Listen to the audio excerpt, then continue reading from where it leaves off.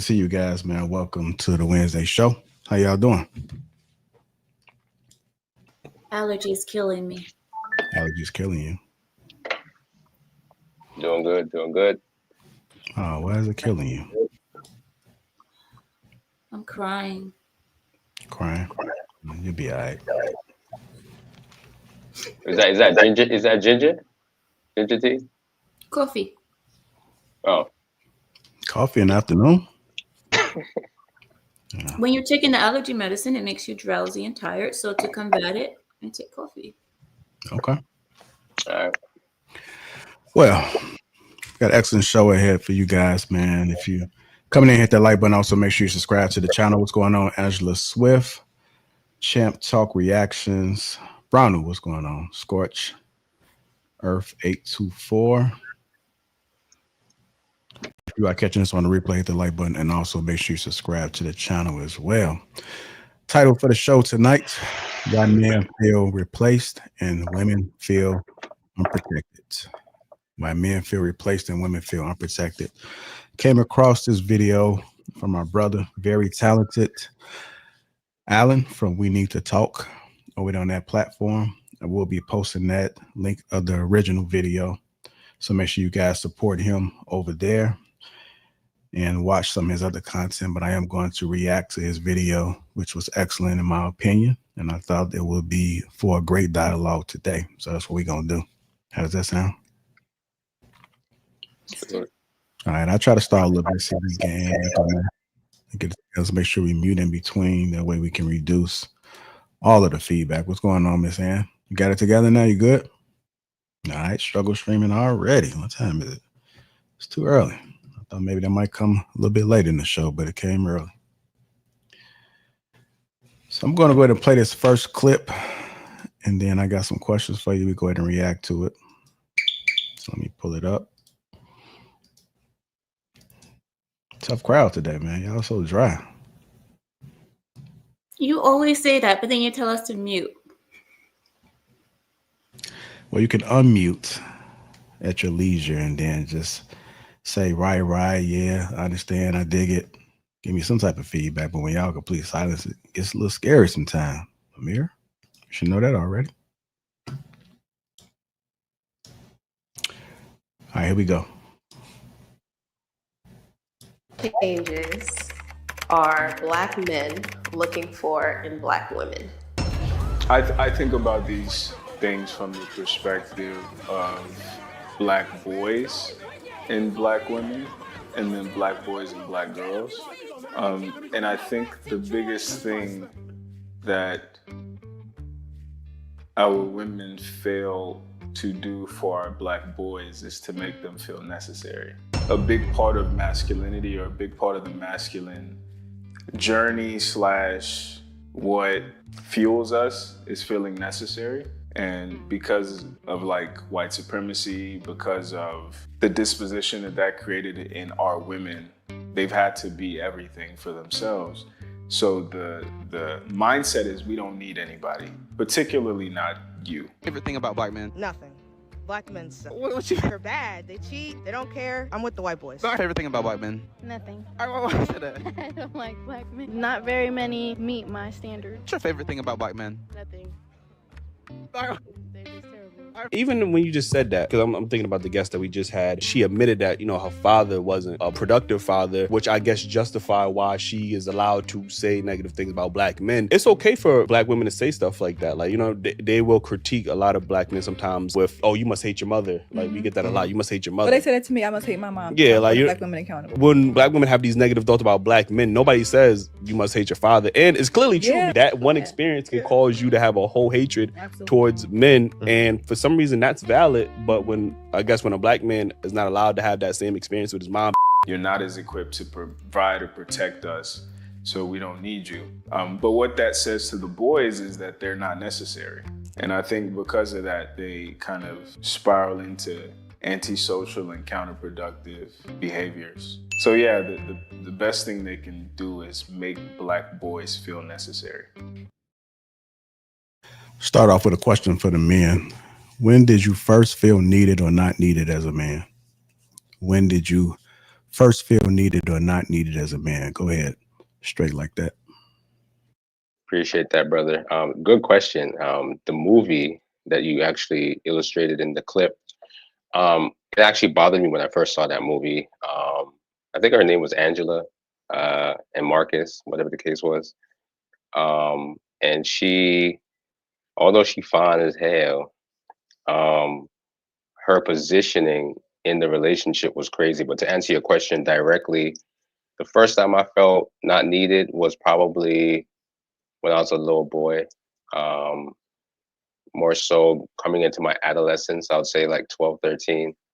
Not understanding really uh, what my next positioning would be or what my next goal would be. You know, my mom she wasn't really a single mom, but my dad was involved. But I didn't know if I should take out the trash. I didn't know if I should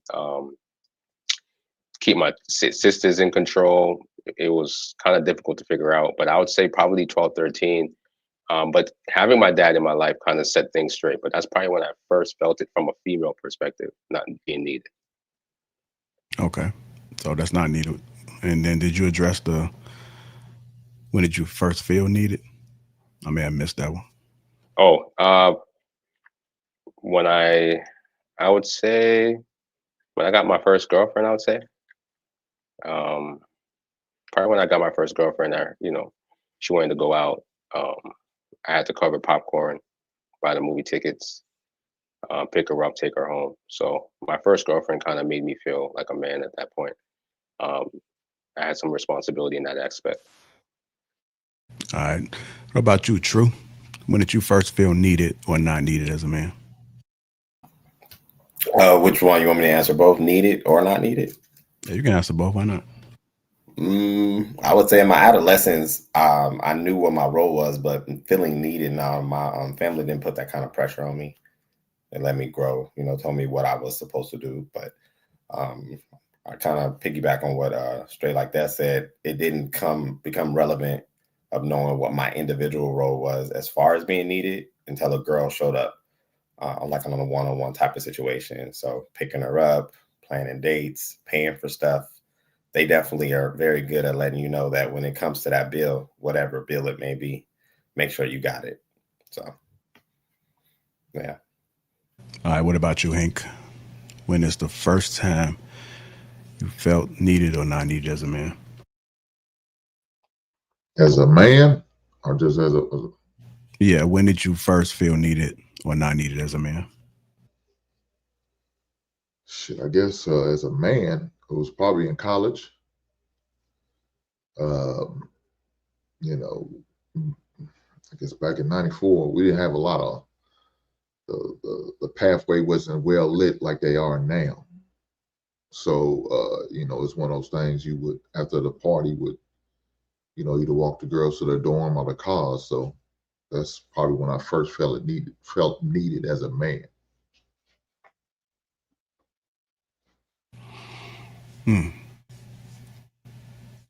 The thing that come to mind, man, and y'all can. First time I felt needed as a man will probably be when I had to pick up my son. So for people that may not know, I have full custody of my son since he was 1. So I think that was the first time I felt needed as a man. Being able to have to rearrange my thought process, my mindset, my outlook on life because I was now responsible for a whole child. So that was the first time I felt needed as a man. Women, the women on the panel, do you think today's men still feel needed in relationships? Why not? Hi. Can y'all hear me? Yeah, we can hear you. Okay, hi. I'm Anne, and no, I don't think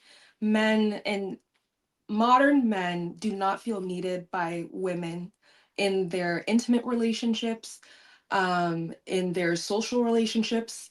And when I mean social, I mean in terms of, let's say, a coworker respecting a man's perspective in the workroom, for example.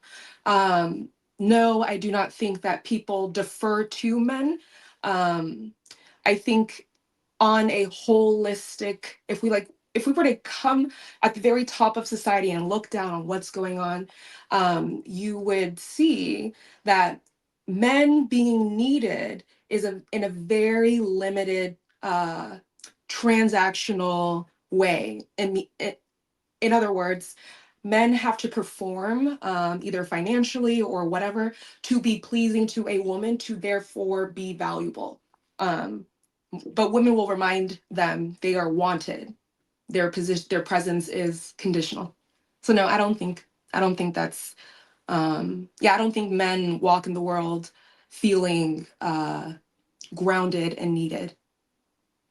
Okay. By women. This question for the women. Same question. Do you think today's men feel needed in relationships? Why not?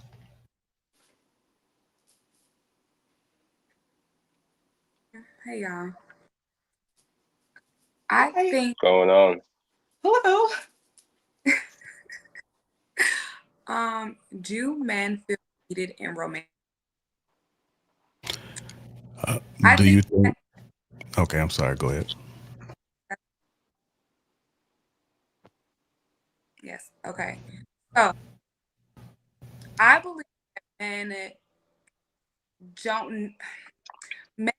are just showing up in a way that's now expected from women. I think that men are used to showing up physically in terms of protection, whether it's financial, whether it's, actual physical security. But it's shifted to a place where women are now to have an emotional intelligence and capacity to function in a healthy relationship, and men are not adaptive, like haven't okay heard that a lot. So now they're like, okay, so you want to be a provider and protector, say that, but we need to also detail what that consists of, because providing and protecting can be done in different areas.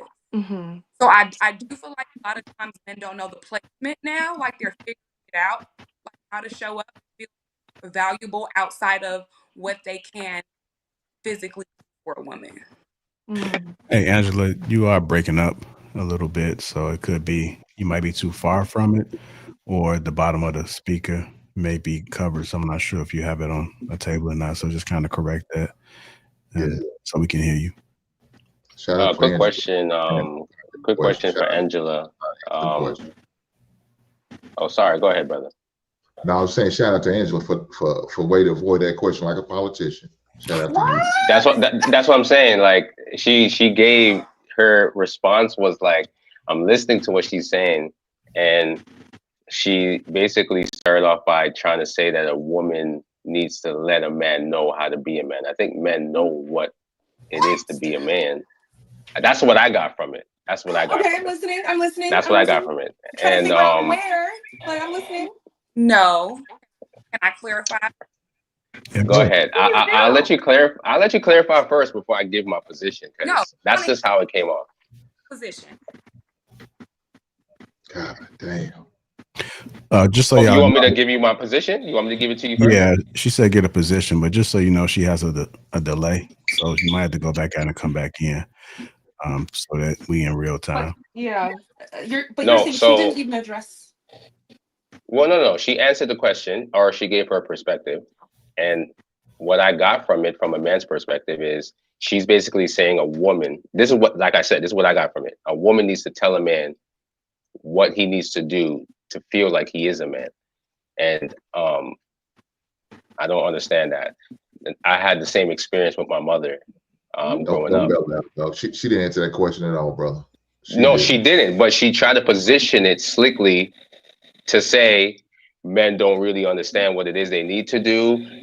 They're told to be a provider, but they don't know what type of provider. Like, you know what I'm saying? Like, it sounds like she was basically saying women need to let men know how they're needed necessarily, which is true to a sense, but you know. Yeah, as soon as she come back, we'll have her to address it. But let's get around to the other ladies. Go ahead, Kiara. What are your thoughts about? Do you think today's men still feel needed in relationships? Why not?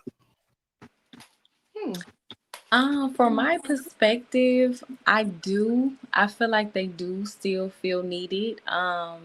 In a workplace, for example, it's different areas than just a relationship to me and for me, but in a workspace, it's kind of like we kind of expect men to do the more heavier roles. If it's something that we can't do or we can't carry, we can't lift, it's kind of out of our capacity, it's kind of expected. Now for me, once I see that you're not taking the initiative or you're just not going to do it, I don't mind doing it, but for me, even in a relationship, it's like I allow you the space, to be a man. I allow you that space to, feel needed. I show you, that I need you, that, like what I expect from you. But for me as a woman, it's like once I don't feel safe anymore, it's like then at that point, it's like, okay, it's kind of like, what are we doing here? Things do change for me as a woman, like it does change. It's like things were good. Like everything was okay until I did not feel safe anymore. Like until that, till you drop the ball in that area. And then it's just like, okay, now here we are, if you can't show up for me, then what are we doing? So, and I feel like a lot of women today, that is where we are, kind of with it. I don't know if I'm sure it's a boundary thing or, those negotiables and non-negotiables, but I feel like, a lot of men have dropped the ball, us women too. But, in answering this question, I do feel like the standards have changed and times have changed, sort of what Angela was saying. And a lot of women these days are expecting, for men to raise the bar, and it's just not happening. And not all men, but a lot of men. So Kiara, is that your name? Kiara, is that your name? Here, I'm sorry. So could you give me an example of a man in that situation what you just talked about, not making you feel safe? Okay, so I had an instance. Now, this is my personal perspective. I had an instance where I am in Atlanta. I'm in Georgia. And so we frequently do not get snow. So we did have this past winter, we did get snow. We got, a lot of snow, actually, if you guys heard about it. But I was dating somebody, and I ended up getting stuck in the snow to the point I could not drive my car, right? I was sliding off the road. And so it was like to the point the ice had froze so bad that I couldn't even drive anymore, right? So I had slid off the road into a ditch. And so the person that I was dating at that time, I called him. The first thing for me, it was when I first called you and told you what was going on, people were like, it was men already out there pushing my car. And again, men showed up, like I said, right? So it was men already out there. So my first instance kind of wasn't to like, you need to be on your way, because men were already out there pushing me. But why wasn't that the first thing that came out your mouth, right? So I didn't even trip, on that instance, right? I just was like, okay, well, they already kind of handling it. He was like, okay, well, let me know what happened. And for me, it's just like, what?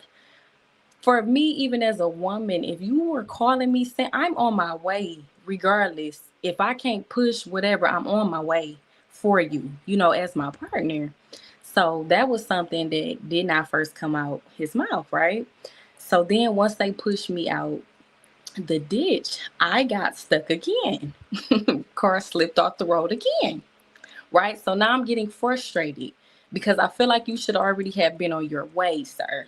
Why is that not clicking to you, right? So called him again, and he was like, he was at the gym, this, and that. So I'm like, okay, because he can kind of hear it in my voice, like, what's up?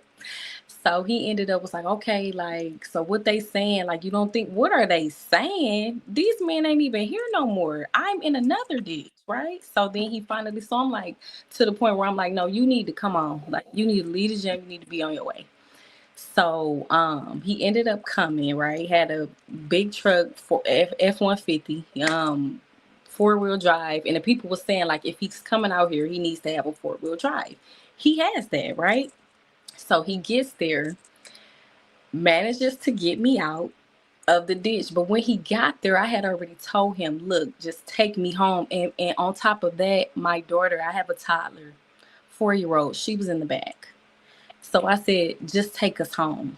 Just get us home, right? So he was saying all of this about your car. You don't need to leave your car. Somebody may steal your car. What are you? It's a car, sir. What are we talking about? Get me and my child out of here, right? So here I am trying to let the man lead. I allow him to help get me out of the ditch and back onto the road. So now I'm going to drive home. This man did not follow me home. He got me out of the ditch, right? I gets back on the road, gets stuck again. He's already going about his way. Now, I ended up the help, the police wouldn't even come. Nobody was coming out. It was so bad, right? I literally slept in my car with my daughter to the next morning when help was available to come. He blew me up the entire night, right? Now he's mad at me the next day. You know, I when I finally talked to him, because I stopped answering at that point. When I finally talked to him, I said, have a good day. I'm sorry. No, we gotta make sure we share on the mic. Okay. This story sounds like a fairy tale. Yes, but let me finish. This story sounds fake, bro. I'm telling you, right? Wait, is this an open mic? Like, can we all just jump in or no? As long as it's respectful, yeah. Respectfully, okay. So that's pretty much the end of the story. I just had to get to the point of what I like to my opinion. Sorry that it took so long, but he came and his excuse when I finally ended it, because I ended it after that. It was nothing else to talk about. He was like, I was calling you all night. I was going to come back. Why would I want you to come back, sir? If you didn't see it through, you didn't see it through. So How long were you guys dating? We were dating about 6 months. Did you communicate your expectations? Because it sounded, and don't get me wrong, like, this is scary. You're with your daughter, and I also know, like, that weather situation you're not familiar with. And so there is, I could see why you wish he took the initiative to be present. And but I guess my question is, because I'm not a mind reader myself. When people need me, I want to be there for people, but I also don't want to like overstep. You know what I mean? And so did you ever communicate your anxiety? I know there's an assumption or an expectation of how men should show up. But I will also, something to consider. The men who showed up and got you out of the dish, they were concerned for your safety. Correct. Right? He came and he said he was blowing you up. He said he was going to come back.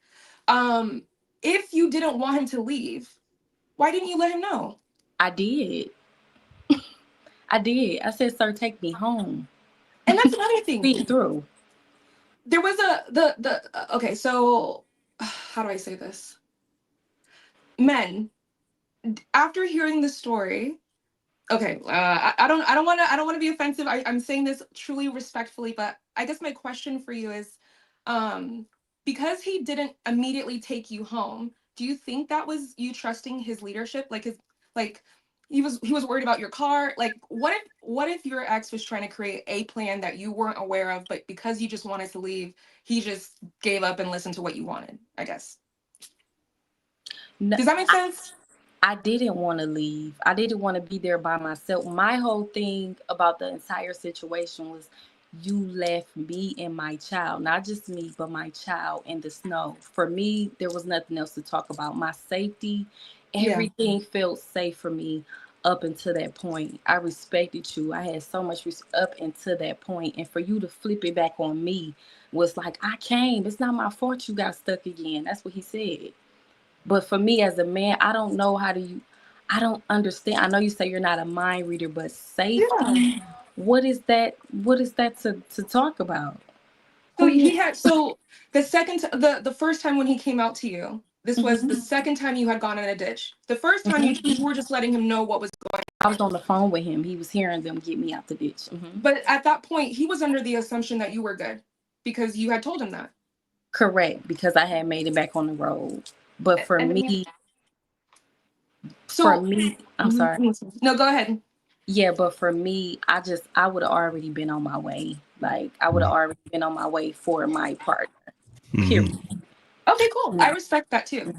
I guess, did you ask him? I guess my question is like, would you? All right, y'all. I don't want to spend too much time on this story because I know we got a whole show. So yeah, okay. Yeah, let's go ahead. I was just answering Hank's question. So Hank, did you have a follow-up? Oh yeah, I got a lot of follow-up, but I'm gonna respect the host. Go with that. All right, go ahead, Amir. What are your thoughts about? Do you think today's men still feel needed in a relationship? Why? Why not? These women are not this man's responsibility until that's their woman. I mean, I think a lot of men, they don't know where to show up because, well, let me say it like this. Because these women are not theirs, they're not their wives. And this dating culture makes a woman rent herself out temporarily to men. Why would a man feel that he has to show up and be Superman and Captain Save everybody when these women are not theirs? So you're talking about a dating culture, JR, and we're asking men to feel needed in a dating culture where you have women who supposedly show up equally in that dating situation, because remember, everybody's bringing something to the table.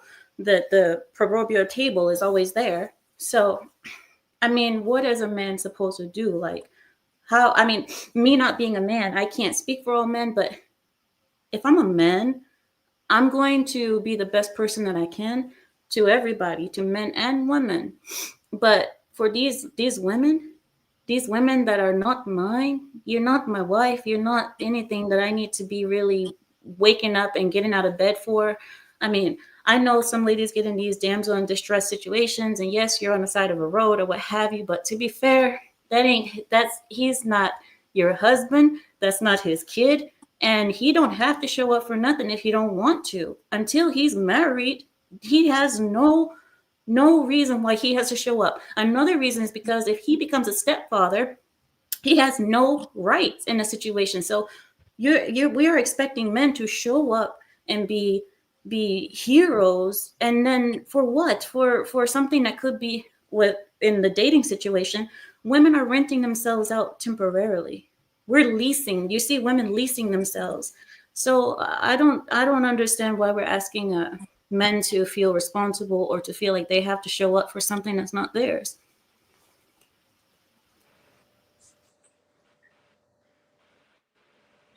I see your hair super strong.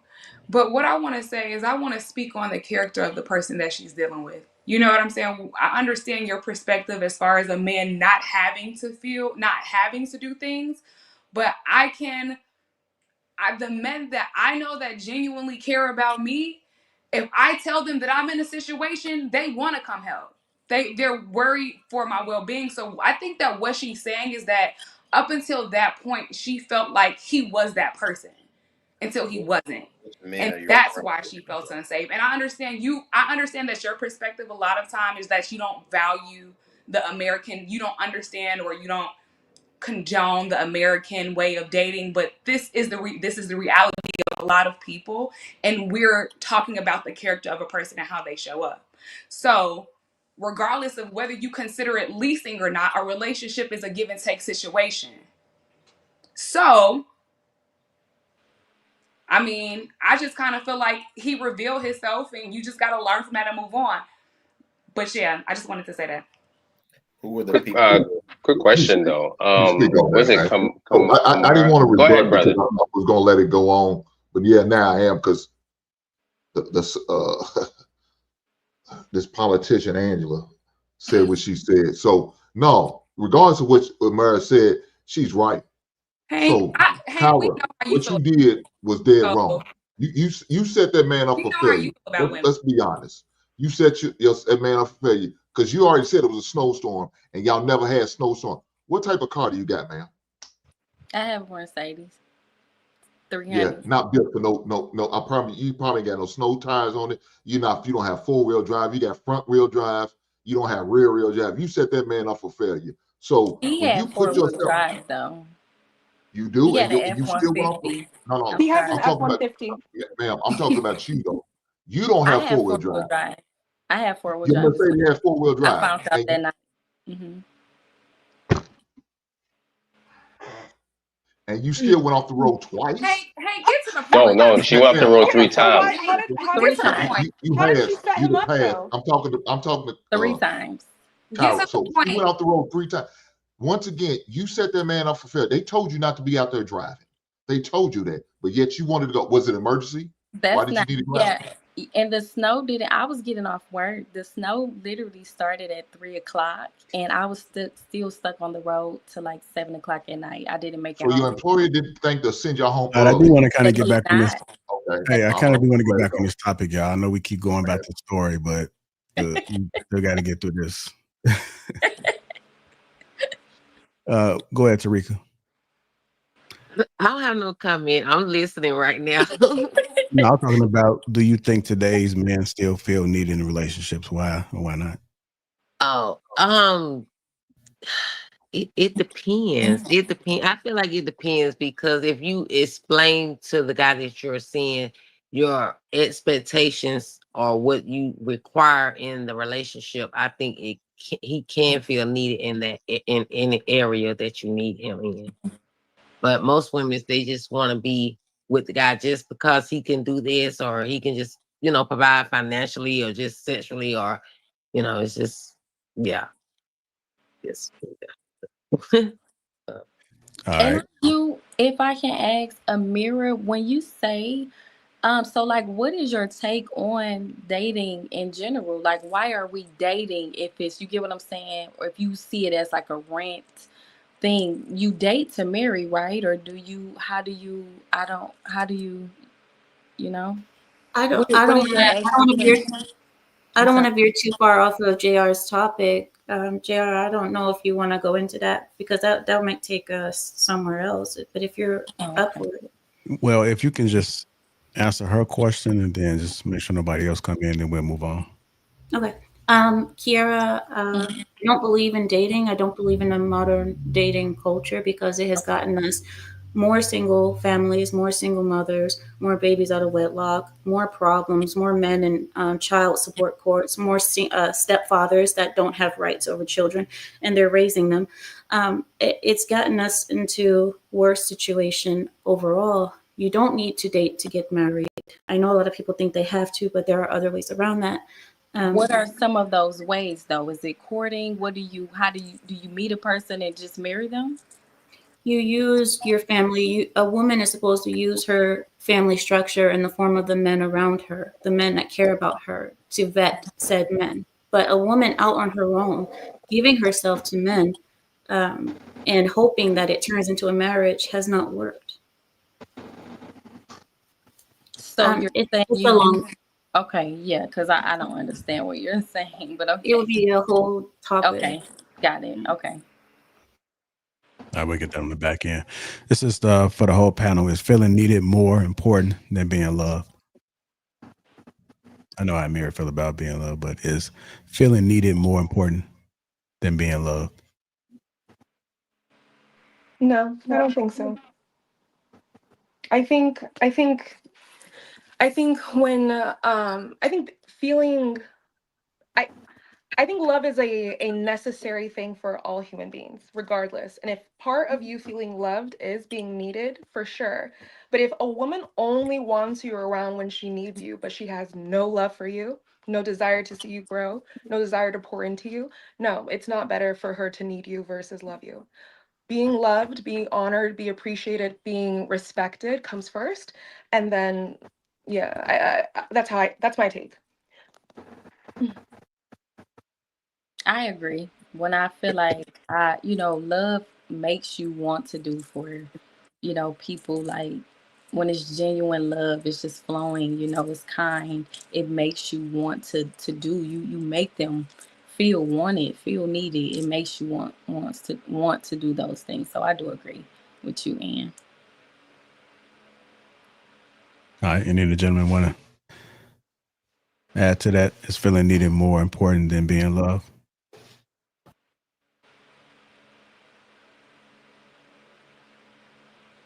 Yeah, as long as they don't set you up for failure. As long as they don't set you up for failure. Because a situation that we just talked about set that man up for failure. So yeah, it's always better to feel it. Look, I wouldn't marry my woman if she didn't say I need a man. Don't want me. I need for you to need me. And if you don't need me, I don't need you. So I don't think no man should get with a woman unless she does need him. Because that's a level of appreciation. When you want something, you don't appreciate it as much. But when you need it, you feel like you can't be without it. Yeah. You'll go to the ends of my fact. You'll drive in the snow and slide off the road 3 goddamn times if you have to get to that Correct. goddamn. It's so goddamn much. Correct. I'm just saying. That is an interesting take. Okay, I respect it. What do you?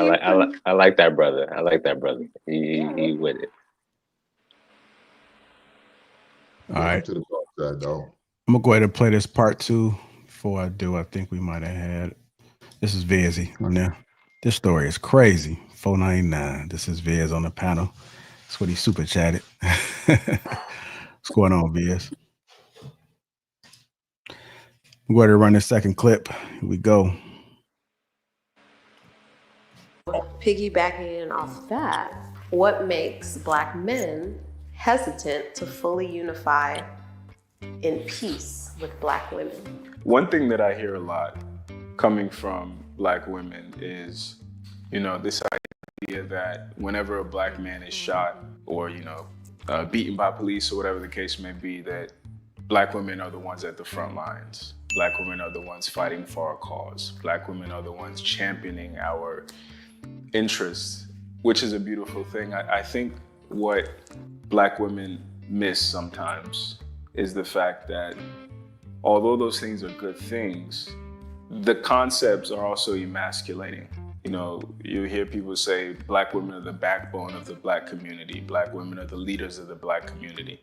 Those are beautiful things, but they're also inherently emasculating based on what we have defined masculinity to be. And Black men also subscribe to those definitions. So I think the tension is, do we wholesale disregard those definitions and redefine them in a lifetime? Or do we have to acknowledge it first? Do we have to acknowledge that, protecting us isn't the way that we're gonna receive love from you? Because that's our job. I think the question is asking what, could you say the last part again? What specifically? What makes Black men hesitant to fully unify? I think that's what makes us hesitant because, we don't know our role. We talk about real men. One of the most challenging things that men are facing is that the male is struggling with something he doesn't even understand. And when a man is confused, everybody is confused.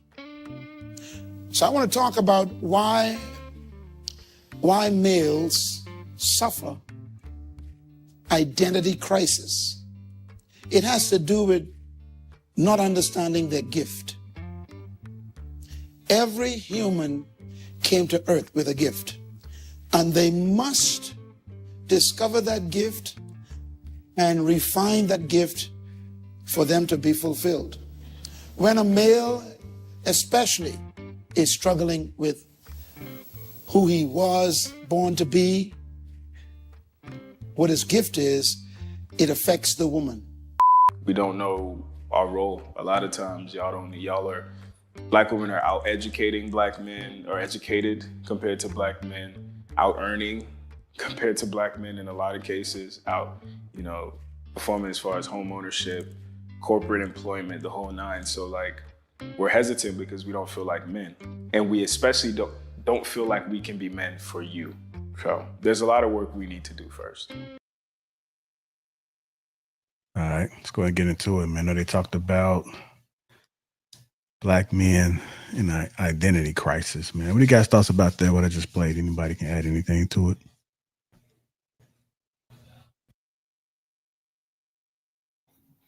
I feel like I think that a large part of a Black man's identity crisis is the broken home, the broken family. We know for a child to really have the best odds at reaching their full and best potential is when there are two functioning parents in the home.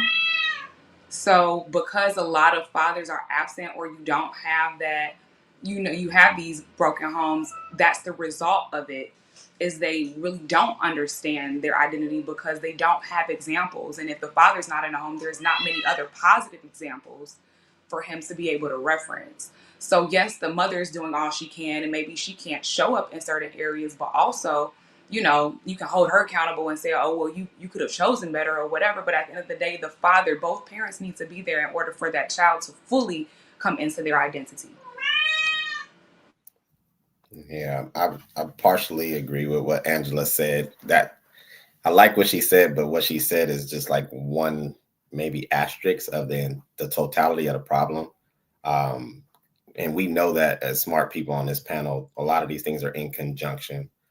But to answer the question, because I don't think he expounded upon it in the video, the showing up and representing for the community as a Black woman when you see an injustice to Black men is one layer. We appreciate that. But where you do your actual due diligence is the treatment of him on a daily basis, is the treatment of him in a relationship. And what we see is that it's conditional that you guys want to show protection because it's a show, but that same protection doesn't transition into the courts. That same protection doesn't transition when it comes to how he disappointed you and you're not willing to forgive him because there's a lot of fragility in our community. Our Black women are hurt in mass. And so a lot of times I think you guys put too much unrealistic expectations on the man. He does one misstep or maybe even a couple while he's trying to develop to be a man, but you're not patient enough because sometimes a lot of the choices that you guys have made or the lack of examples that you've had, so on and so forth. But I won't hog the mic. I'll land it. Hey, JR, can I speak on this real quick? So my perspective on the identity of a Black person or a Black man in general, a so-called Black man in general, I would say it starts with the fact that they didn't have most of us didn't grow up with a dad actually in the house for whatever reason. I had my father, and most of my friends, I got I'll say 3 best friends or 3 really good friends. They don't got their fathers. And I can see the difference that it plays in my life than it is in theirs. My dad was in my life from day one. And that shaped who I was. And in retrospect, because my dad's in my life, he introduced me to other men that he's friends with. And that also created my identity to see how different men with different personalities were able to move along the way. But also, a second point I would want to point out is the fact that men are not able to be honest with their women. We tiptoe around telling women what we really think and what our expectations are and what's going to really happen. So therefore, that kind of makes us set up a false or delusional reality. And in that case, a man is not able to live in his full masculinity, even when he's dealing with his parents, his mother, his aunts.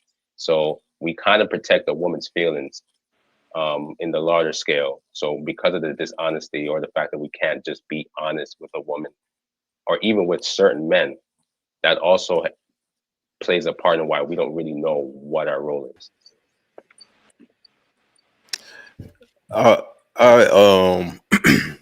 Peace to the panel. The first gentleman in the clip, I somewhat agree with him, but not so much. Even to straight like that's points, and I think True as well. True and Angela. Everybody kind of touched on it, not being on men that don't have their fathers around. struggling to find their purpose. There's a book called The Alchemist, and the young man in the book had both of his parents, but the entire point of the book was for this man to find his purpose. So I think it's a journey, regardless if you have both parents or if you have one parent. There's this soul journey that this man has to go on, regardless, because it's, what is the world telling me that I'm supposed to be compared to what do I feel like I should be? Those are two different things, and everybody don't go on that journey. There's some people that follow what it is that the world tells them that they should be, and then you have the trendsetters that goes against the grain to find out what is my purpose and what it is that I'm supposed to be. Because in the book, he was supposed to be a shepherd because that's what his father was, but he didn't want to be a shepherd. He saw something more in his life. So I don't think that necessarily comes down to someone being in a single parent household or not. That's a journey that every man has to go on by themselves to figure out what it looks like. And that can change in that man's life at any point. What I wanted to be when I was 20 is completely different from what I want to be now that I'm approaching 40. So in all of that, you're constantly finding your person, your purpose, and you're also fine tuning it as you go along the way. So I think that to be able to give grace to men and encourage them as they go on this journey is the best thing that we can do in those cases. And I think that's a big reason why men feel that they want to be needed by a woman, because in the world, in my opinion, men are the sacrificial lamb. You know, men traditionally, if it's wartime, it's men that's going to war. If something happened on the street and it happened to a man, it's, oh man, that's messed up. But if it happened to a woman, everybody is more up in arms. So men traditionally kind of get looked over. So the minimum that they look for, especially in a relationship, is to be needed. And I'll land now. All right, go ahead, Kiara. Then we'll go to Amir. Hold on, you on mute. I'll take it off. Go ahead. Vic, your name, I can't see. It's Vic.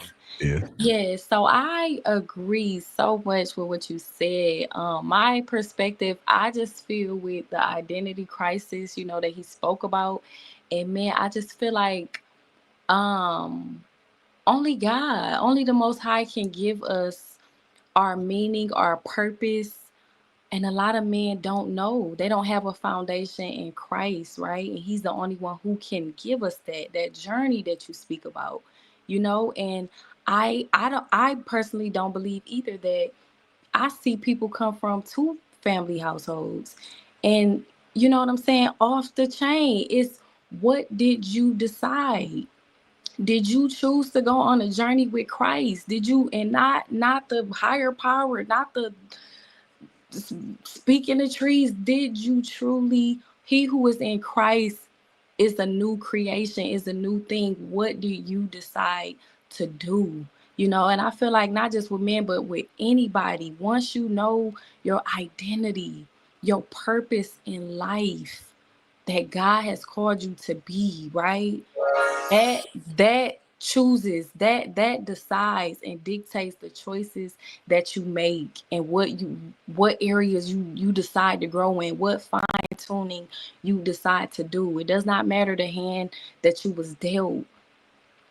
He who was in Christ becomes a new creation, you know. So I totally agree with what you spoke. But I do feel like a lot of men just don't know, and the women too, don't know their foundation, who they are in Christ, their purpose. There's no foundation. There is no foundation. And then we get on social media and that's all we see. We see what society is telling us it is, what podcast, just like what we, what we giving our opinions. What did God say about you? So I agree. I agree with that. All right, go ahead, Amir. Almost knocked my computer down. So I don't know. I mean, I think it's kind of funny sometimes listening because I know the question is posed to us ladies, but us ladies, I think we're more clueless than the men are about where we stand. I don't think the men are that confused or as confused as women are. I think the main problem is how even if the man grew up with one parent, two parents, raised by wolves, how is a man supposed to interact with this new masculine woman? Because this masculine woman is, I believe, is kind of is a misnomer the right word to use? But it's a thing that, for example, a man can't interact with this new modern woman, this masculine woman, as he would with another man, because you can't beat her. You can't slap her when she talks out of line. You can't go toe to toe with her, but she feels that she can do everything that you can do and that she's competition to you. But I think most men know that women are not a competition. Men literally, that's it. I mean, and that's in all fields. I mean, that's in logic, reason, emotion, physical strength, mental strength. Most things, women cannot go against men in competition. So I believe that this is one of the reasons why men are feeling, if this is what it is, because like I said, I don't know because I'm not a man, but from this question that's being posed is, do men need to feel needed or loved or what have you? I think men are just looking at women and trying to figure out where they stand or how to interact with this new masculine woman. Go ahead, Angela. Does any other woman on this panel agree with her? And if you do agree with her, I would like to know what points you agree on, because I feel like you took the question out of context. Okay. The part I agree with her on is the way in which men struggle to show up in their full masculine in polarity when women are acting as if they are the masculine. And so it puts them in this like cognitive dissonance where she's treating me as if she is the lead, she's the man. And so if she's the man, then what does that make me? But I definitely know I'm not. So I think it creates a dysfunction. That's what I'm hearing.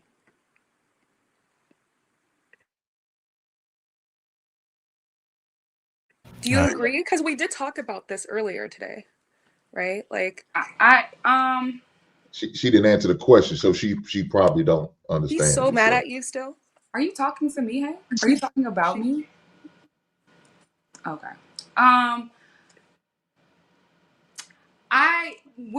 So the question was, the original question was what? Can we get back to the original question? Identity. The original question was identity.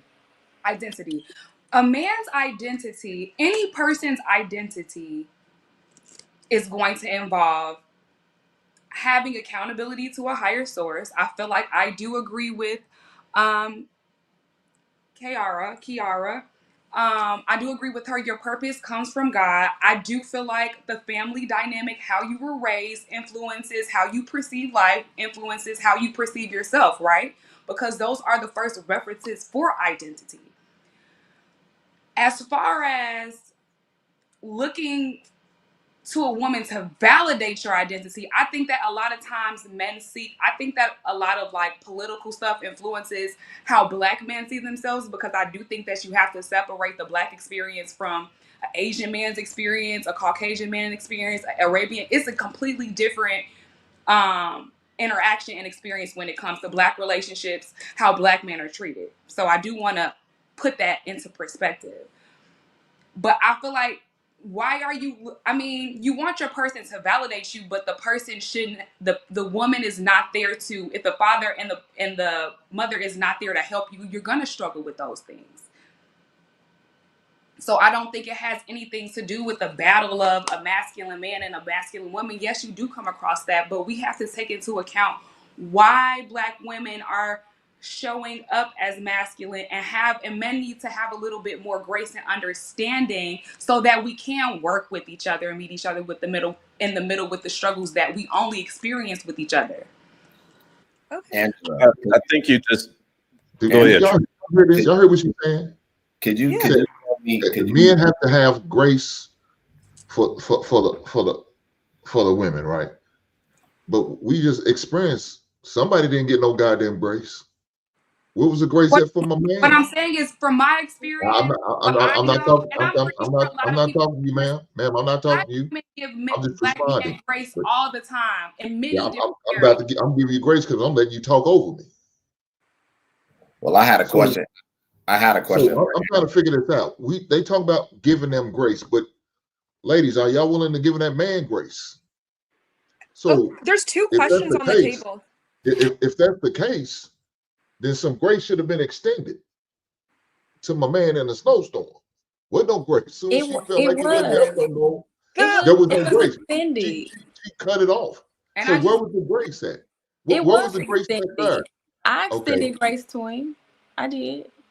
I don't even believe that story, brother. 3 times she went into a snowstorm. That's crazy. That story fake, bro. That ain't real. You're not that bad of a driver. Hold on, y'all. Hold on. I'm giving her grace and allowing her to tell a story and believing I'm off her word, and hopefully she's not lying to me. But you're right. She could be. She could be. Listen, I said this. Sorry, Jared, real quick. I said this earlier in my soliloquy, and I said the reason why men don't understand their positioning is because we got to start telling everybody the truth. Like, a man's positioning is to always tell somebody exactly what it is and set everything up. Do not lie to women. Do not lie to your kids. Do not lie to your mom. Keep everything straight.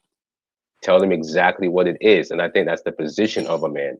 Even if a woman is coming up to you and she's giving you a story or whatever, I might have sympathy to her because she's a lady. And both of the women quoted the scriptures. They quoted the Bible. But one of the things that they didn't mention was that they are the weaker vessel. The Bible says that.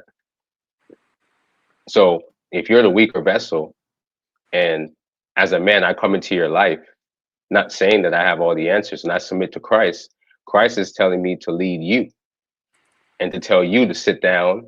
And why are you in a snowstorm? Why are you driving with no snow tires? Why are you doing all that? And then if I do come out and see you, and I do help you, mind you, I don't know how you treated this man, if you had a good attitude when he came out there or whatever. And I know we're bringing up the snowstorm, which I don't believe, because it's unbelievable that you went into 3 ditches. I just don't understand why that would happen. But have you ever tried to drive on frozen ice? She shouldn't be never in my life. Going like never in my life have I ever tried to drive on snowy ice, because a man would know to pull off to the side and go get a hotel. So then why didn't he pull her? Bingo. All right, you guys, let me say this real quickly, okay? Because I've driven in the snow. And Hank, I'm not sure if it snows where you are. Does it snow where you are? Yes, it does. Okay. And do you guys have salt? Yes, we do. Okay. So in Chicago, we're prepared for snow. I think in Atlanta Tell them about it. and Texas, they're not prepared for snow. They don't even have salt at all. So my first experience with that, it was like an ice capade. If you do have to go to work and it begins to snow and it's below freezing and it freezes, then it's a very dangerous situation. I don't know if you guys seen that big pile up that happened, because Texas has a lot of different highways and there's nothing underneath it. So they freeze like crazy. So you would think, like, why don't they have any salt? If they know this happens once a month, why don't they just have salt for it? I still can't understand it, but the whole city shuts down. The whole city shuts down. You cannot drive at all. And if you attempt to drive, which to this day, Yeah. But I Sarah, I did mean, not start off. I yeah. did not start off in the snow like you saying, Lapeef. It did not start off as frozen ice like you just said. So yeah. So But Lapeef, if your girl, it didn't start off as frozen ice, but it started off snowing. So y'all, I assume y'all got forecasters, right? Y'all got meteorologists, right? Y'all did not pay attention to the snow when they talk about snow. When y'all heard about snow, knowing y'all ain't got no salt, knowing y'all got nobody prepared, but I'm still go out to work and work for this white man and take a chance on my life by going to work and trying to come home. Yeah, that makes no sense. It didn't If you see it start started while we snowing, went man, at work. because it did. I know it wasn't that cold where it just all of a sudden, as soon as you got to work, it froze. Hey. No, it wasn't that goddamn cold. It was cold, but We not were that in cold. It traffic was for over a 3 period of hours, time. and we were in traffic for 3 hours. I'm sure you was, but you never should have been out in it. That's what I'm trying to say. It I didn't don't care if you got to go to snow. work. It didn't Take a snow that personal day. much. Take a sick day. Take a vacation day. Don't travel out in that weather. But you're going to put this man back out here. 3 men already saved you. And somehow with your 4-wheel drive and your good Mercedes-Benz, and you went off the road 2 more times. The second time they tell you, maybe I just need to go home with this man and leave my car wherever it is, and we'll come back when it's more safe to drive. He Instead, came. Did he take me home? Did you not listen? He didn't you even said take you me didn't. home. girl, don't entertain him. Why, You're not even Don't listening, entertain. sir. Ma'am, oh I yeah, heard let's make what sure we you get said. back on. You Let's said make he sure we didn't get back take on you topic home. again. I don't want to spend too much time on this. But we It's are kind talking of about back. like the hey, but expectation of the masculine identity to be a protector, to be a provider, provision. Provision means to see into the future what is necessary, and she had this expectation. If everything what Hank said is correct, and he is absolutely correct, putting yourself in, not putting yourself, but being in a snowstorm with a child is so ridiculously risky for you, the baby. Now you're also putting him into it. I think it's not that I don't think he's entirely blaming you. He's upset that you're not even moving with the sense of consideration of the risk, and then he has to be in the position to be a hero where it could have all been avoided. That's what I'm hearing. It wasn't in like Lapeef but said, it wasn't a big of a risk. We had warnings the week before, and it did not happen as bad as it did that day. So it but wasn't. no, it had left to be work a to risk. get my child. because if I they left were work to get my child, and it literally took us about 3 to 4 hours to get home. By the time we made it to my side of town, the snow was frozen. I didn't have that issue on my way home. By the time we made it to my side, frozen. The pileup that Lapeef just but talked weren't you guys going back and Hotel, forth about the Well, hotel, anyway hotel. host wants us to get off the topic, but it's just I think it yeah, goes back No, I, she to should I she got should have a, got I a got hotel to be. I got a quick question. So once he did arrive, he didn't offer to take you guys home, or what? That was my suggestion. He kept saying I should not leave my car. It's going to be gone by the morning. Mind you, there were other wrecks. And then I didn't even finish, you guys. He left me to go get his auntie and sat with her all night. So what we talking about? Okay. Well, all right. So I do have a question to. No, you're right. I'll give you that.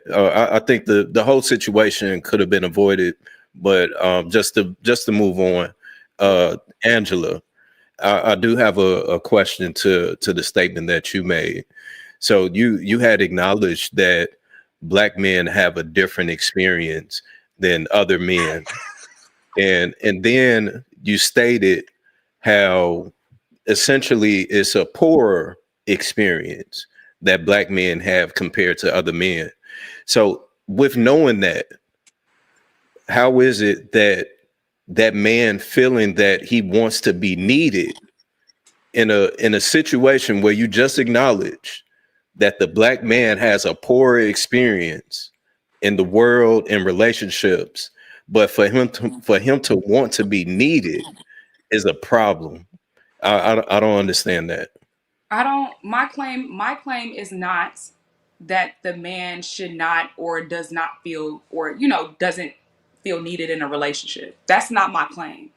What I'm talking about are the factors that influence this. That's all I'm saying. I'm not like here to that's not and the other party is as far as I want to understand what ways do men want to be needed in a relationship? Because, for example, here, I'm sorry, she Kiara. was just talking about how she was needing a man for something, and she also talks about how he did or did not show up in the way that she made her say. So I feel like women do display needs that they need a man. And I don't fully understand how men don't feel needed when it comes to a romantic relationship. I can explain it to you. Okay. You got some time. I think sometimes these situations, her situation, which, I'm sorry that occurred to you, Kiara. I think unfortunately, sometimes by the time you need us, it's too late because you've displayed from the time we've met you that your life is together, you're structured, and you're so self-sufficient that you only need us when you can't handle it or it's past your scope. Men generally want to feel needed from the time we meet you. And it's not need to a desperation perspective because we know you're capable clearly. But I think that unfortunately, a lot of the women, especially out here in the West, they don't know how and where to plug him. Yeah. And that's what I see happening more. What do you mean by pluck him? Plug him. Like, okay, so if I'm dealing with an adult, I'm not sure how young you are, how old you are, but if you are of I'd say 25 plus, 30 plus, you having a home, a job, a car, standard crap, that's standard, right? You know that, I know that. So if we're connecting on a relationship level, what you don't have is a man. What you don't have is intimacy. What you don't have is some level of oneness or team. You don't have that. But what I see happening is that a lot of women only know how to show up tangibly. They suck at intimacy. So it's a competition type of situation. So now it's about square footage, who's more educated, who works where, who makes what. And that has nothing to do with relationships. Relationship is a dance. It's where do y'all benefit from you characteristically? What has been your experiences that I may not have had? Because one thing that we do have that you guys will never have is we're men always in Black men. Really. And I love it. I'm very happy you said that we're men always, because earlier Amira had said something to the effect of, well, she's not your woman, so why should she show up? Why do you get to benefit from his masculinity if you're not even his? And the point I wanted to make was what he just said, because men are men always, regardless. Men show up as men. And I think the bigger point is, as women, we have to get out of this transactional. He gets my femininity and my submission when he performs as such. We also cannot be conditional with our intimacy with men. We can't withhold it. We show up. Yeah. So I also have a question, but I hope that helps. Did he help illustrate how in romantic relationships men want to feel needed? Not when it's convenient for us, but just consistently. He is an equal partner. There is a polarity, a dance, and that is prioritized before anything else. Oh, I heard she's not smiling. Okay. Yeah, Yes, I think yes, Angela. I think that goes hand in hand with the conversation of where women, I think they misinterpret how men say that they want to be not necessarily pursued, but they label it as men want to be pursued, men want to have flowers, they want to receive flowers, stuff like that. All it is that men just want to feel that it's reciprocated.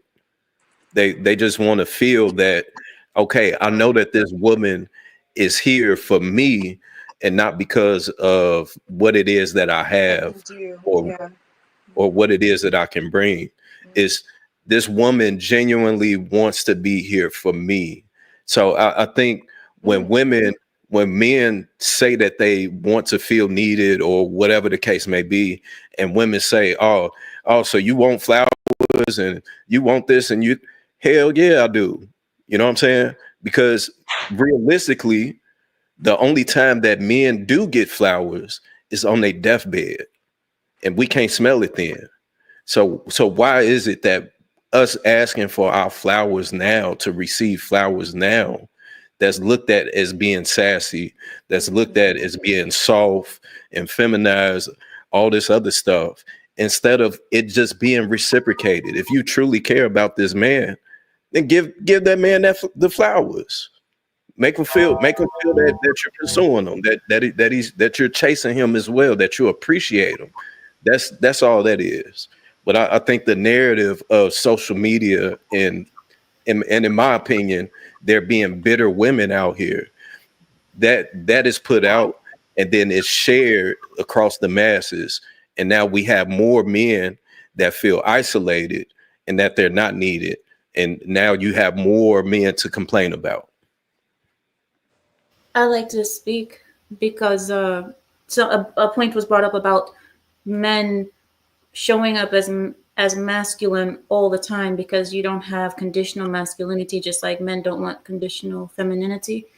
A man not showing up for a woman that is not his is not him not being masculine.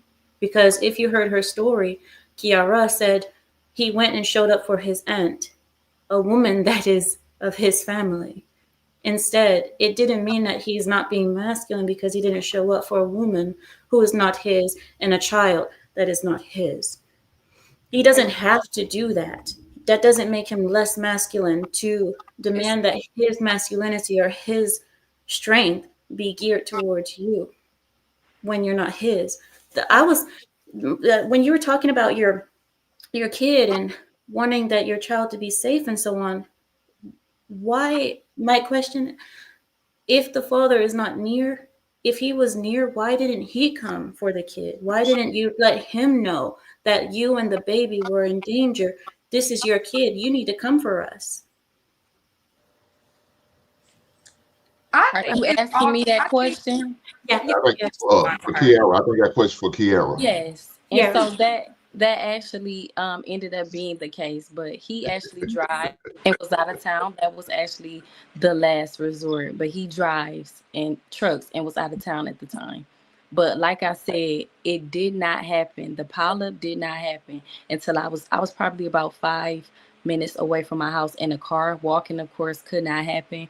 But again, the pileup did not happen until I was near my home, about 5 minutes away. So I actually thought I was going to make it home. Till you ran into that ditch, huh? Absolutely. Correct. All right, I'm going to play this next clip. We did have Keith Randall says by black women is the reason why I promise everyone. $2, Keith Randall. Thank you, sir. Play this next clip. You ready, Ish?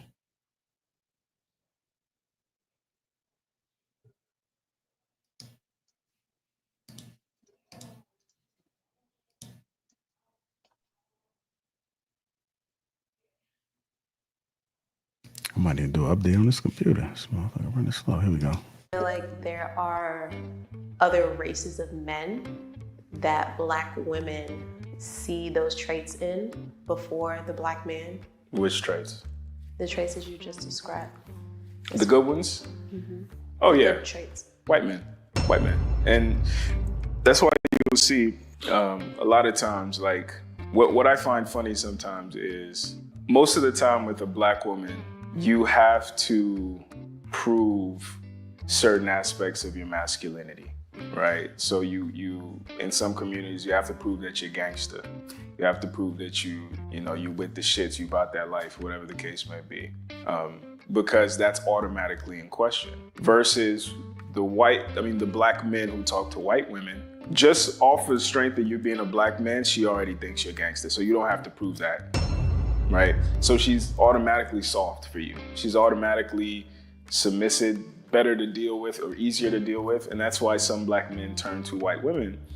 But on the flip side, with the corny white dude, even though he's corny and he's not gangster, whatever the case may be, off top, he's a provider.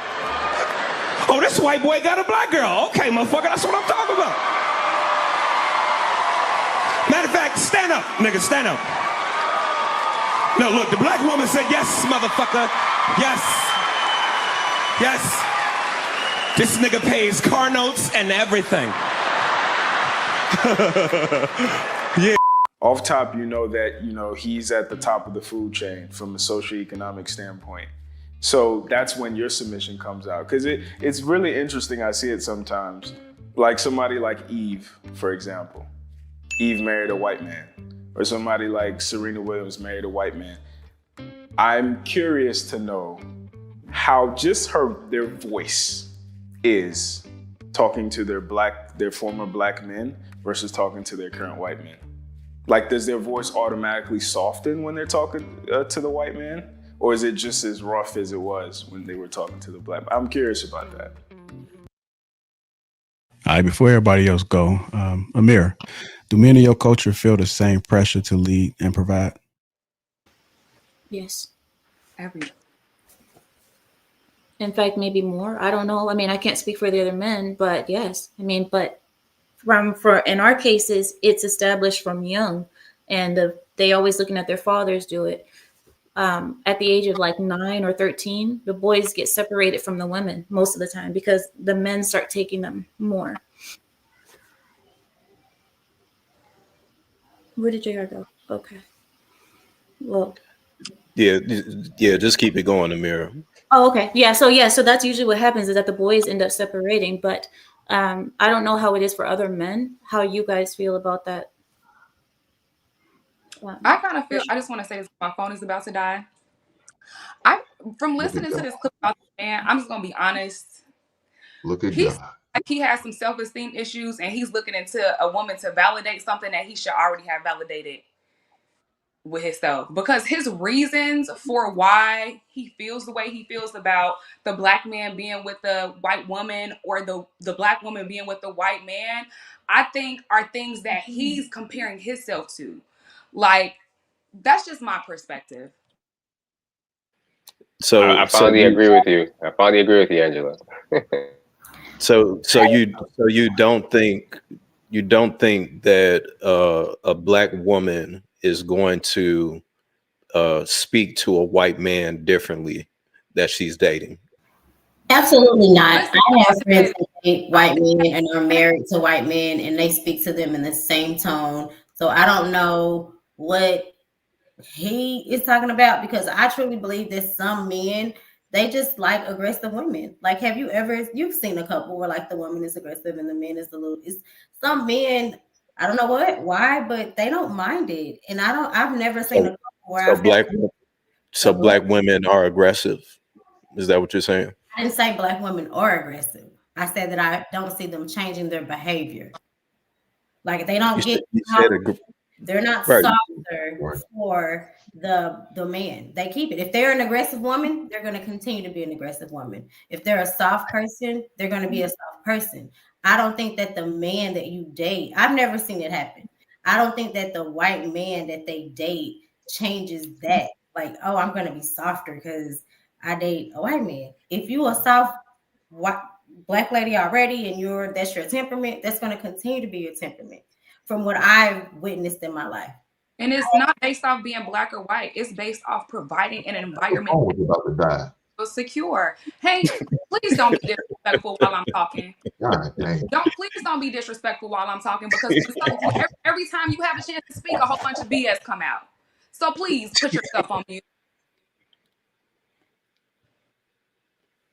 Angela, I'm going to defend you because I agree with you. All right. So, black women, I don't think change their behavior. Actually, I've heard white men say that they like the aggressiveness of black women. I've heard white guys tell me that they like the attitude, they like the back and forth. I don't really call it an attitude. I hate that stereotype that black women have, that they have an attitude. I don't think black women have an attitude. I think they're perfectly balanced between what a black man is. So their strength is because as a so-called black man, they have to match our strength. So I think it kind of meshes well in terms of a black woman's strength. So I never classify them as having an attitude, although some of them have a nasty attitude. But I've met plenty white women that are just really nasty. You know, that's why we have the term Karens. So I don't understand why people label them like that. You see what I'm saying? So Well, for me Brother, personally, you sound double-minded, right? You no, know I don't you sound double-minded. No, I don't. Yeah, No, I don't. that's I'm definitely balanced. double-minded. No, it's I used balanced. to, It's balanced. It's balanced. It's balanced. It's balanced. Listen. It's balanced because you can't. Because if you're going to be a man, and you're saying you're the leader. You can't put all the blame on women. That don't make no damn sense. How you the leader, but you gonna blame women all day? No, nobody's saying they're blaming women, but we up here telling you sit there and say you know individuals who like black women who are aggressive, right? That's what you said, and that they Yes, don't change. that's exactly what I said. And that's a problem. But then I also said that the notion that black women having a certain level of strength as aggressive is a misnomer. The reason why they're like that is because they're built like that. That's what I'm saying. That's not true. That's not true. Yes, it is. Let me tell you this. My grandmother wasn't like that. Yes, your grandmother was. She was. No, she wasn't. I'm glad you know my grandmother better than I do, but shout out to you. My grandmother wasn't like that. My mother wasn't like that. I got other ladies in my family that were like, my wife is not like that. So I don't know what you talk. Why would I want to deal with an aggressive woman? I feel like I'm dealing with a goddamn hard ankle. Why would I want that? But now, you're saying aggressive. You're saying aggressive. I'm not saying aggressive. I'm saying I said the strength. No. I said a white guy said that. I had to correct him and said, you're not talking about aggression. You're talking about the strength. I use a different word. So if you're going to quote me, quote that part also. Fellas, yeah, no, you did say I would like to know what you refer to the strength. If we're talking particularly about black women, you didn't say attitude, so let's use a softer word. Let's say disposition. All right, fair enough. What would you say is exemplified? Since all right, I appreciate that. I appreciate that because my statement was a white guy said that he likes the attitude of a black woman. And I corrected him saying it's not an attitude, it's her strength. So to answer your question directly, I think a black woman's strength is the fact that she's able to always voice her opinion and she doesn't have to always resort to necessarily like putting you in danger like how a white woman would, right? That's why we have the term Karen, because a Karen would result to getting you arrested or killed. A black woman would go toe to toe. Yeah, a black woman would go. A so-called black woman would go toe to toe with you. Yes, but I don't always call everything that a black woman does as attitude. I would also say they show strength in the fact that they're willing to have a conversation and at least get their opinions heard. That's not an attitude just because she has an opinion. That's fair. That's fair enough. You saying some of these women don't put black men in changes? Is that what you saying? Not like white women. Not like white women. Okay, Like white women. That ain't what you just said. They don't. Okay, so now you're gonna compare them to white women. Okay, but but that's the conversation, brother. That's the conversation. That's what the black guy. That's what the so-called black guy was saying about white women, that, oh, they don't talk to their white husbands that way. So he made it racial. So I'm also making it racial. I'm also saying that's a misnomer. That's a misnomer. We've seen too many black guys date white women, go to jail, or get caught for rape. I mean, Diddy is not with a black woman, and she took him to court. You gotta watch that R word.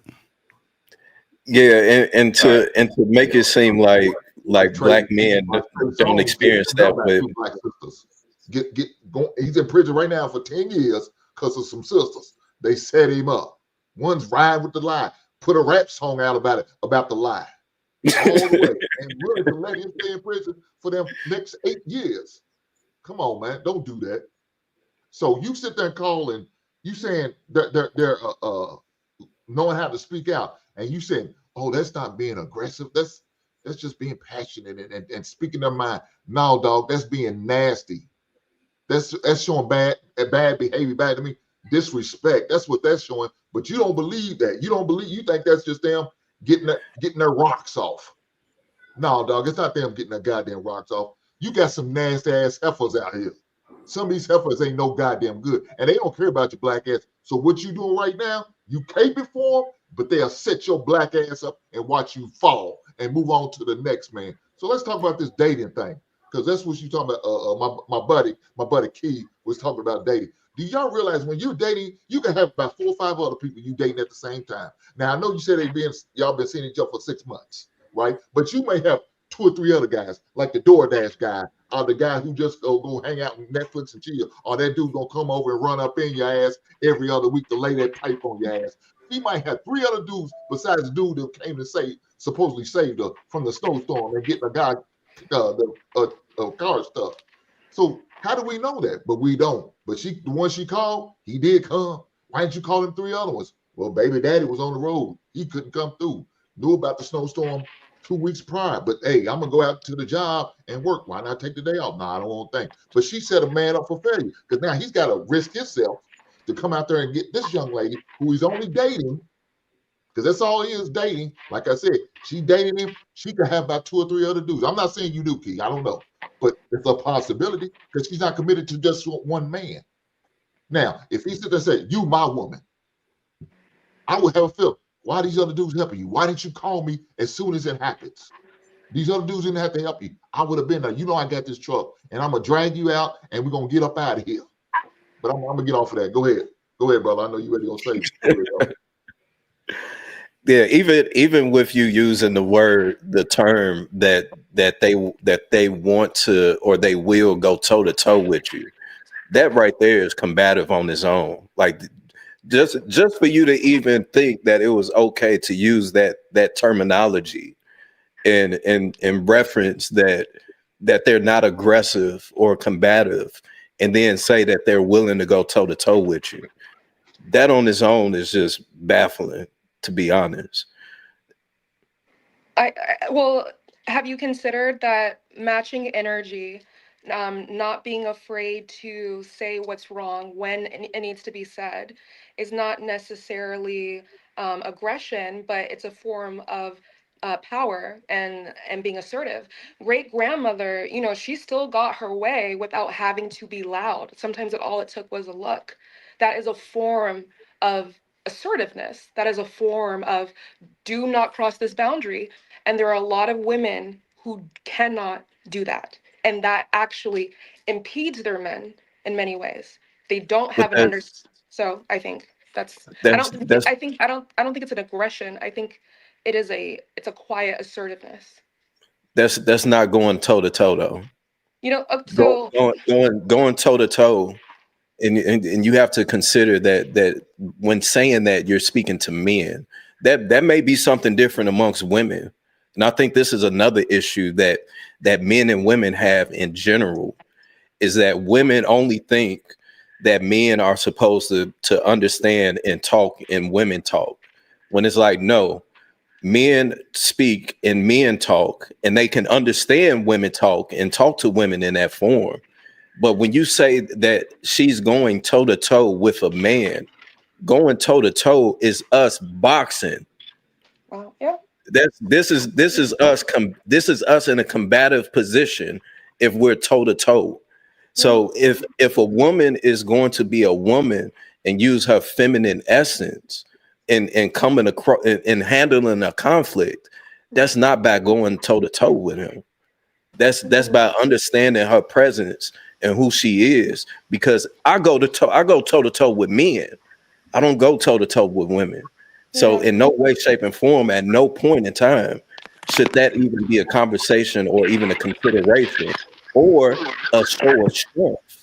Because now that then goes back to the conversation earlier of where men feel like I'm dating another hard leg. Like he said, I'm dealing with another hard leg because I gotta go toe to toe with my woman.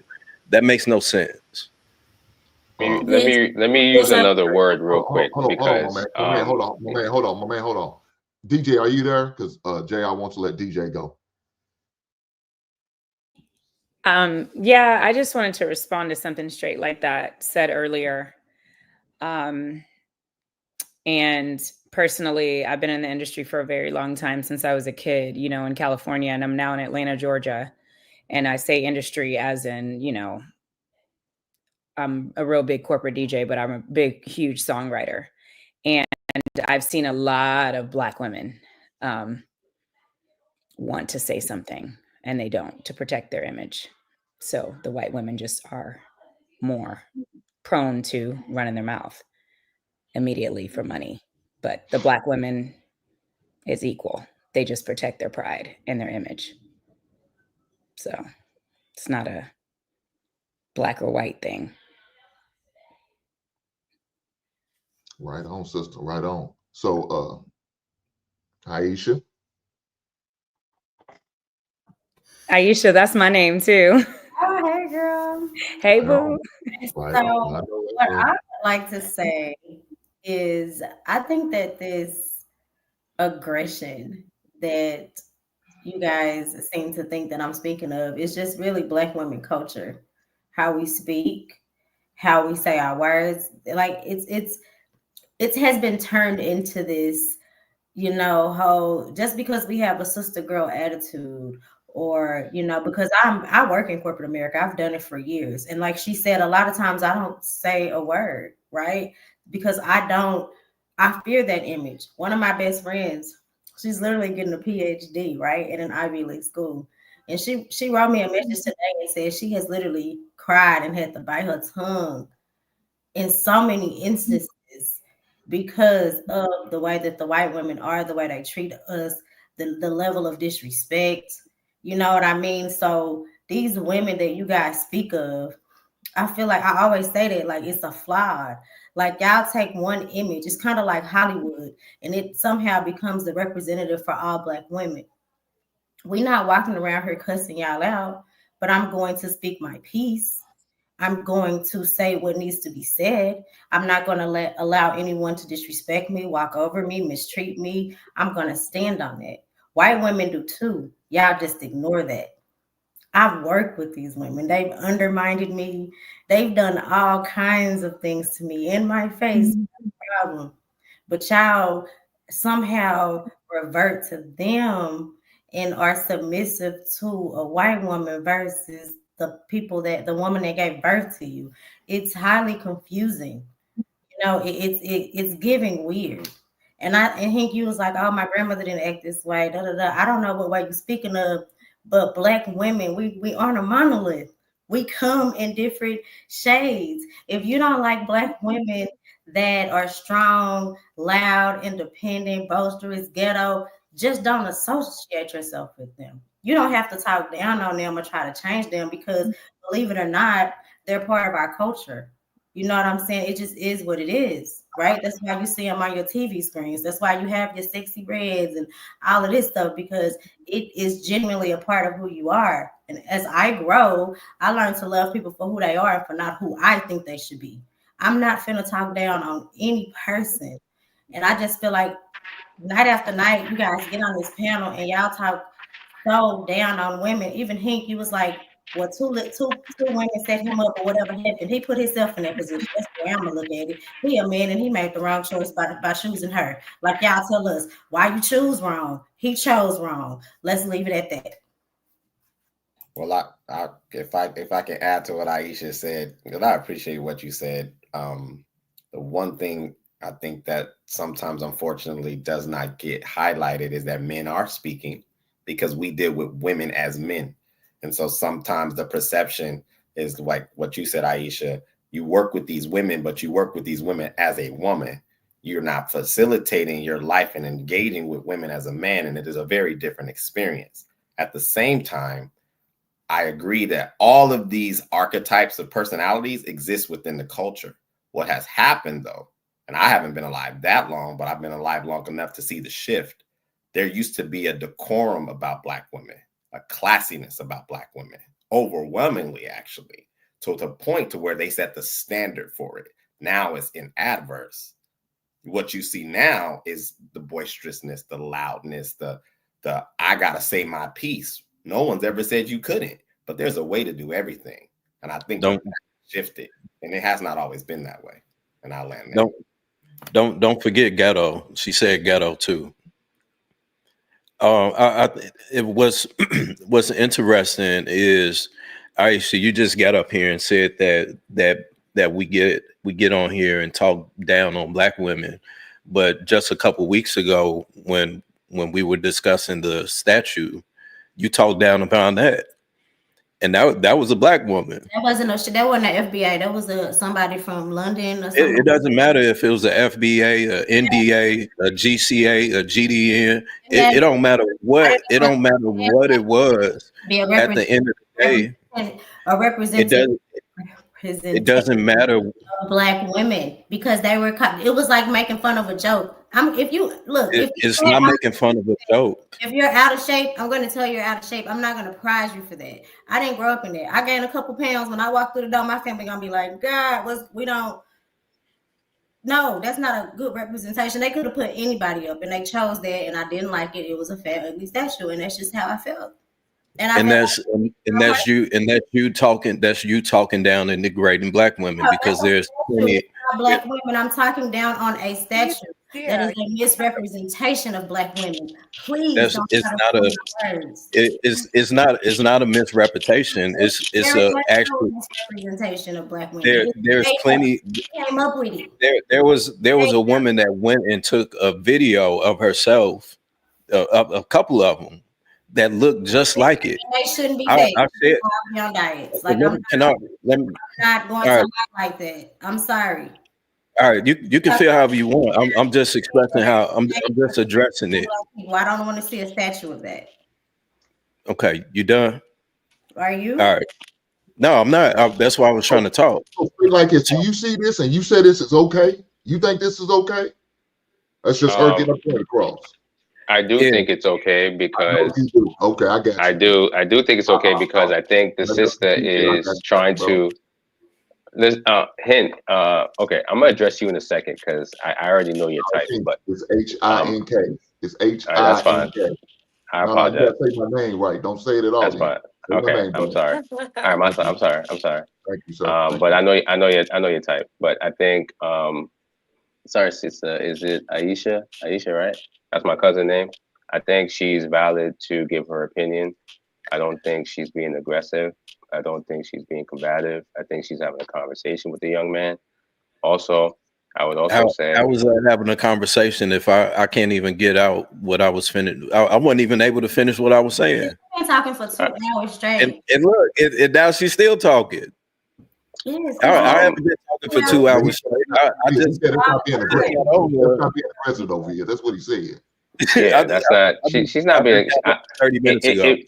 Listen, if you think Aisha's being aggressive, go meet a white woman with an attitude, bro. You keep bringing up white women. We don't care about white women.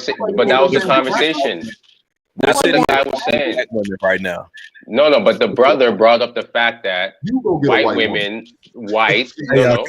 Can we just have a conversation? I just feel like we just keep like policing each other right now in the conversation. And just going around in circles. Thank you. But I want to say this because remember, when JR played the clip, he made the emphasis that white women are nicer to their black counterparts. That was the emphasis of the video.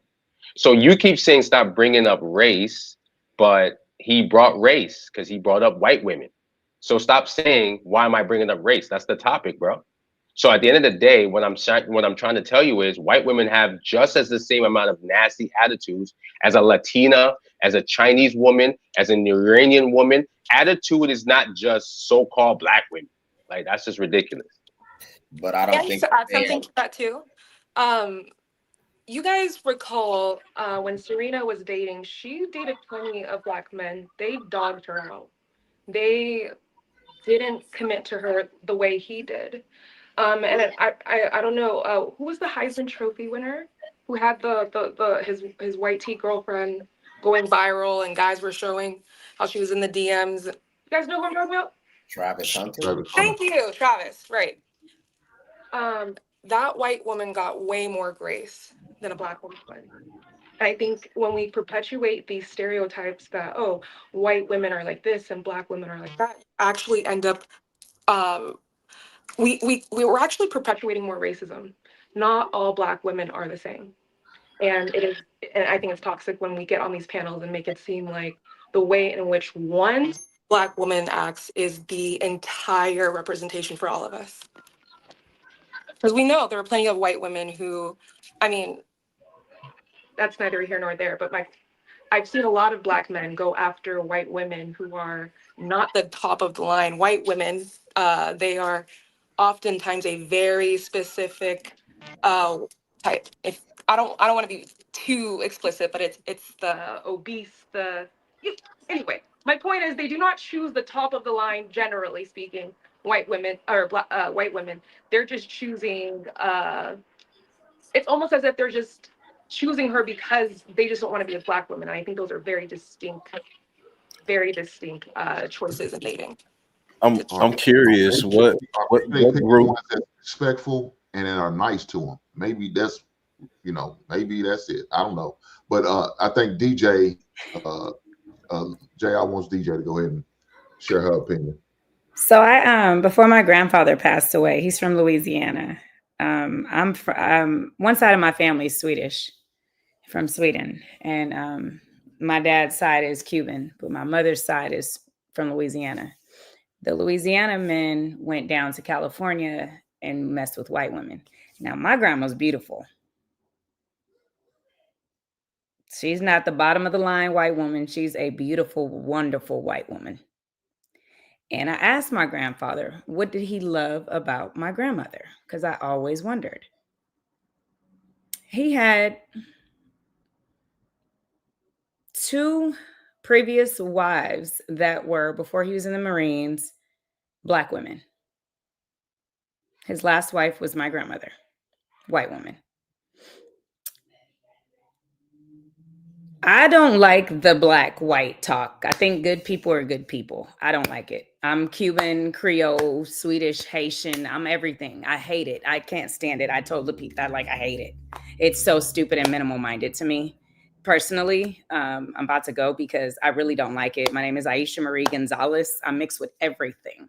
And in the space of hearing people trying to put one race up to put the other down, or put this one here, well, white women do this, and I know plenty of white women that do this, or I know Black women that do this, and it's just like, at the end of the day, good people are good people, bad people are bad people. I mean, but my grandfather really honestly told me, he said, the best thing about your grandmother was her soul. He said she had a really good heart, and he joked, my grandfather was funny, but he said, no matter what, she had the same attitude as every other woman, because they all got attitudes. He said, but you know what? Every time I came in the house from the military, she had food cooked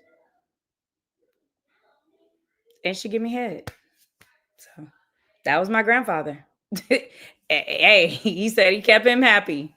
He said she cooked and she gave me head, and I don't care what y'all say. I know that's right. That's my papa from Louisiana. My grandma was beautiful and made a wonderful family. So he had 5 kids with my grandma. Snow bunny. Shout out to that beautiful snow bunny.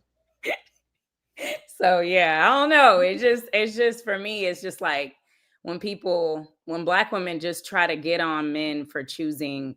I don't like when men get a white woman. Like I told Pete, my daughter was listening to the combo yesterday, and my daughter just the fact that she's graduating in the morning, and she's a young Black girl, but the fact that she has to always, her whole senior and junior year, tell me, she's always like, Mom, why when these boys get a white girl, they put them like trophies?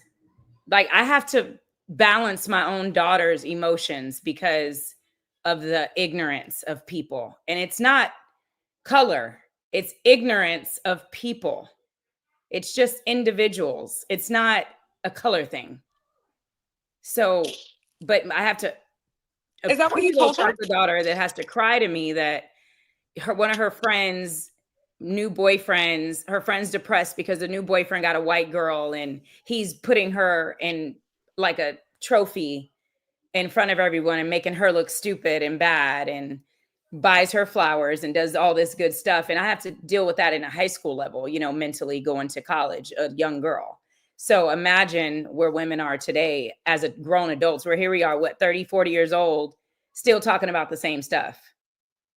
And it's like, I mean, it's a people thing. It's not a color thing. It's just ignorant people are going to be ignorant. People are going to make crazy statements and stuff like that, but it's really the projection of what they're suffering inside. So, hey. Yeah, I appreciate what you I appreciate what you said. Congratulations to your daughter. Congratulations to her. Thank you. Yeah, I appreciate what you said though, and I agree. I think when I was listening to you and was listening to everybody collectively, sometimes I don't know if we're honest. If a black man dates a white woman, whatever color, it shouldn't really honestly matter, but it tends to matter. And based on what you said, it seems that it's connected to treatment, and that's kind of always been one of my arguments collectively. You know, you get to choose whoever you want to be with, but usually, I believe, and maybe they need to do a better job of it. If a black man, just like your grandfather said, he chose this woman because of her soul, but at the end of the day, at base level, she's still a woman. Attitude, you know, temperament, whatever. But the treatment that he got from her was valuable, and that's not wrapped in color. And sometimes I don't know what it is. There's this default setting that if you're talking to black women as a black man, they just assume because they're black, they're going to treat you better because they're black. I don't necessarily agree with that. I think that just like Aisha said earlier, we're not all a monolith. So I may share the same hue as you, but I may think completely different. I may have been socialized completely different. My experiences may have been completely different. Is there room for that? And I think that needs to be respected. And no one is saying that black women, we are entitled to black men. What we're saying is if you're going to choose outside your race, choose that woman for her soul, not because, oh, black women are X, Y, and Z, therefore I'm trying to leave, like you will hear plenty of passport bros parade. It is okay if you want to connect with someone on another level where you'd feel like you're not being appreciated here. I commend people who do not allow love to be restricted by race. However, I also think it's very important to recognize that a lot, like her daughter pointing out that this young man is parading his girl like a trophy. Meanwhile, I'm also very aware of the fact that there are young black men who perpetuate smashing and passing who do not commit to young girls, and that's normal. We can't pretend that that lack of sexual discipline that black men have towards black women is like invisible and just in our heads, right? Well, like that's a thing. Well, you said a lot. So you said a lot. I think that you're I can't say you're wrong. I'll say that what I've perceived is that there is this automatic that if we're going to get the dibs on a black man and specific black men, because it's not just black men, we tend to have these conversations about black men who have status, money, and things that are deemed valuable. Because collectively, Charles that throws out trash for a living, ain't nobody sweating Charles. It is only men that come with some level of prominence, generally speaking. So if it really was about treatment, as you say, I'm finding it kind of hard because you said 15 minutes ago, you rated a top of the line or bottom of the line woman. And then that's confusing because how do you get to determine what is top line woman and bottom line woman as a woman, not dating as a man? You can observe because as women, we are also taught not to be as such, right? Like the idea of what a bottom tier woman is not just exclusive to men, right? There is a our mothers teach us not to behave a specific way, and our fathers also teach us to behave a specific way. But I think we can all identify it to some degree, correct? You know, you don't have to actually live the experience as a woman to recognize or even empathize with some of our experiences, right? In a similar sense, as young girls are growing up, we are definitely taught, do not be fast, do not be like those girls. Yeah, but I guess I don't think they're teaching that in 2025, man. No, it's in the music. It's okay in the music. But again, it goes back to like, do black women and black men, do we need each other in a survival based way like we used to? Or is it just each one for themselves? Everyone just do what makes them happy? Because other cultures do not see themselves as just me, myself. Some cultures see themselves within the bigger context of the entire community. And therefore my actions have an impact on my uncle, my sister, even my future generation. My question is, now that we're not in survival mode, why aren't we still moving as if we are a community and we still need each other? Like why? Or at least that's what I was thinking this whole time. But I think that has a lot to do, and I'll say this and I'll keep it concise. We still promote Black women over Black men, which is why you have certain narratives like they own more homes, they graduate at a higher rate. That's why. It's because we're still collectively, socially in competition with women, and we shouldn't be. If we're men and we're men, let us be men, let us perform at our level, whether that outranks or underranks, it shouldn't matter. I mean, collectively, numerically, Black women outrank Black men by 2 million. 2 million bodies. I guess it's not. But why is it being read as competition though? It's Why not. is it just like, oh, if I get with this woman and she has a house, I am confident that my future Black children are secure, right? Like, why do you see it as, oh, that's just for? Why do you see it as, oh, she's flexing this as an accolade to remind me of my inferiority? Go ahead, brother. Go ahead. I don't personally see it that way. Personally, I don't see it that way. But I mean, why? No, I mean, because this is not, it's not just you saying this. This is something that like the culture, men are saying. Why? Why? But that's because that's what's being said on the internet. Women get on the internet, get on these platforms and say that. They say, oh, if a man doesn't have X, Y, and Z, then he can't talk to me. But how is that any different than the standards of other women? Like all women want to be with the best men that they can be with. But that then goes against your very point of everyone else being worried about the community. So being worried about the community also means being discerning about who gets to do what within the community. And women are the gatekeepers. We're the ones who bring children into the world. So if But again, if that is the case, if we're talking about the community, then that means everyone is acknowledging that we're playing a role. So if you just so happen we're dating and you just so happen to have bought a house before me, right? They say on average, men take longer to get into their bag, right? Maybe I screwed up when I was younger. I had to file bankruptcy. I had some student loans, whatever the case may be, and I couldn't buy a house. You just so happened to buy a house before me. I'm on my feet, but I just haven't bought a house yet. You got a house, and I'll come to you. I'll approach you. I'm a good man, but the fact that I don't have a house, with a mortgage, you dismiss me. You go to somebody else. You choose someone else. So that goes against the community because we could have built something strong here. I could have used you and became a millionaire in 2 years. Yeah, absolutely. But I guess my question for you is it a reflection of, oh, I refuse to have because I do think you're correct. I'm not trying to dismiss what you're saying. There are definitely women who will say, well, if I achieve this much, why can't you? Right. And it comes, I can see how it could be read as a competition, despite the fact that he is a good man on paper, right? That I understand.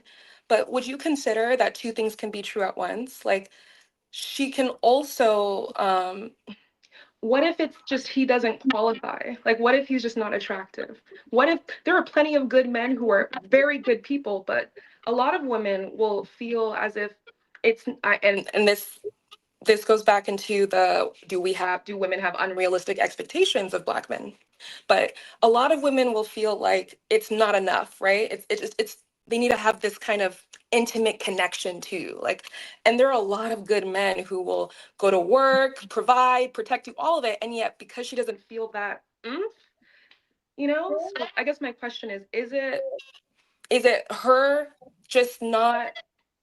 Is she disqualifying him simply because in her mind she has a unrealistic expectation?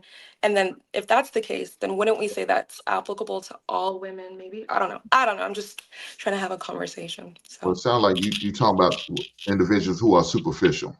Yeah, superficial and materialistic. And so, what man in his right mind would shack up with or move in with a woman who already has a home that's already hers? So that first moment we don't get along or we have a disagreement, you know what you're gonna do? You're gonna put me out. You're gonna kick me out of your house. And guess what? Guess what I've been doing? I've been helping making your house payment. I've been helping paying your light bill, your water bill, your trash bill. I've been helping putting groceries in the refrigerator. But any given moment, you could just put me out because it's your house. And that's valid. Yeah. That's definitely valid.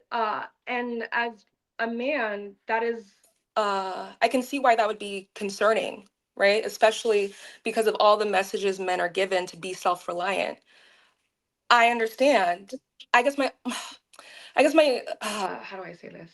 I guess the thing that I'm a little bit uncomfortable with is why would you? Yeah, we Why know, would and you it sound like some bullshit. We know. But why does Just go ahead and acknowledge it. It sound like some question is, bullshit. do you think it would be difficult for a man to lead if he's in a house where the woman owns it?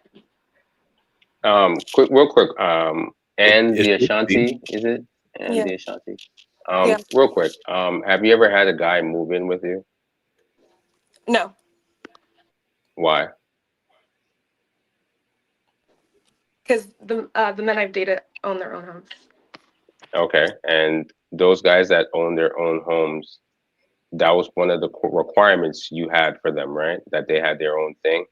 No, not at all. It was So, completely different. It's something they did mention, but it was so, definitely yeah. so you don't have a requirement for a man to have his own place before you date him or pursue him for marriage?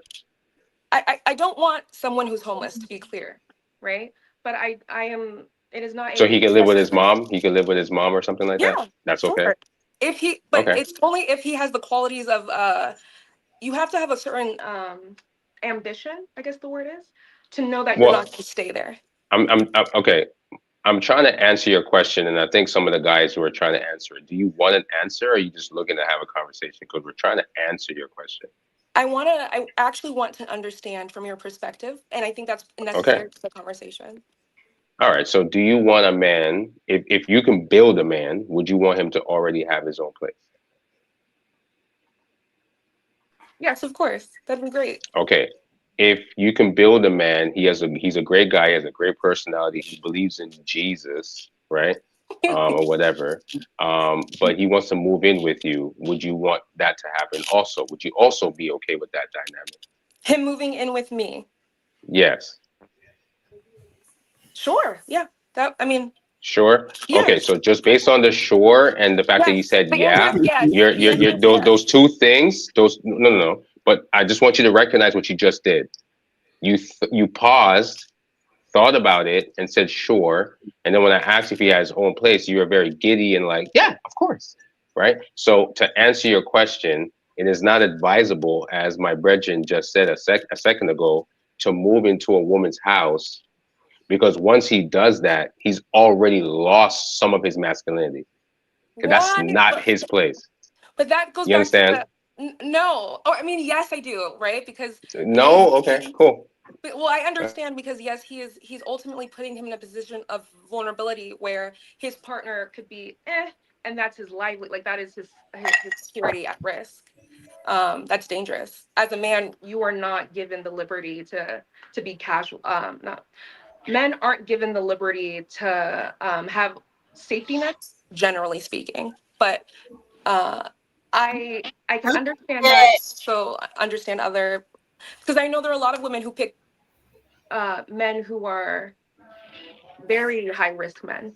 I think that men, I agree with Hank, that men should not move into a woman's place. Like, I think that, but I also believe that it can happen in both ends. So a woman can move in with a man, and the man can be like, get out, and she got to figure it out. But the underlining thing for me is, a man shouldn't move into a woman's space. Either she moves in with him, or they go get a place together.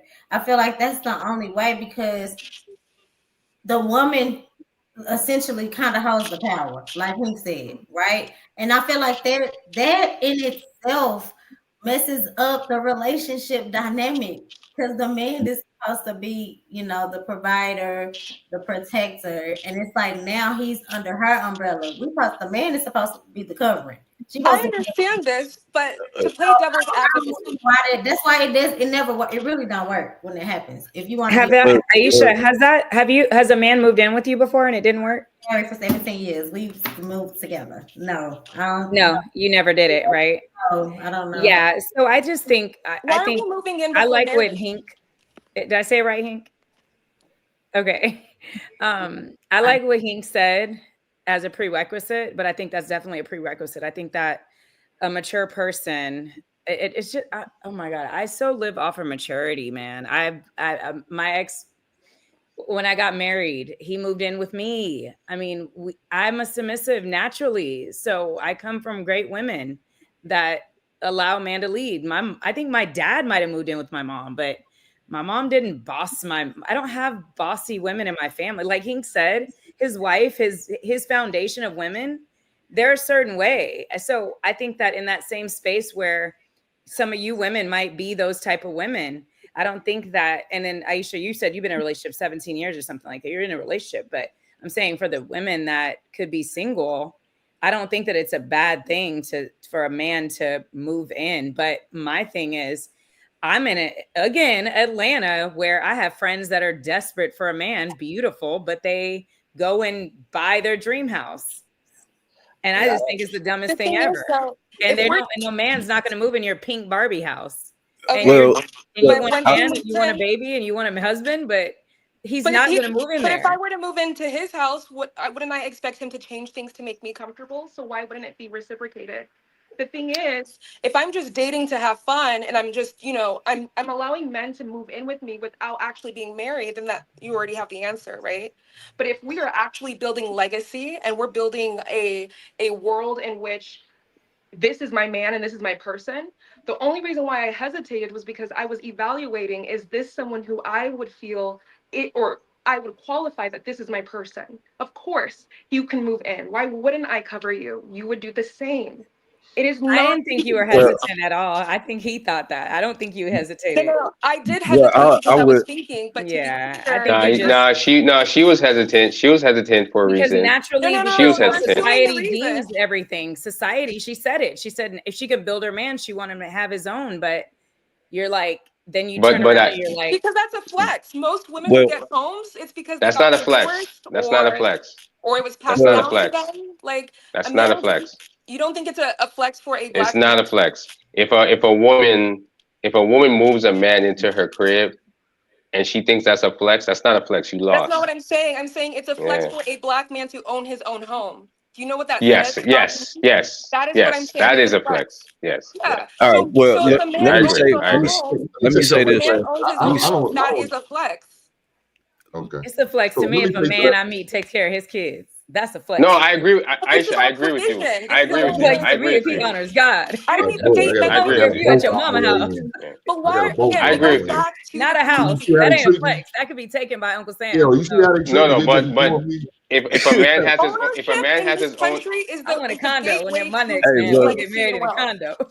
Well, if a man has his own house, that is a flex. I agree with you. Well, hold on. I think that. Let me say something real fast. Go ahead, Hank. Let me say this, because I don't agree with moving in if we're not married. Period. I don't. When I brought my wife down here from Texas, she got an apartment. I had my house. She stayed in an apartment. We didn't live together. I'm not doing that. I'm not playing house. Exactly. I'm not shacking up with you. We're not doing that. So when we got married, I bought us a house. And then we moved in together. And we did what we need to do. Set it up the way we set it up. That's how I do. I don't believe in just moving in with a woman. I'm not doing that because I did it when I was early in my 20s. And I've suffered that. You get out. And what I had no choice. That was her place. I moved in. I made a mistake. Shame on me. But I'll never do it again. And I never recommend any other man to do such thing. Are you coming from a place of hurt? Okay, man. Go ahead. Go ahead and bully me. Go ahead. Hank be coming from a place of hurt. Straight like that. Do you think that was aggressive what she just sit there and said? She called me. What she just said? I was not being aggressive. No, I don't think. Well, I'm Aisha. wait, hold on. I'm gonna play devil's advocate. I'm gonna play devil's advocate on this one. I do agree that a man shouldn't move into a woman's home. However, if we're talking about our culture and our society and building that, then if this woman loves me and understands what the game is, and maybe we got to move in your crib and stay here for a year or two before we can go and buy something else, then it shouldn't matter if I'm moving into your home or not. The problem is that the ego gets in the way, the pride gets in the way, which is the problem, because now it's the individualism. It's no longer about the society and the culture and our future and all this other good shit that it's supposed to be about. It's about me, me, me, me, me, me, instead of us, the bigger picture. So I think that's the problem. The fact that we can't or don't feel comfortable enough to, hey, if we got to do this for a year or two, so be it. But we can't do that because women's egos and their pride gets in the way to where, again, we got to go toe to toe. I gotta go toe to toe with you just because I'm a loud ghetto black woman, and it's like, why? If we in this together, then that shouldn't matter. The only thing that should matter is that we are a unit. We understand our roles. We understand the objective, and that's all that should matter. Absolutely. I would like to know why. Well, go ahead, Angela. I wanted to ask: has anyone been in a situation where, as a woman, you let a man move into your house, or as a man, you moved into a woman's house? I thought I just shared that. I don't know if you was here or I not. was just let me, Hank. Don't do that. Well, I didn't know. I just Don't do that. shared. You asked a question. I just shared, but I'm gonna repeat it again for the slow people. Shout out to you. But yes, I did move into ex-girlfriend's house, and Okay, she you did kick me out. I just wanted to take a little poll. Yeah. Okay. I moved in with somebody and they put me out. I'm not. I swear to God. So if we're both moving in, if we're both gonna take if we're both taking the steps to move in together, but with no ring, we're just playing house. Because you're right, ego absolutely is part of it. But men also have an ego. I think a lot of people with rings playing house. I think. Wow. Whoa, who said that? I did.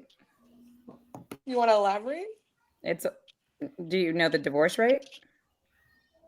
I'm just inviting you to expand. Oh yeah. I mean, you can look it up. That's a whole nother topic, but it's a lot of people married playing house. I mean that goes back to ego and pride, though. Like if it comes back full circle, because again, if we made this vow before man and God, and we won't commit, we won't be fully committed to what it is that comes with it, of choosing each other every day and having this bond to where we is unbreakable, but instead it's me, then of course the divorce rate is going to be high as hell, because that's what we're pushing in our culture. Absolutely. I have a story that I wanted to bring up to you guys since you're talking about men moving in with women. In my family, we had a man. He's like a second cousin, but he's older, so he's like my uncle. And when he got married, he moved in with his woman. But it wasn't the same as you guys are saying. When he moved into her house, he made her stop working. And he was the one who took the bills and everything and transferred the house into his name. So technically, yeah, it was her house, but once he moved in, he dominated that space. And she wasn't working anymore. Same with my ex-husband. I was raised Jehovah's Witness, so my ex-husband, same thing. It was my house. He was in the Air Force, and same thing. He moved in. He was my first. He moved in and took over everything. The same thing. The reason why this is so wild to me is that, okay, we got a lot of women on the panel. Do women not understand that once they decided to participate in life, facilitating careers, jobs, that they are essentially aligning with what was traditionally our role in that capacity? Do y'all like not understand that? No. Okay. Because yes, I do, but I don't agree. Sorry, let me reframe. Oh, okay. Jesus, let me keep this concise. Sometimes these discussions, which I think is great, but it does show how we still perceive the role, right? This whole who got a house, who don't, who's moving in, who's not, shouldn't really be that complicated if we're actually expanded in our process of understanding that the same respect that the woman wants in her corporate role should be the same respect that she gets if she holds a mortgage or whatever, right? But we interchange what is expected when it comes to the dynamics of male and female, what you're supposed to have, what you're not supposed to have. Because just like comfortably said, if he got the house and I'm the woman, it's not an issue. It's not even a conversation. So where is it that we're not understanding that in current times, some things are interchangeable? I'm not agreeing that a man should move in with a woman, but just like Amira's story, it's conditional based on what is going to occur if we do said action. And it seems like we're having a lag of, it's like a woman having money and then how much money she has, but then the only way that the man can be perceived as equal is if it looks exactly like what she's facilitating. But not understanding that current time, it's allowed. You can be a millionaire, you can own a business, you can travel, you can, like, why is this so complicated? And I'll land. Kiara, did you want to say something? You've been quiet for a minute. I'm listening. No, I'm listening. Okay, right on. Shout out to you. Thanks. I guess Angie wants to say something. I think she's probably studying her DMV, like driving skills. Oh shit. That was a shot still. But oh, sorry. I'm sorry. That was some no, nasty it's okay. No, don't worry. I was just speaking out of turn, but to Do you mind? Angie, are you gonna say something, ma'am? Yeah, I was just waiting. I didn't know. Oh, go ahead.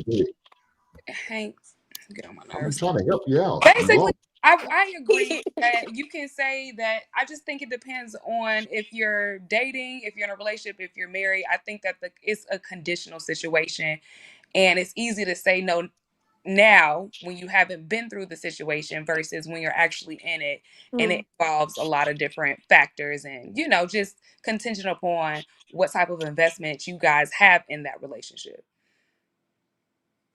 there's no condition, Difficulties. Go ahead, sorry. I do see the difficulties of a man moving into a woman's house and her not allowing the space to exist as a man. But with that said, so it would not be normal in a reverse. If a man was to invite a woman to move into his home, it's expected that she's allowed the space to exist, correct? Based off of gender roles, yeah. So that seems to be the issue, and that's why I'm saying we're clearly like conveying that we have not caught up to what is modern. And why I say modern is the conditions of how we live life as male and female is a little different now. Women were not in the workforce at the capacity that they were. They weren't earning what they're earning. That just wasn't a thing at the level. So I don't know why we struggle to make it. It should be easier to facilitate. You got two bags compared to one, two homes compared to one. But it seems like it's not, because the only time, I'll say it like this and I'll land. It seems like the only time this works out is when the man is functioning at his optimal level, and now she'll partner with you. That's the only time. And I'll land. So, True, did you hear what she said though? If a woman moves into a man's house, you got to give up that whole goddamn closet. But if a man moves in a woman's house, you only gonna get a corner of that goddamn closet. That's all you get. I heard her. Yes. You heard that? God, this is wild. Exactly, I agree. A man's supposed to feel welcome. A man's supposed to feel welcome in your home. He's not. He's not. That there's Ma- a link ma- hidden. Like, is it our home? Are we building a life? Or is it my home and you're just occupying space here and we're just playing house until you irritate me? Now it's our home as long as everything's good. It's your home when you piss off at it. Yeah, it's your house is my house and my house is my house. There you go. Well, I don't mean Hey, that. listen, I'm just listening to you. I don't agree with what Pat just said. I'm just understanding what you're saying. Ashanti, you're not letting no man just move into your crib, you know what I'm saying? And then he running the show and whatever. At some point you're gonna be like, at some point you're gonna be like, what's the plan? What are we doing? Right? This is my place, right? You have your couch where it's at. Imagine, just imagine, like a guy moves into your house and then he wants to rearrange stuff. I'm pretty sure you'd be like, no, my couch is where my couch is at. You know, I get up in the morning, my coffee's there. You see what I'm saying? Like, I got stuff Right. set up the way it is. Now, She'll granted, it she'll be doesn't ready to go mean toe to toe with you, right? right. Well, no. Oh my Yeah, God. yeah. There you go. No. There Who you said go. that? Who said that? Who said that? Who It's said that? all good. Who You said know that? who said it. Actually, you know what? I agree. No, brother. Okay, whoever Yeah, said that's that. that You know what? double-minded shit. No. I'm not double. Man, No. no. I Hey, agree. I agree with that you. Stella Rose. He drinking that No. Stella Rose. Listen, I'm not drinking Stella Rose, but I agree with you that if a man moves into a woman's house and she's going to toe with you, yeah, you're not on home court advantage. That's not home court. You see what I'm saying? So that's why I don't recommend that. But it doesn't speak to the point that I think a woman has a voice. Now, just to end on my point real quick, because I'm just trying to address Ashanti real quick. Because we know you're capping, because we know a man would not. We know that a man's not moving into your crib. He might have a couple weekends, but he's not moving in. Like, he's not bringing clothes and whatever. I know that for a fact. But what I'm saying is, there's no circumstance where a man, I don't care if he's homeless.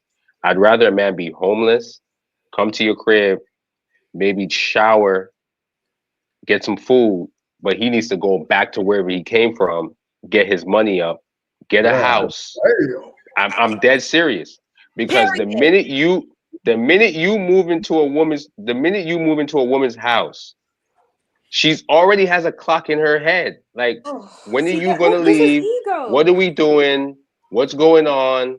That's just how women work. There's already a clock in her head. And mind you, don't think you're gonna have other women on the side and be in her house. You go in a whole nother direction with it, brother. No, I'm just saying. Look, So did everyone answer Angela's question? We done went from empowering a black community to Pookies moving in. Is it the Stella Rosa? That's that Stella Rose kicking in. No, man. Hey, we should be talking about if the situation comes down to it. Yeah. Then it should never is my question. That's like that. Did you get kicked out fair. before? That's fair. That's fair. I'm in agreement there. A man should not move into a woman's house. I'm in agreement there. But the problem is that worst case scenario, or in the best case scenario, that it should be okay and it shouldn't be an issue. Because maybe if we stay in this house, if you stay in this house for an extra 2 years, the rate might go up to an extra $300,000-$400,000. And now we got an extra $400,000 to put towards a crib that we can get together. She got an extra $400,000. Well, hey, hold on. Before we get to that, JR wants to run a clip real fast. JR wants to run a clip real fast. Okay, so I guess my next question would be,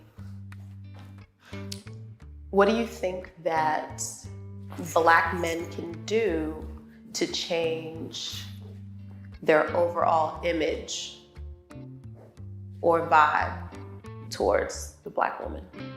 Image being how Black women see us? How they react to us, how you see us. Me personally, I'm hard on black men. I'm hard on niggas. In most cases, I feel like we're the problem. And I always start with us. I mean, if I'm having a conversation with black women, I might criticize them. But 9 times out of 10, I'm starting the conversation with black men.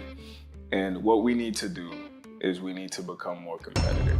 And that means, from an education standpoint, that means corporate participation, that means networking, that means... First and foremost, men, if you want to lead your woman, you have to be more competent than she is. Like, you have to be the better leader, or else why the fuck are you in that role? And this is actually no small thing, as there are many very competent and capable women out there. As women continue to develop their own competencies, the bar is constantly being raised for male leadership. Good. Like, a little healthy competition never hurt anyone. The ability to put our pride and ego aside and actually prepare for the future. Because that's sometimes why niggas get caught up in bullshit, is because of pride and ego. But they don't think long term, right? I use the analogy of the Tom Brady versus the Michael Vick. Michael Vick is a 10 times better athlete than Tom Brady. But the reason Tom Brady is always going to be more successful than Michael Vick is because his game is more sustainable. He can drop back in the pocket and throw the ball for 40 years. Whereas Vic can only run a 4.2 for maybe 5 years. And then taking hits, that's not sustainable. And I think a lot of times we as black men, we rely on flash. We rely on, peaks. But peaks don't sustain. Peaks don't last for a very long time. So I think the best thing we can do is focus on the long game and position ourselves. As I'm saying this, I'm talking to myself too. Position ourselves to be competitive long term, and know that that might mean you might give up, the short-term gratification that we've used to define our wins, right? So yeah, that's the biggest thing. Wait, so in that situation, wouldn't Tom Brady be the better athlete because he can last the 40 years? Depends on how you grade an athlete and athleticism. Like if you grade it on athleticism, it's different. If you grade it on just longevity, then So the fact that Vic can run out of the pocket better than Tom Brady makes him a better athlete. Not necessarily. The fact that if you put him in a combine, he would probably win in everything, even down to arm strength. The only thing that Tom Brady would beat him in is accuracy. So I mean, just the net, he just would end up winning. I think his analogy was great. Based on the video, where I will push back on is I do. Okay, let me say it like this. I agree black men need to be more competitive. I do agree that we need to raise the bar. We have a unique opportunity now that we're not limited as once time we were due to technology and advancements and, career paths, things, right? However, I don't believe overwhelmingly that as black men, we suffer when it comes to long-term, short-term, and what we look at as important. I think that tends to get blended when we couple with women at times, because when we say, baby girl, we don't need that right now, we tend to get pushback from the fact that we naturally are prepared planners and we look further down the road. Whereas when you're dealing with a woman, generally speaking, they don't understand why can't we do that right now? Just like it may take 3 to 5 years. It's not sexy. It's not sexy to say I'm investing for 15 years. It's sexy to say I'm taking you to Tulum in 6 months or 3 months. And that's what I see collectively. And some men, unfortunately, don't have the fortitude to be like, look, this is where I'm headed. You can rock with it. And if you bet on me, we'll win. Or not. If you want the quick flash stuff, I'm not him. And that's why I see the disconnect. I don't think as a collective, men have that issue. I think they have that issue when they couple with certain women. And I'll land.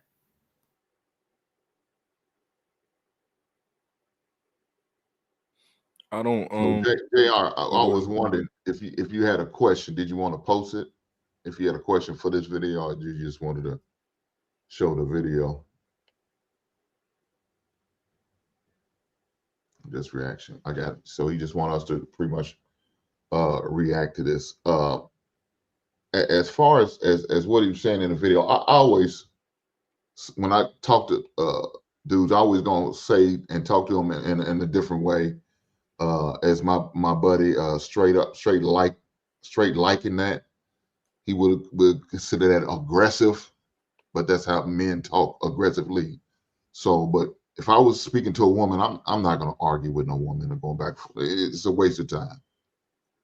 It's a waste of goddamn time. So when I talk to the men, we supposed to hold each other accountable and shame them to some sense about it. Because if a dude is moving wrong, he's moving wrong. So as men, we need to let them know. I expect elder women to teach the younger women and elder men to be teaching the younger men. That's how I move. I'm not gonna waste my time to try to teach a woman because your mother should have taught you that, or your auntie, your grandmother should have taught you some sense. It shouldn't be me as a man. You ought to come ready made. Only thing I need to do is just dust you off and keep you moving. Instead, a lot of these young men, they got to pretty much shape them because these women are so masculine and aggressive. Even though my man straight like that say they not, they're just them getting their point across. But they aggressive.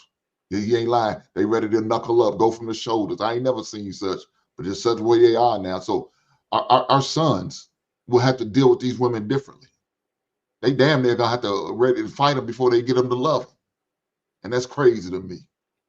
The question was what There can was men no question, ma'am. He just wants us to in react. the video? The question was, how can men show up better for themselves? That wasn't the question. Well, it wasn't verbatim, but it was pretty much the No, essence of he asked, It how was. can we It change the was. way that we're perceived by black women? She don't understand certain things, man. She's always lost. We gonna pray for the sister. Shout out to you. Dear Lord, Heavenly Father, we come Right on. together on Y'all this pray panel. for the Lord like that. But why every time we talking about something that men are doing, y'all talking about what black women have prohibited you from not being able to do? So did you not hear what I said there said? How I'm listening to what you say, and I listen to what you say every time I'm on a panel. I don't think you do, ma'am. So I sit there and said I'm aggressive men because we need to be aggressive. I believe in holding men accountable way harder than women. I sit there and tell you I'm not gonna sit there fuss and argue with a woman. I'm talking to the man and letting them know men should be teaching, elder men should be teaching younger men, and elder women should be teaching the young men. That's what I said. So I'm addressing the men. We don't need to be doing all this. Like I said earlier, a man should not move in with a woman should not move with a man until they come together, and you bless that woman with your last name. Until that time comes, she stay in her place and I stay in mine. We can come together. You can spend a weekend, you can spend a night, whatever, but don't leave your toothbrush here because you're not staying long.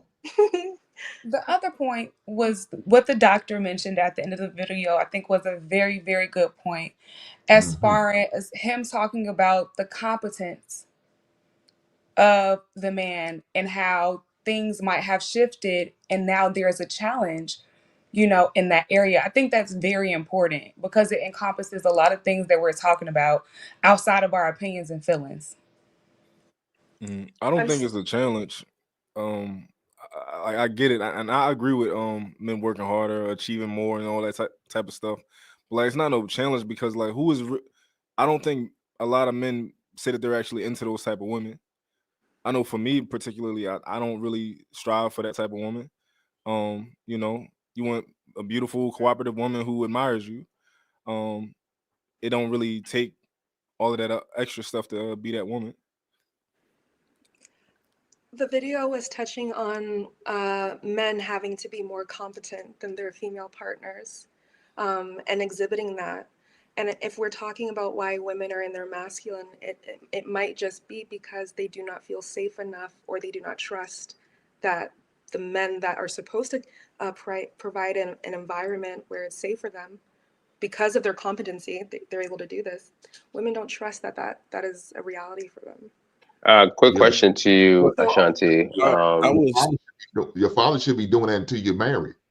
And But the state of the current affair is, we know how many people grow up in single parent homes, how many people have multiple children out of wedlock. I mean, look at what's going on in Harris County right now.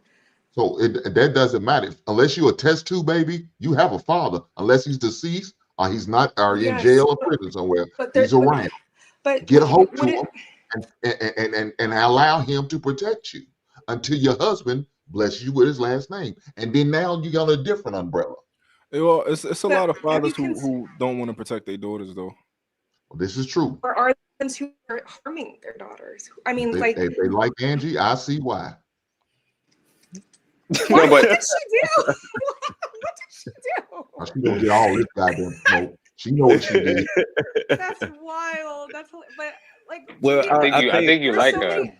I think the biggest problem is that with everything that's shifting, right? With everything that's shifting in society, and what I think that we hear most from women, in some cases, yeah, it's the financial aspect of it, but also it's the emotional safety as well, right? Now, I think that we have to take into consideration and also give grace to men in that case, because as men, we don't deal with emotions in the real world. We deal with logic and reasoning. So that's the only thing that makes sense to us that applies in real life. So now we're in this new world where we have all of these different emotional terms. You got to be emotionally intelligent, emotionally available. You got to have emotional stability, emotional this, emotional that, emotional. Men don't give a fuck about emotions. Emotions don't play a factor in real life. We have to figure out if there's a problem. All right, cool. I got to figure out how to solve this problem, because however it is that I feel, my emotions, if I'm down, if I'm depressed, if I'm hurt, if I'm sad, whatever the case may be, it doesn't fucking matter, because as a man, I got to figure it the fuck out. But Right. with women, women have the option to sit back and emotionally feel it. I have to be in the moment. I have to feel what I'm going through and express it. And most men in this current age, they've never been introduced to that. Our mothers were never introduced to that, to even learn that emotional space from it. Our fathers, for sure, if our fathers was in the picture. Even if we do have men in our life, emotions, no, young man, I understand what's going on is tough. Let's figure it out. And the best way to figure it out is by acting through it, not involving your emotions into it. So I think that's another big factor where men aren't given the grace to even be emotional or understand what that looks like, let alone even being vulnerable. I know me personally, one of the things that I've struggled with in my relationship was me feeling safe enough to be vulnerable, because vulnerability, where I come from, that'll get you unalived quick. So for me to be able to feel safe, to be vulnerable enough in a space like that, that takes a lot of emotional safety that I would have to feel from the woman that I'm in a relationship with. So in that case, I think that women struggle to even be emotionally available for that man, or to show them what that looks like in order to make them feel safe. So I think that that's one of the factors in that case. I wanted to speak to what Angela had brought up really quickly. You said, why is it that when we ask Black men what to do and be better, that we bring up women? And I think that I'll say it. What I've observed is that in most cases, most men don't see themselves without women. I think specifically Black women. This is just what you see in my opinion. So most of the time, what is going to drive a man is his, self, identifier, motivation. But a woman is in that equation somewhere. I also think that the reason why competence is capped is because when you see a man who exemplifies competence, it's usually ridiculed or tried to be smutted out. Women will use terms like "don't mansplain me," or they'll meet a man who just so happens to fire on those cylinders, and because they're not socially calibrated to handle it, it's overwhelming for them. And I'll land there. I want to respond. Oh, go ahead, man. I feel my experience from being a part and also being an observer of conversations that we've talked, the different topics that we talk about, not just on this at this particular time, but just accumulated information. It just seems to be like there's always something negative being pulled about from the experience with the women. When I truly feel like a lot of men benefit from the essence of women and the efforts and the nurturing and the support of women, and you just don't hear a lot of that, you know. Also, I want to respond to Viz. I do think that women should do a better job at creating a space for men to be vulnerable.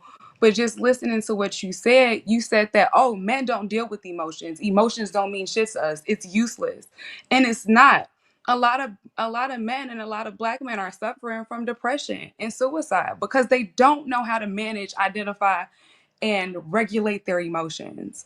So it is a individual responsibility for you to now use the resources to become better and stronger in that area, not just for the relationship, but for yourself. You know what I'm saying? So when you are opening up and being vulnerable, you're making sure you're evaluating who you're being vulnerable with. You know, and that goes for women and men. We have to but being vulnerable is good, but you have to discern who you can be vulnerable with. So Yeah. again, shifting the responsibility on the individual, whether we're talking about women or whether we're talking about men, what can we do better to show up in these spaces? Because if we're playing the blame game, that can go on forever. And that's the cycle that I find us in a lot of times with conversation. Well, So me 90%. pointing that out wasn't me bringing up. Me pointing that out wasn't a blame game. That was just me saying, "Hey, this is what most men, and me personally, I can speak from that. This is what most men are experiencing in that situation because we like you said, we didn't know how to really regulate those emotions in that way. If we feeling upset and angry and angry, then either take it out on the football field, on the basketball court, take your ass in the gym, use that emotion towards something else that's going to be productive, right? Much rather than figuring out how to sit in it and how to acknowledge it and say, okay, well, this is what I feel, right? It's more so, how can I use this as something that's being to be productive in this moment? And then that's solely just me doing it for me. This is not even me considering using it for another person, or let alone the woman that I'm with. So that's just my perspective on it. It is So work. 90% of the women a man cannot be vulnerable with. I was just about to say that. He can't be open and honest with a woman. Because the first thing is, most women rather hear a lie than hear the truth. Most women rather hear a lie and live a lie than hear the truth. We'll be honest with you, you may not receive it well. And it doesn't matter how we say it. I could say it in a harsh and demeaning way, you're not going to receive it. I could say it in a loving, kind way, you're still not going to receive it because you're going to assume something else. Yeah, baby, I don't like you in that dress. You know, you look like you may picked up a few pounds. Once you wear this one, doesn't make you look a certain way. Oh, so what you saying, I'm fat? Yeah, so now we got to argue. Now we got to fight. Now we got to knuckle up. You know what I'm saying? Now, you know, saying you're calling me fat, you being disingenuous, dishonest, and nasty. But I'm being honest with you. I'm just telling you my truth. But you're not ready to receive it. But it's still But your go ahead, duty. y'all go ahead and bully me. Go ahead and bully me. It's still your duty as her man to show up as such, regardless of how she feels.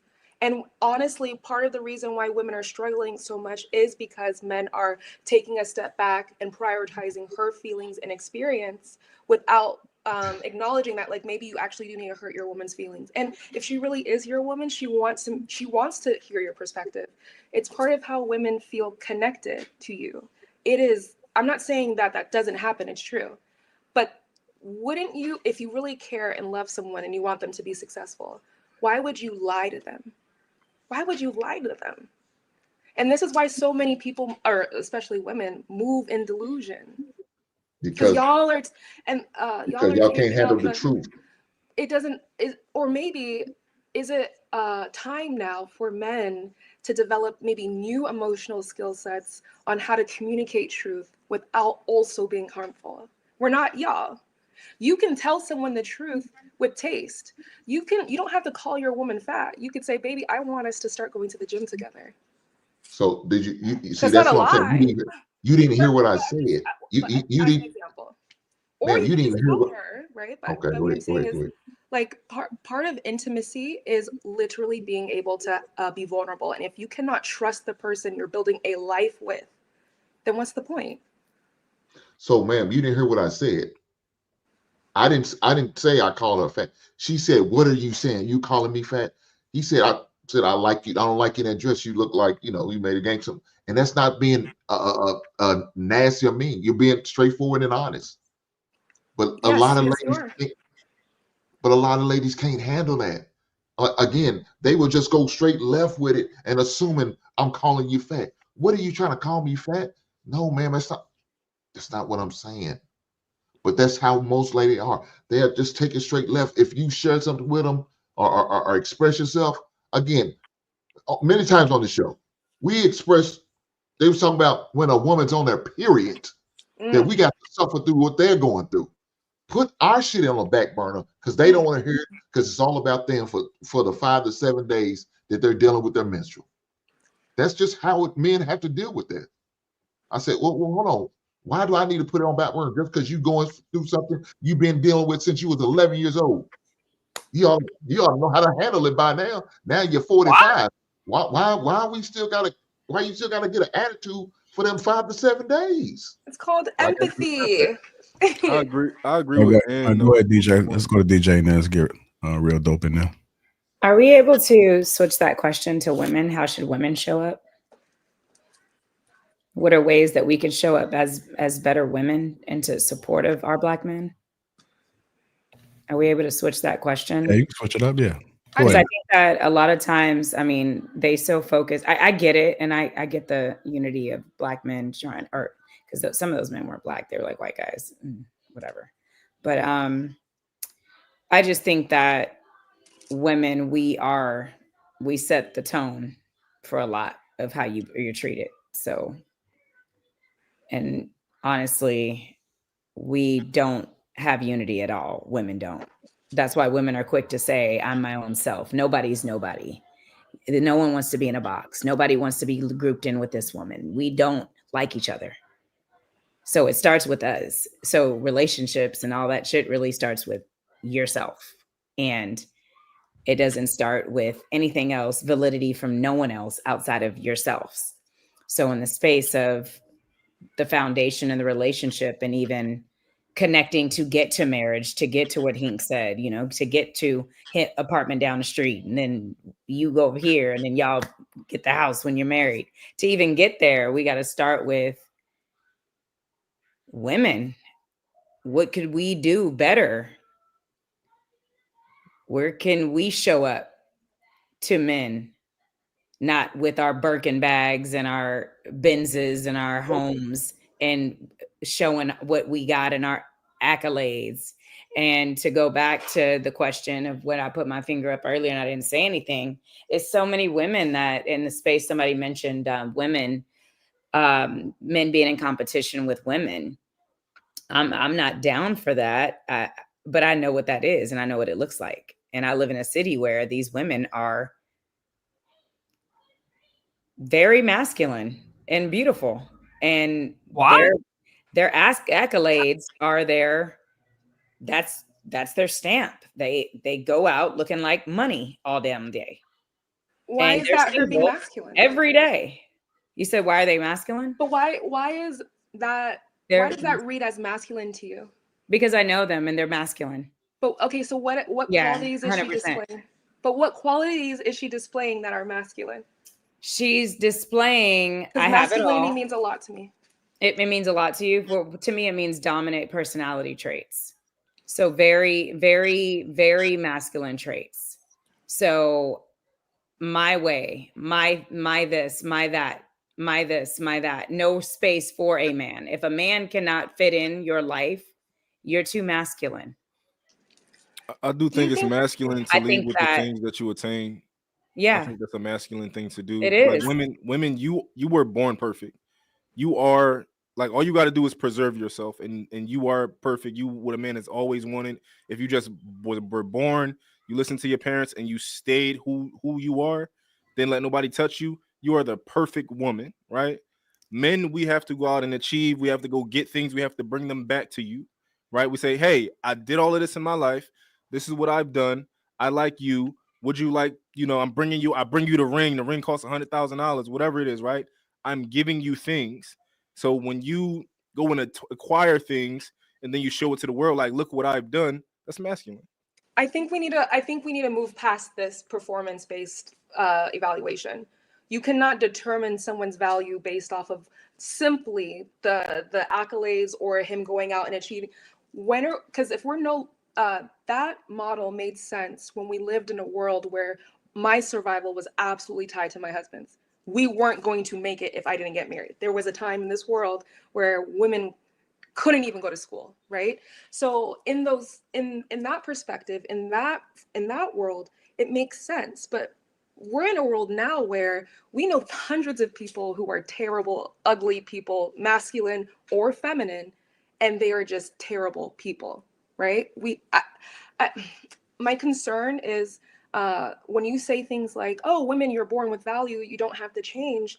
There are a lot of women who will think, because I am just a woman, I do not have to evolve. I do not have to learn my counterpart. I do not need to work on myself and see how I can be a better woman to my male partner, which goes back to her question. Yeah.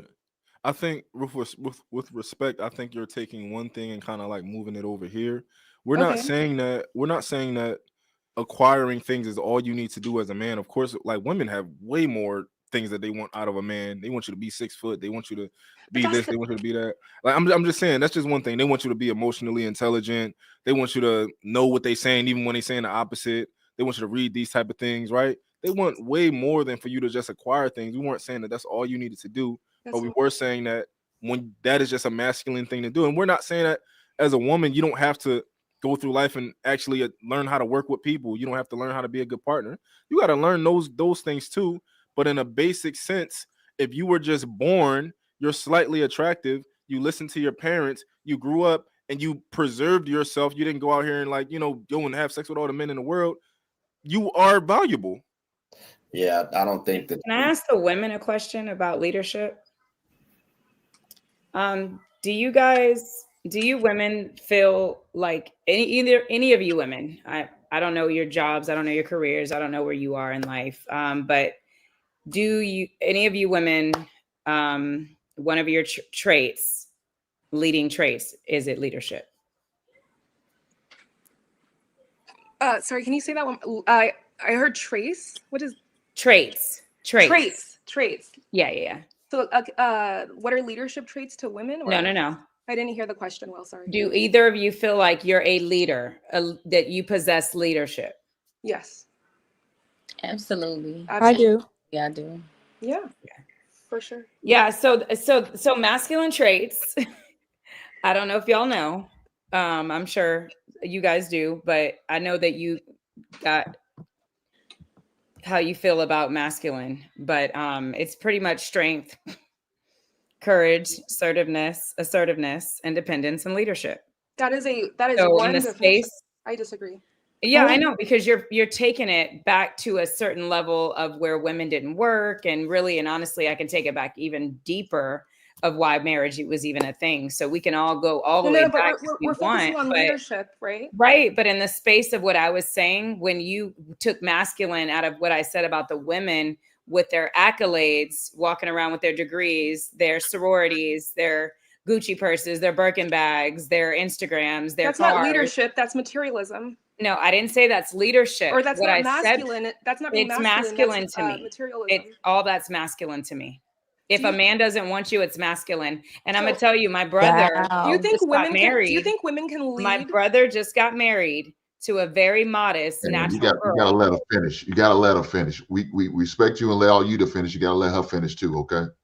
My brother just Sorry. got married, and I love my niece's mom. I do, but she got to Atlanta 6 years ago, turned into somebody else, got very masculine here. We're from Sacramento, California. She was not like that when my brother got with her. That was his first woman. He brought her here. She turned into someone else. Guess what? He found a modest girl in Atlanta and married her. My brother been married now 5 years, and they're happy, and she's miserable. But she's still masculine, and she's still out in Atlanta, single now. But my brother originally had a baby with her, and that's who he first was with. But now he didn't marry her. He married he married the very modest girl, not the masculine girl. And all I'm saying is I'm not downing those women with those accolades and how they lead with them. But I definitely look at it and as women, like sometimes I just want my friends to just come out, be natural. You got to put a whole face of makeup on to just go down the street and get some Starbucks. Like, where is the feminine modesty and with women? Women always have to be to this level of extra. Men don't want all that stuff. And when y'all show up, it intimidates a lot of men. Some of y'all men like it. I don't know where y'all from, but a lot of men don't like that stuff. And Hey so DJ, can I ask you a question real quick? You said, what do you say straight like that? I wanna ask you a question. Okay. I agree with you, by the way, and I don't want the guys to clown me because they're gonna say, oh, whatever. But I have to ask you a question. You said you have kids, right? I said I have kids. Do you? My asking. daughter's I'm not 8. Yeah, sure. yeah, I do. Do you lead your daughter? Do I lead my daughter? Mm-hmm. Are you the leader in her life? God is the leader in our lives. That's not what I asked you. No. Okay, I'm the so you role don't model lead. in her life. Okay. All right. That's all I had to ask. Her dad is her leader in her life. Okay. Thank you. May I respond? Let me just say, Yeah. hey, DJ, hey girl, I'm in Atlanta too. Hey, And boo. so I do agree that it is a lot of what you would consider masculine. I do. And it's very distasteful. I just disagree that I don't necessarily agree that just because you wear makeup or just because you have expensive things that makes you masculine. I love to look good. I'm very much aware that I don't need makeup.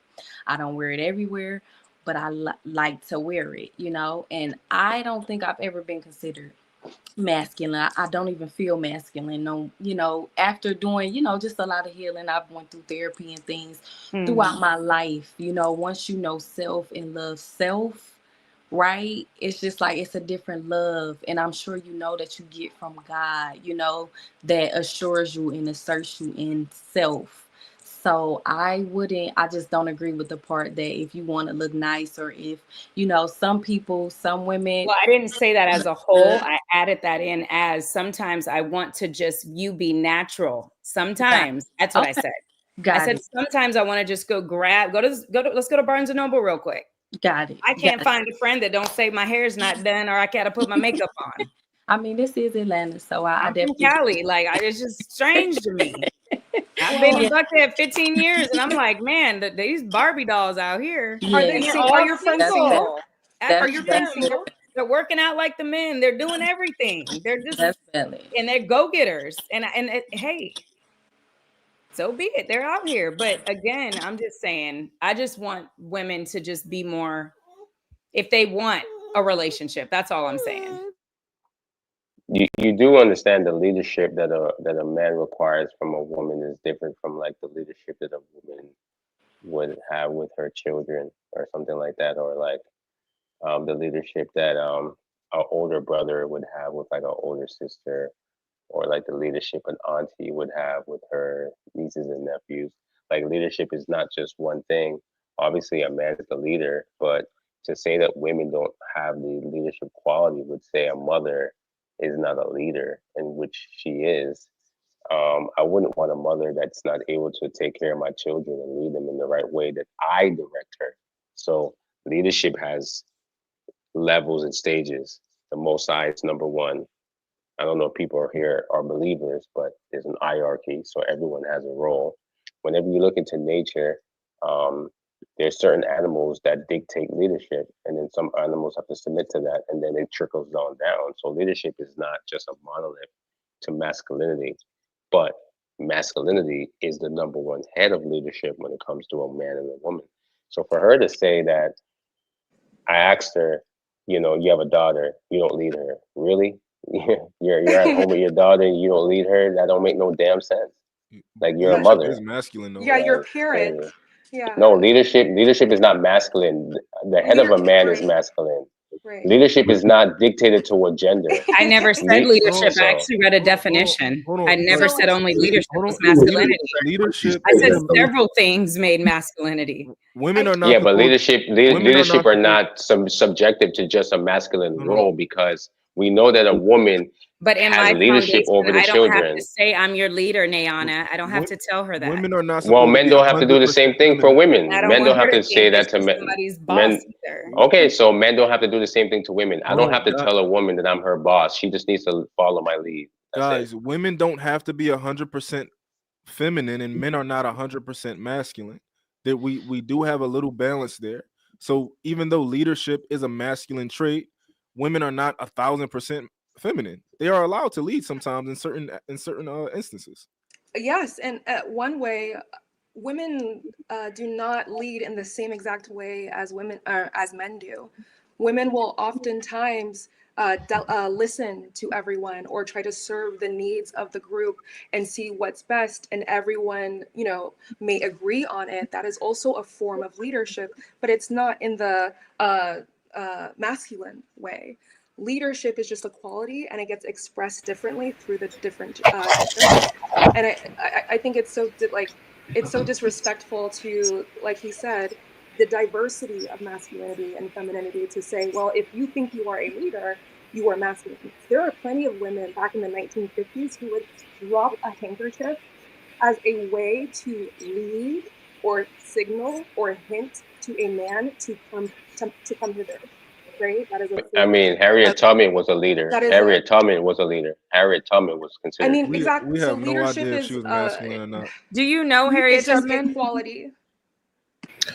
Well, I think do you know Martin Luther King? I'm not saying he was a leader or not either. You're saying Harriet Tubman was a leader. She was. And you knew her? Based on what she did, I'm talking about what she did. Do you know what Martin Luther King did? Do you? They both Yeah, were well, leaders. based on what they told me, yes. Right, based on what they told you, but Okay, so do you celebrate Martin Luther King? Do you put him as a pedestal? I'm just asking. definitely not. Okay, cool. All right.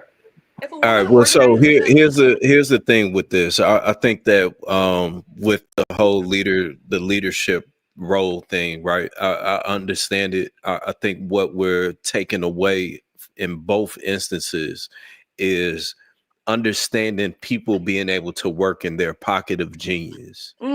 So with Harriet Tubman may not have been the leader, but she may have been the face. Martin Luther King may not have been the leader, right? We can just debate these instances, but he may have been the face. The same way with Steve Jobs. Steve Jobs wasn't necessarily the leader of Apple. I forgot his name, but Steve Jobs was the face of it. So I think we have to take into consideration the fact of people understanding their pocket of genius. So if you are stronger in this position or in this field, then I'm gonna understand that I need to take a step back and let you do your thing. But I understand. But we both understand that we're both playing a role in what it is that we're bringing to the table. That's called delegation. That sounds like teamwork. It's called delegation, not teamwork. Again, I would say that it's both. It's delegation and teamwork, because it's us understanding where it is that we play, that our strengths are. What is your strength? What is your strength? And when we are able to come together and understand what both of our strengths are and utilize them and use them to an extent of where we can get ahead, then we all win. Well, then we It's not a who is who, and you're more masculine than me or you're more feminine. It's none of that. It's us understanding what role it is that we play and what it is that and how is it that we can get to the objective that's in front of us. Full-heartedly agree. I understand why these ladies say they're leaders, because they don't have a husband or a man in their lives to lead them. So they have no choice but to be their own leaders. So if they don't have leaders in their lives, then they have no choice but to claim that as leaders. Hey, shout out to you ladies for being leaders. I wish y'all nothing but the best. I think it's crazy, but that's why you need a husband. That's why you need a man in your life, so you can have that man to lead you, and you can take that title from you, because y'all definitely don't need it. You're married, correct? Wait, I have a question. Okay. You're married, correct? Yes, ma'am. Were there things that your wife showed you that you didn't know prior before meeting her? You said, are there things that my wife showed me prior to meeting her? Yes, was there ever a moment where you were like, oh my gosh, thank you, like her presence, her being your wife literally elevated you. Had she not shown you this thing, you wouldn't be the version. Only thing she showed me, only thing my wife showed me before I met her was her beauty. I mean, in your relationship as your wife, has she shown you anything that's elevated you from the version you were before you met her? Could you say it again? I'm sorry. So think about single bachelor you and everything you knew. Now think about the you with a wife, mortgage, etc., etc. In your relationship with your wife, as you got to know her, did she introduce you to things that shifted you, put you on a different path, and ultimately elevated you in a way that, had she not been there to show you that thing, you wouldn't be the man you are today? So you asked me, has she shown me anything that made me, I guess, a better man? Is that what you're asking me? Yeah, it's like she introduced it, and yes, exactly. Yeah, she showed me that she can be agreeable. She showed me that she's willing to learn. She showed me that she's a smart woman. She comes with her master's. Leadership skills. Yeah, that has nothing to do with leadership. That's not it. So y'all don't listen. No. But she That's had why y'all need a man to educate you, ladies. Wait. She showed you. Exactly. She had to show you something to choose her. When we say we're leaders, obviously we are not married. Showing me something, it's not being a leader. What I'm saying is characteristics of hers could have displayed leadership. Her as a woman, you didn't just choose anything. You're not just going to choose someone that's off the streets to say this who I want as my wife. There's characteristics in us as women that you chose to decide this is the person that I want to spend my life with. So when we say we are leaders, of course we're not speaking from a point of leading our husbands. We're single, right? And there's nothing wrong with that. So let's not try to, there's absolutely nothing wrong with that, right? We're getting ourselves prepared. We're in preparation to become a wife. But when I say that I'm a leader, there's characteristics of myself that I take on to prepare myself for my husband. Okay, So don't disregard us in our singleness. Don't never disregard us in our singleness. That's disrespectful. We're preparing ourselves to be wives.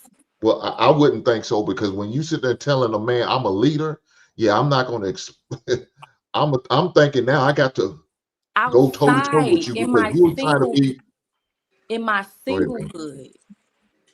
I'm not a leader in a marriage. I'm not married. In my Man, singleness, let me I tell you this. lead. It's not like y'all could turn that shit on and off like a light switch. That masculine leader role is going to always be on. You're not going to turn it on and off. I'm a I leader don't. when I'm at work, but I'm soft when I get home. Bullshit. Because that's you're going to fall to your default mode. And that's that leader that I you don't. being at work. That's that leader you feel like you was at home. It's where the leader's going to be everywhere. It's not going to turn on and off. Y'all not built like that. I Y'all think always going to be thinking, we boss bitches. I'm the head bitch. that's not how I think at all. Okay, well, shout out to you, man. But them 90 other % women. I Well, feel I like think Kiara, I think well, go ahead. no, I was about to just say, because when she asked that question to him, about like, hey, was it something that your wife introduced you to, or like kind of showed you to kind of almost kind of like upgrade him as a man or make him a better man? Like that kind of goes back. What men are y'all dating? Like because we were just talking about men being more competent than women. I'm way more competent than my woman. So like when I've changed so much from being with her, but not because she taught me anything, but because I became more of a leader from being with her. I had to teach her a lot of things. You know, I had to take on even more of a leadership role. You know, I got kids. It changed me. It's not because they were like, hey, Dad, you need to go do this, or like, hey, I'm gonna introduce you to this. No, I changed because I had to step up as a man to upgrade you, right? So this idea of like, oh, you know, like they be like, oh, every good man has a woman behind him pulling the strings. Like, no, that's not how that works. I don't know. Yeah, I think I would have to give a little pushback on that. I think that if I'm with a woman that can't give me something that I don't already have, then there's no point in me being with you. You have to be able to bring something, as they say, as cliche as it is. You have to bring something to the table, because I can go out and get any woman that got a coochie. That's easy. I can get anything that look good on my shoulder. That's easy. But where's the value in that? There's no real value in that to me. If you can't give me something that I don't already possess, or you can't open my eyes up to something that I may not have been exposed to, you know, if you're not benefiting me in some type of way that I feel like, okay, I feel even I feel even better, you know, or whatever the case may be, then to me, there's no point in me being with you. Period. But I agree. They don't, as men, right? I'm not saying to choose a woman who's not competent, right? I'm saying you choose a woman who, of course, you think is attractive. You choose a woman who can follow you. You know, she's like I want a woman to be a second version of me, right? I want to put so much of my playbook and my everything into you that, like, I can, even in business, like I want to be business partners. I want to feel like I got another me somewhere else, right? But this idea of Isn't a business woman, partner also a leader? Is a business partner a leader? Well, you just said she has to also be a business partner. Wouldn't she have to have some leadership qualities? I mean, she may possibly have to have some leadership qualities. All right, so brother, why would you date a woman with no intelligence? Like, come on now, like, let's be real. Hold on. How do we get from a competent woman to a woman with no intelligence? That's a real No. Stop. We're talking about leadership, right? Yeah. All right. Do you have to have some leadership qualities to be someone in business with another person? Possibly to a little, to some degree, yeah. All right, yeah, okay. All right, no. I'm being serious. To some degree, like I have a designer, right, who works with me. I want him to one day be a business partner because he's that good, but I don't need him for his leadership skills. I like his vision as far as the way he does art and things like that. So as far as him being a leader, that's not necessarily a necessity in terms of. Well, not now. Well, I think him as I don't know how you can be that. I don't know how you can be a leader or have a business or any sort of predominant position. And here's the thing, right? We're not saying a woman should lead a man. So you guys are conflating two different things. No woman on this panel is saying that she wants to lead her man. What they're saying is that they have leadership skills. And I think as a man, considering if anyone here believes in the Bible, the Most High created Adam, put him to sleep, took a rib from him, threw it in the dirt, and make a woman, and the Bible says, comparable to him, meaning she's able to to do and help and facilitate his mission, meaning she has to have leadership qualities. That means when Adam leaves the garden, Eve should be able to run the garden. I don't disagree with you. I'm not saying Okay, that I so don't she want a has woman to with. have so she has to have some leadership qualities, brother. That's all I'm saying. Wait. When did I ever say that I don't want her to have any leadership qualities?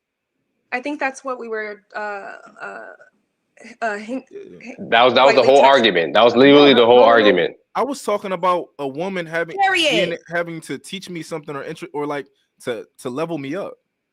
Of course, I think I want my kids to have leadership qualities. I'm not being a leader and having leadership qualities are two different things. Like being a narcissist and having narcissistic traits are two different things. Well, I think if you're looking for a woman to mother your children, that is a form of leadership. If a woman can't if she doesn't know how to maintain herself, then how the fuck is she gonna be able to maintain your kids? So that to that extent, I understand what they're saying, what the women are saying to that extent. I don't think that that's necessarily I don't think that they should be labeling that as leadership. That's more so being that's more so just being a functioning and a functioning adult. Being competent. Yeah, no, I I don't give you a task and you be able to do it. Yeah, I don't think that that's necessarily being a leader. I think that that's just being a functioning adult that understands how to deal with responsibilities. So even with the example of you using your artist, right, your designer rather, that designer may not be a good solid leader, but he understands that, all right, I have this deadline in which I have to get this to dope. I got to get this to him by this date. And if he does, and if I don't, then it's going to be an issue. Right. So that's what we consider him hitting that goal, being a leader. That's debatable, but that's that man being a competent adult that can function and follow lead, essentially. So what makes a good leader? And is that a skill you can develop? I think you can develop the skill, but also I think to be a good leader, you have to be one of the things is being able to remove emotion from your decision making. You made a face. You don't agree with that? Can I say sometimes I will advocate because I'm able to understand another person's emotions and say, no, I may advise going down this path because it can have negative emotional, spiritual, financial consequences. Yeah, of course. Being able to empathize with people is very important. But so if we go ahead. I just think that two things can exist at once. I think it requires actually balance. Some of your choices can be informed by a true passion and anger, and all of these things are valid. Yeah. Right? Can I ask we're gonna get Angela in there. She's trying to speak. Go ahead. I'm sorry. And everybody mute up in between and get some feedback. I think the discord or the disagreement is coming because we're not understanding what leadership is. A woman can inspire, a woman can influence, and a woman can these are leadership qualities. What was I about to say? I'm sorry, I got a text message. So women can do these things. That's what a leader does. They guide, inspire, and help people do things to meet a common goal. So, and then also going back to what you said earlier, the gentleman said earlier, men and women both embody feminine and masculine traits. It's just men have the dominant masculine and women are supposed to have the dominant feminine. So we have to consider that when we're trying to strip women of being capable of being leaders, because it's not fair. And honestly, it's not an attack on your ego. Us embodying these qualities is of assistance to you when you come in relationship with us. So us being leaders is not saying that you're not a leader. It's just saying that we have skills just as well as you have skills. Like, it's not a competition. It's complementary. So I'm gonna get my I'm gonna just get my take on it a little bit. I don't really mind the word leadership as long as she's able to respect the hierarchy. So she can, if I need to tell her to do this and she take the lead on where I'm going, I'm perfectly cool with it. As long as she can respect the hierarchy, then we don't have a problem. I don't care how she label it. A good leader. That's where the problem comes in, because now we already had this conversation before with a certain individual on her when we used the word hierarchy. A good leader understands that they also must be a good student, a good learner, a good follower. So for if women do want to take on that term, they have to understand that you have to be an amazing follower and also student to whoever it is, to that man that's leading you. And if you can't do that, then the term leader shouldn't even be coming out of your mouth, because you can't lead shit if you're not willing to listen and follow the person that's in front of you.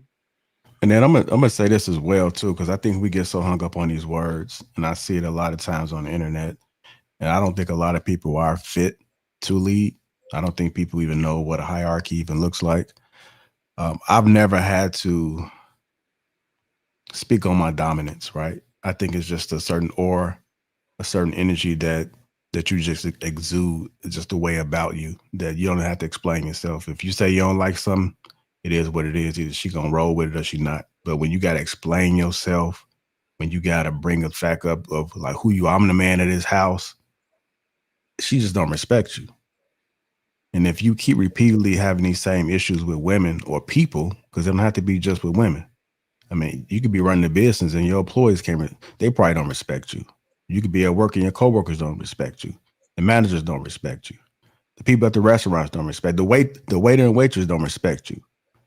And you got to look within and figure out what it is that you need to do, what you got to equip yourself with in order to get on board with this whole quote unquote being a leader. But that's the trait of a leader too. Yeah. Being able to look within. Yeah. So I'm not about to ready to walk around and just have to announce these things, announce my presence. That's not a leader. But that, like you said, the people in your household already know. You shouldn't have to make a public announcement. My wife already knows this. And if she doesn't know, I wouldn't be with her. I'm not going to sit there and arm wrestle with her to try to figure out who's the leader. No. First of all, my wife knows she's not the leader of this house. She won't be. She don't have to worry about that. She gets to relax. Why would I want to put that stress on her? Because let me tell you this, leadership is a hard job. It's not something easy. It's not somebody like J.I. said, everybody built for it could do. Because you got the consequences you got to deal with amongst your leadership. That's right. By the certain decisions you make, if they don't fly right, and you got to take that L. It's on you. Y'all ladies not built for that shit. I don't want my wife to be doing that when I know she operates off emotions. Could you imagine that? Her put her in a leadership role, any woman in a leadership role, and she operates off emotion, thinks emotionally, moves emotionally. No, sir. Okay. You better not. Again, if we can take a couple steps back, right? Is it possible that your emotions can also give you insight that's valuable, right? That doesn't actually have to be a negative thing, but can inform the choice you make as a leader? Never. But let's say possibly, right? Women can give you good insight. Yeah, as a leader to make decisions. Yeah. So and take that into consideration. Yeah. And some of that might be because she's emotional. She's able to intuitively understand certain motivations. Maybe understanding what your goal would be, what values you bring to the relationship. That also requires having the skill set to be aware and emotionally aware, right? Yeah. You saying like, oh, I don't want my woman to lead. If you go a couple layers down and you see what emotion, what is that communicating? It is well, what I'm hearing is you want to feel respected by your partner. That's what I'm hearing. So I when got a she's question trying for to, you. I think that's it Yeah. doesn't have to be a bad thing. Yeah, I got a question for you. Yes. Would you marry a man, right? Would you acquire, like, let's say you got a house, you had cars and all these type of things. Yeah. Would you give that to him? Give him Would the house? you give him everything you worked for? It's ours. It's not me giving No, it to but him. are you willing to give him, like? Yeah, it's ours. It's our that's my husband, right? Yeah, your husband. Yeah, it's ours. Okay, I don't think that's a common answer. I know me as a man, everything I do is because being a leader is being a servant at the end of the day. You're the ultimate servant. Everything I do is not for me. When I got my girl Audi Q8 when I was driving a Honda CRV. I got a nice car now. I got her that first because I eat last. That's a reflection of you. Yeah. That's just how I operate. And when you have a woman who loves you equally, she matches that energy in a similar sense. It's not exactly like you, right? But if I have this, why wouldn't I want my man covered? It's also a flex to be that person you can rely on, just more than just coochie, you realize. Like I would absolutely, I don't know. That I think most women would want to also show up for their man. And if she doesn't, she doesn't love you. And that's why she requires the rings, the money, because all of those things are compensating for the fact that she doesn't actually rock with who you are.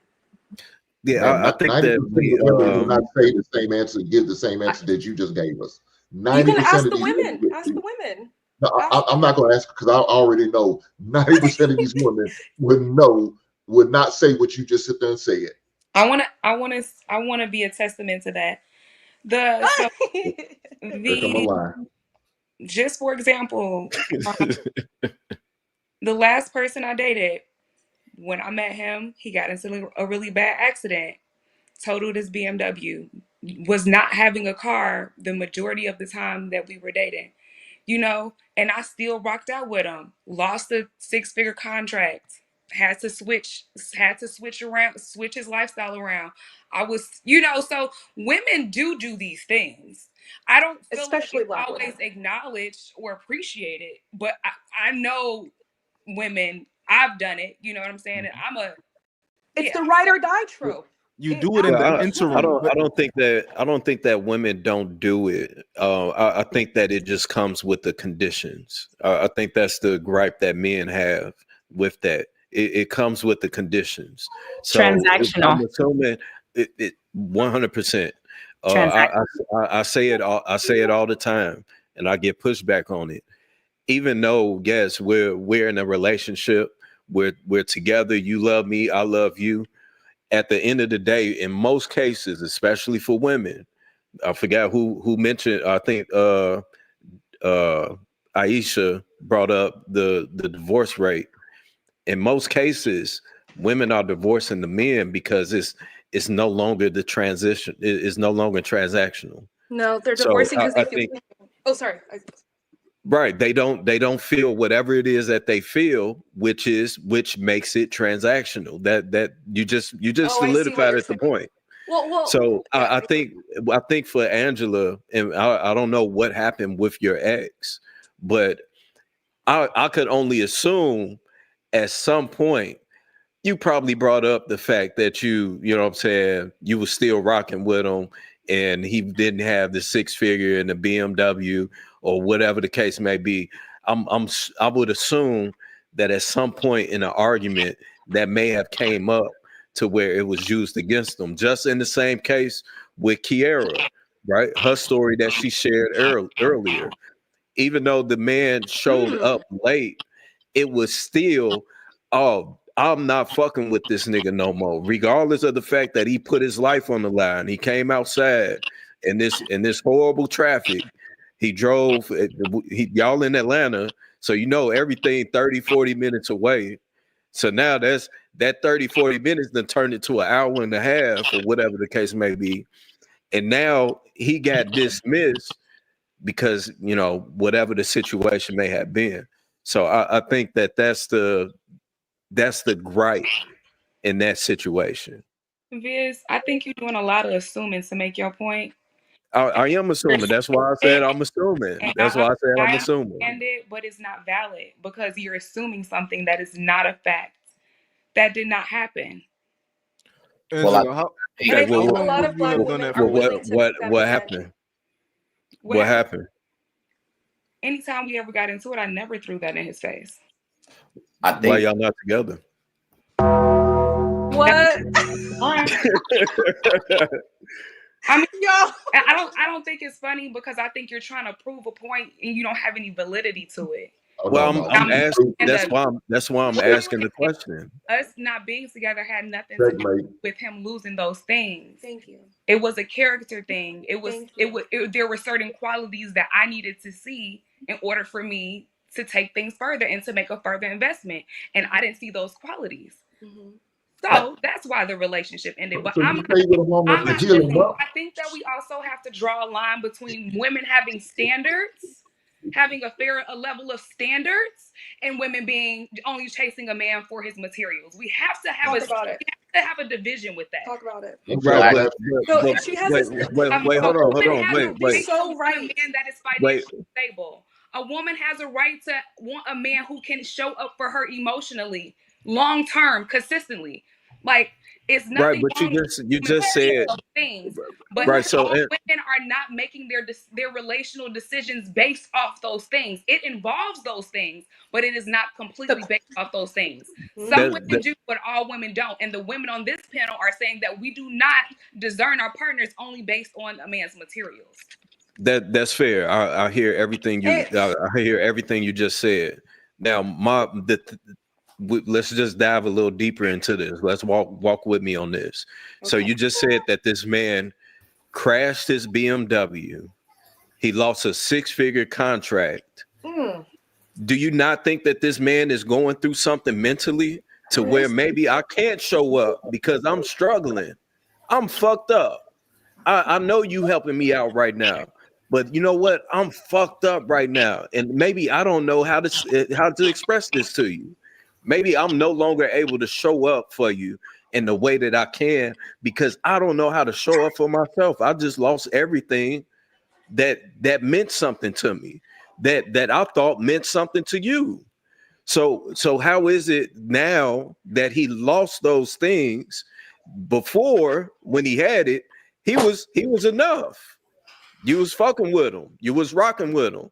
When he lost all this shit, it didn't matter then. But now all of a sudden, that's not the narrative. That's not the narrative. What but I'm that's saying what you is, just said. let me say this piece, just to bring context to the conversation. He did express those things to me, but at the end of the day, if we're not at a certain level of a relationship or commitment, first of all, relationship is a two-way street. Both people need to be getting their needs met in this situation in order for it to function properly. Consistent enough.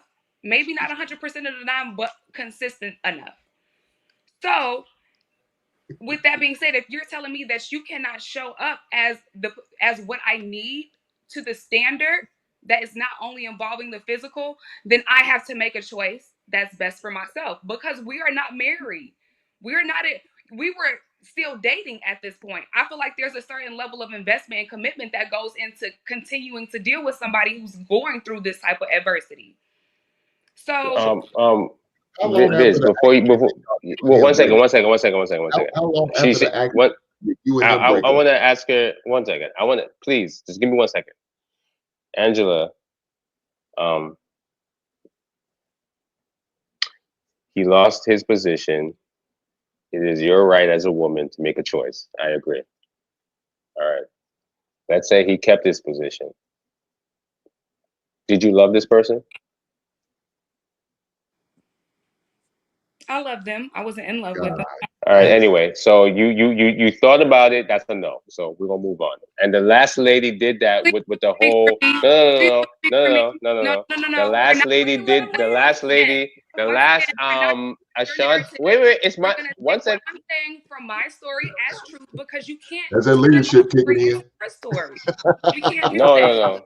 I think that it does. The last lady, Ashanti, did the same thing with the whole room thing, and you did the same thing. So anyway, we're gonna ignore that. Continue your question. Okay. Did you love him? Yes. Okay. You see how you answered it differently this time than the last time? I want you to continue asking the question. You were gonna ask me if he No. You were gonna I'm ask me if he still had these things, would we still be together, or would I still have given Are him? you assuming? Are you assuming? Yeah, finish the question. Are you assuming? You just got on my brother. No. You just got on my brother for assuming. You just got on my brother. You brought out that he was assuming that he don't know. Are you assuming right now?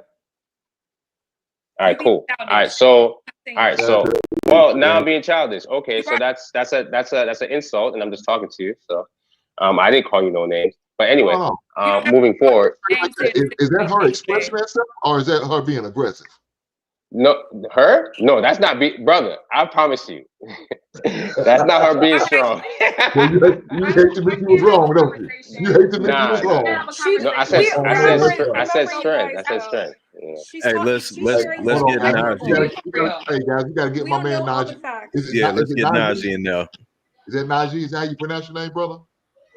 Yeah. Well, go ahead. What's your thought? What's your thought about this?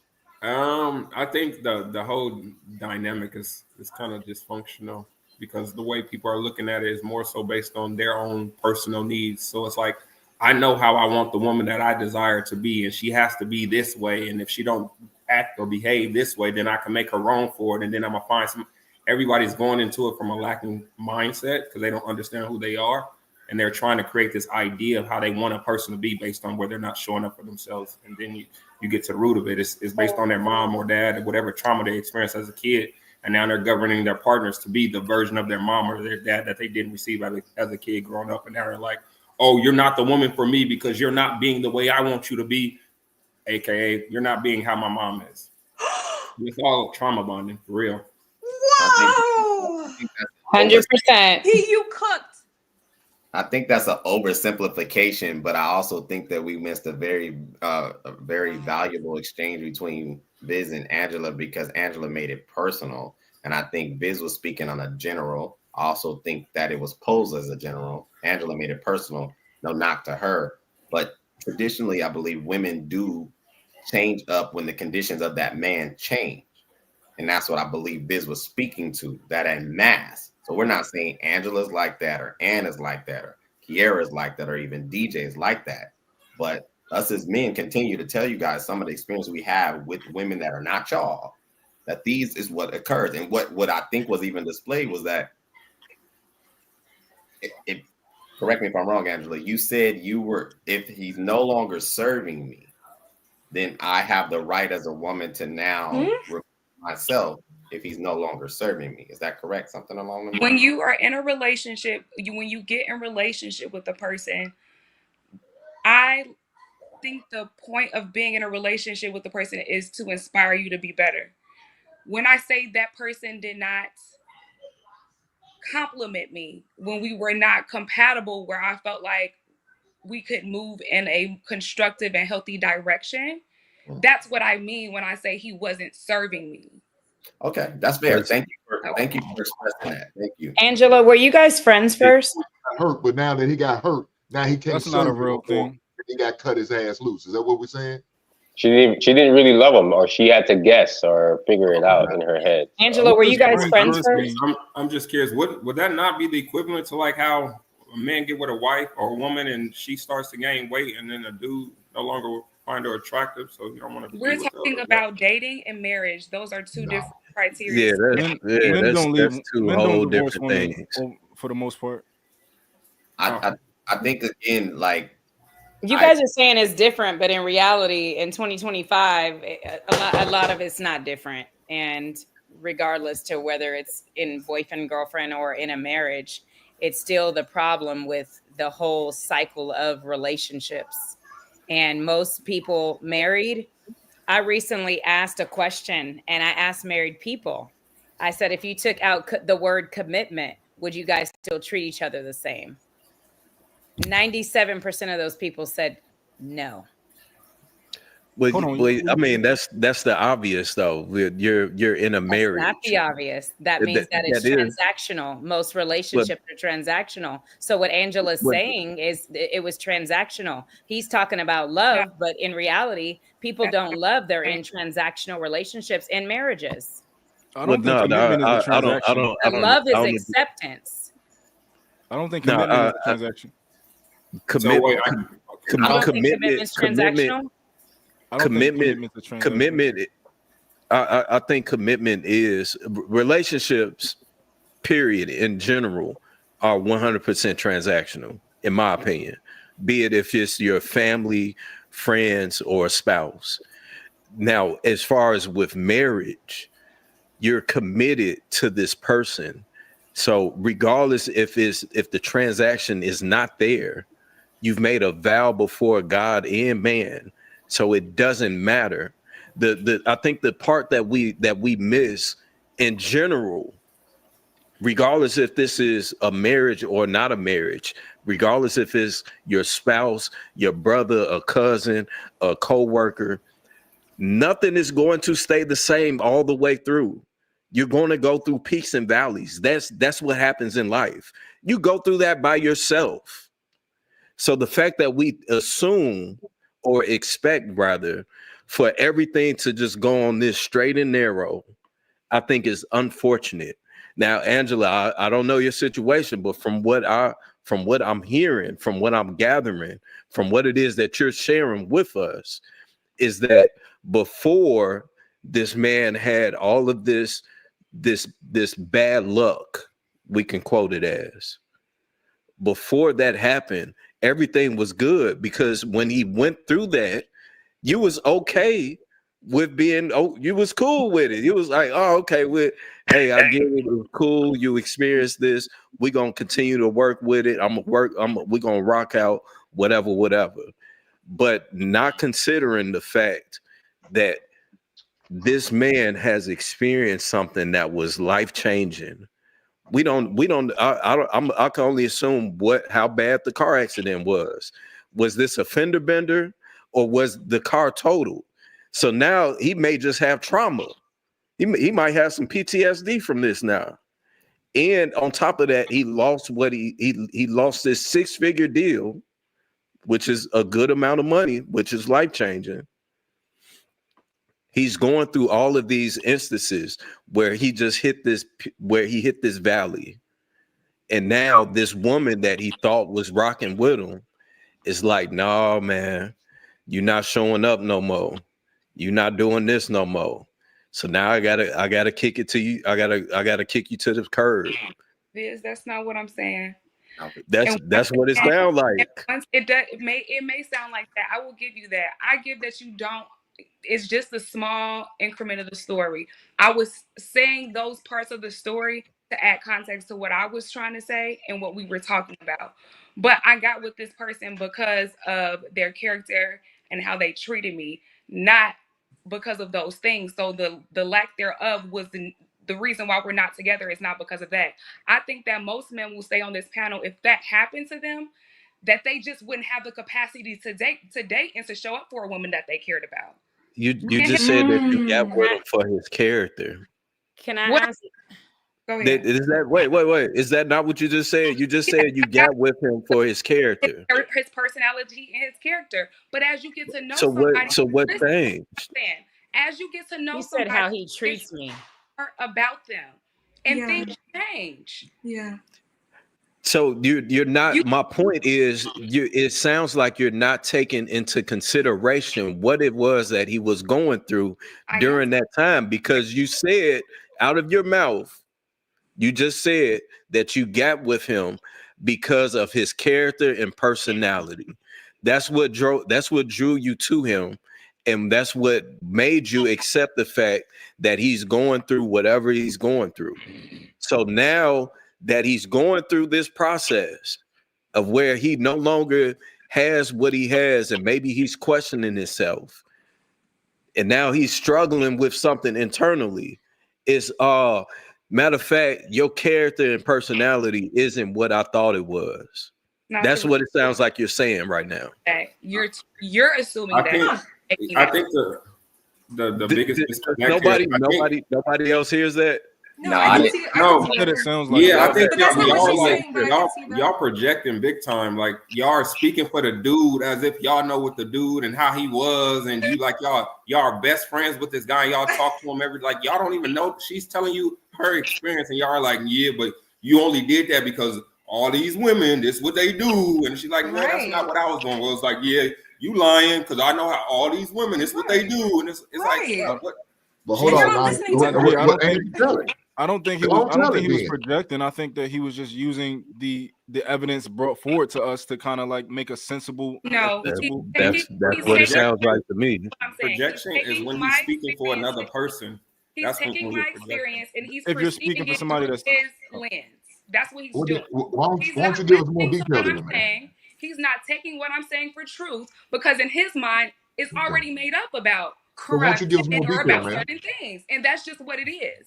Angie, are you willing to give us more detail? Angela, before you, I don't mean to cut y'all off, but just before you speak, Angela, because I'm about to get off y'all, I'm a little tired. But Viz, to your point, in my situation you brought up, it wasn't just I cut Buddy off after that. That's the moment I felt unsafe, right? You know how you go from you're feeling you know like everything is just beautiful and you know we loving on each other, we this, we that, but that's like the very moment I felt unsafe. Like, okay, well maybe he's not. You know, maybe I'm not as important to him as he is to me. You get what I'm saying? Maybe he's not really messing with me like I'm messing with him. And so after that incident happened, it was a pattern. It is important that we pay attention to people's patterns. It was a pattern of the same types of incidents. No grace for him? It might have been a one-off. So he did that multiple times. It wasn't it wasn't exactly the car situation, but it was similar situations to where I needed you, bro. Like you didn't show up like I would show up for you. Like how you called me and I'm showing up for you. What happened? Sorry? I didn't hear you called him bro? Huh? You called him bro? Keep going. I mean, we were friends. We were really friends. Hell no. Right. So y'all. He was a woman gonna call a man bro. That's some masculine shit right there. So were y'all were y'all friends or were y'all dating? We were dating, but we were really. How do you date somebody without forming a friendship? No, I agree. But a friend and someone that you're dating, those are two completely different titles. If someone is your friend, if someone is your friend, do you love them? Yeah, absolutely. But not like your man though. Right. So let me ask you. So if they're your friend and you love them, what is love to you? That's a deep question. That's so deep. Love has like it just, for me, it can't be boxed, right? It's how you express your form of emotions, how you feel about that person, how you show up for that person, how you answer, how you respond, how do you get what I'm saying? It's not, I don't really have it's really showing up for that person, empathizing with that person, sympathizing with that person, right? And I'm sorry? Oh, I was like, I like that. I'm just listening. Well, that's empathy and sympathy, but that's not love. Love is acceptance. And love is not calculated. So there's only one definite, like someone's like, that's going to be a long answer. And I'm like, it's not, it's acceptance. I don't think love is acceptance. Love is 100% acceptance. What Bible are you reading? Who said that? I don't think it makes sense either. Right. It doesn't. Because love love is unconditional, but relationships That aren't, part. right? So That part. I don't have to be in a. I can love you from a distance. I don't have to accept anything that you do. Anything. I love you, but I don't. For example, what are you I can defining love as you love? and you Well, can that's cheat. like then. I can love you and you can cheat on me, and I can say, okay, I can no longer be in a relationship with you. That doesn't mean I don't love you. I can't ask myself to love you. Well, that's why there's no I such can't thing help as it. being in a relationship. But go ahead. No, but It's so unconditional you said love is access. acceptance. My I can be a religious person and my son Angela, is you gay, and I need don't to thank accept your that, but I girl love Kyra for letting your ass off the hook. They let you off the hook. Thank her. Before she goes, you need to tell her thank her. Thank you. Go ahead and tell her thank you. We love you. What are you talking about, Hank? We accept Because you. they let you off the hook. Now they talk about her goddamn situation again. She has no idea what the definition of love no more. So now she's caught up in a catch-22. Now we don't get to hear the truth about your Here, story. Ann and Angela, you guys are so pretty. All three of you are pretty. He had an accident. Thank you. And You he's no are longer so getting that goddamn check. Y'all And you so bailed on pretty. him. But I think as women, we just make bad choices in how we start off our own existence as women. Like I said before, I'm glad we got Najee here because he can back me up in the space. But I'm just saying that there's the only relationship I believe in is being in a relationship with yourself. So I'm sorry. How can you be in a And relationship with yourself? how do you be in a relationship with yourself? But how can you claim women need to be in a relationship with themselves, but then also say we are too masculine when we focus only on us? I never. this- No. That's my interpretation. Y'all ran with that That's my- question when I said leadership. That's it. I never said that y'all were masculine. None of y'all. How can you think about? I was talking about community? Atlanta so may I ask you a girls. question? If your man asked you to do something that you were uncomfortable with, like, let's say you love spending a certain amount of money going out with your girls, and now your man is in your world, and he says, "Baby, I think we need to save that money. I think you should stop doing that." Would it be unloving to yourself to respect what he said and stop doing that? Would it be unloving? Yes. Would you say I do? Would you think his request would be a form of control or a request to not love yourself? Does that make sense? Because I guess you're asking someone that doesn't believe in relationships, so I wouldn't have a man that would try to dictate me like that. You don't believe in marriage, though, right? And that's dictation. Oh, okay. Yeah, she was married. She said something about the Bible. I already knew. See, that's what I was trying to tell you. I already knew once DJ brought up the Bible. I was like, this is going to be a slow downfall because I agree with most of what she says. But at the end of the day,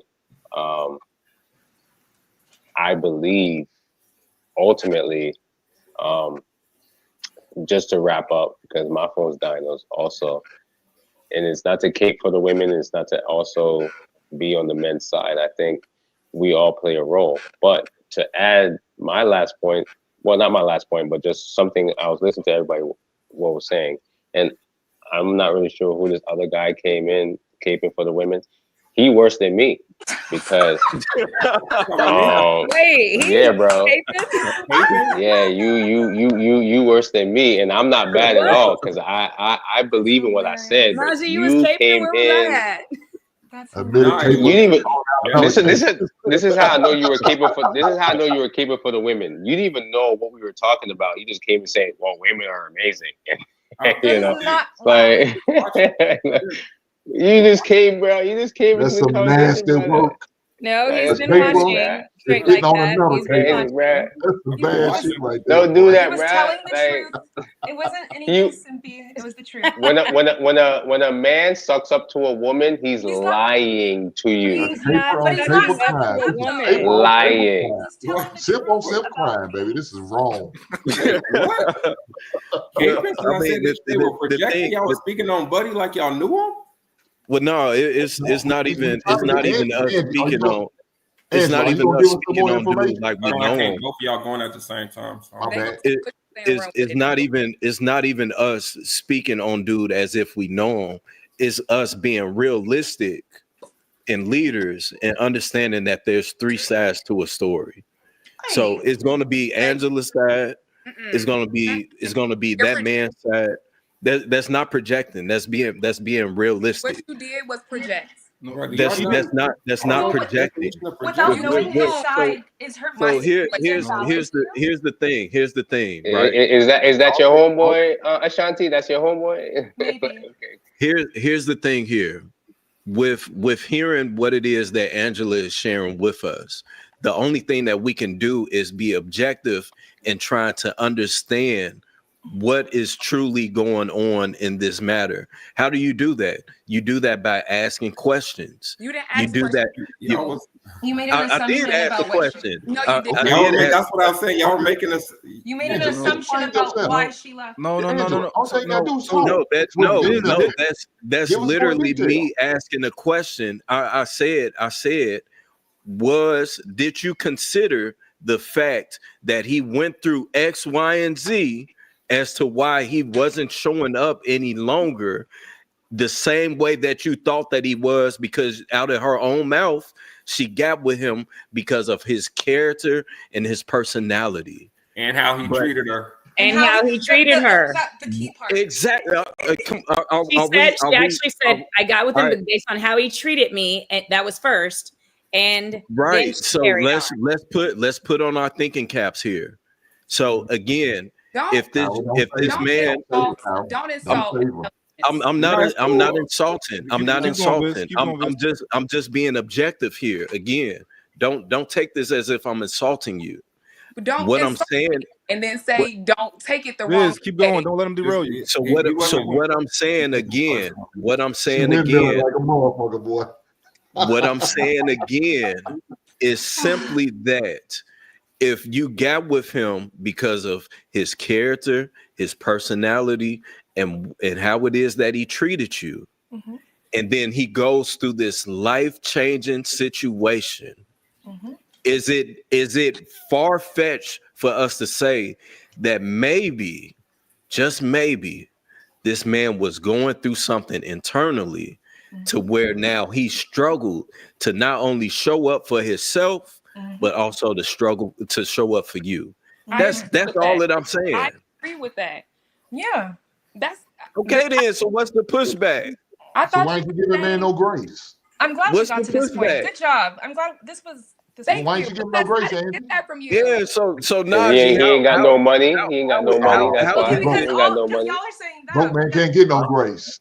No, but he ain't got no money. It was because of what you said, Viz. And honestly, it wasn't a bad thing. We don't have any animosity. It was a thing where it was just like, okay, I know I can't show up in the areas that you need, and I understand that you don't want to continue to invest more time. The relation. With that being said, I'm glad that you specified your point because I thought you were saying something else. Yes. My bad. That's what I've been saying this whole time. I don't know how y'all didn't hear that. Yo, Viz, ask her if she treated a man right. Oh. Everything was going good, but hold on. Let me finish. Viz, I want you to ask this, not me. I want you to ask. No, brother. This is your plight. This is your plight. So I made my point. I made my point, man. Make your point. All right, cool. So my question to you, Angela, would be: let's reverse it. Let's say everything went well with you. You were doing what you were supposed to do, and then, the doctor said, bro, you got high blood pressure and you got to take this medication. And then you gained 50 pounds. Ooh. She looked like she'll be fine with 50 pounds. Let's do 100. Excuse me. I'm asking Angela. You gained 50 pounds. You gained 50 pounds, right?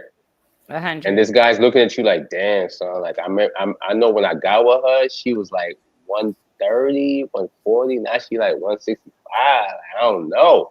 See what I'm saying? But she treated me well. Like, like she inspires me. But damn, she gained 50 pounds. Jesus. Bad math. Should he leave your ass based on his expectation of how he met you. If we dating and Or I not, get you just gonna have to leave because I just feel like we're dating. It's only been 6 months. It's not like okay, so you didn't love we're this guy. So your answer. So you told me you love this guy. So you can't love somebody in dating. Yes, you can love a person in dating. In 6 months though. Were you in a relationship with him? We were not in a committed relationship. No. We are exclusive. Yes. Wait, what? Wait, so y'all weren't in a committed relationship, but y'all was exclusive? Okay, so man, what's going on, man? Hey, come on. Now, hey, back up, this is Najee. why we have these She needs you, Najee. Bro, She yo, needs the you, Najee. lies is crazy, bro. She needs you, Najee. So I don't want to get off context. What I'm saying is this. The reason why we were together, we had a lot of good things going on. The relationship was not all bad. There is a certain type of healthy relationship and a certain type of empathy, thoughtfulness, intentionality that I need to continue to invest into a man after a certain point. I'm only going to give to a man during the time what I can afford to give. And at that point, I had given enough and I felt like I wasn't receiving what I was supposed to receive in these other areas. That was the twist on the relationship. And it did have to do partially with him being in a situation where his focus was his finances, his focus was his stability, his focus was not primarily being in a That's fucked up. Yeah. And That's fucked up. have you? Well, no, because the reverse could be true. He could be a multimillionaire and still neglect her emotionally. But that wasn't. Yeah, but that's not why she left. But that's not why she left. That's not why she left. Literally just said. Yo, the fact that you just said that, Ashanti, that's not. You're not a good listener. Correct. You're not a good listener. She said. It honestly started off transactional. It started off exactly. So why are you saying what you're saying? Like, stop. Mike. Like, be fair. Like, if a woman gained 50 pounds after a guy meet you at a certain weight and he's into you, he's giving you good sex or whatever the case is, you have no issues. But if he came and says, "Yo, I'm leaving you," you call him an asshole. He didn't really love me. So it's cool that she said that they had a situationship, because that's what all they had was a situationship. See what I'm saying? So all she needs to say is like, "Listen, I wasn't really feeling dude like that, and the minute he lost his position, I'm out. That's okay. That's cool. But understand, when it's reversed, it's gonna be the same for you." I feel like you have that's not a situationship. That's not a. They were in an exclusive relationship. That is not a situationship. This is a situationship. How long should she lied? She lied. That was a situationship. She lied about the situation. That's a situationship that she described. That was not a relationship. She said that we weren't really dating. It wasn't really that serious, but we were exclusive. That's a contradiction. You can't be exclusive and not be within. Exclusive means he's trying to marry you and you want to marry him. That's exclusive. Means it's just you and I. No, that's marriage. Did anybody ask her how long ago this relationship was? Because I think it doesn't matter how long ago it was. Because of a topic that was going on about women not being able to do things, and so she mentioned a time where she did do something for somebody. What did she do for him again? Ever wanted to talk about the relationship? She didn't. He lost everything when. But I'm open enough. And what did she do for him? About it, and y'all. She stayed.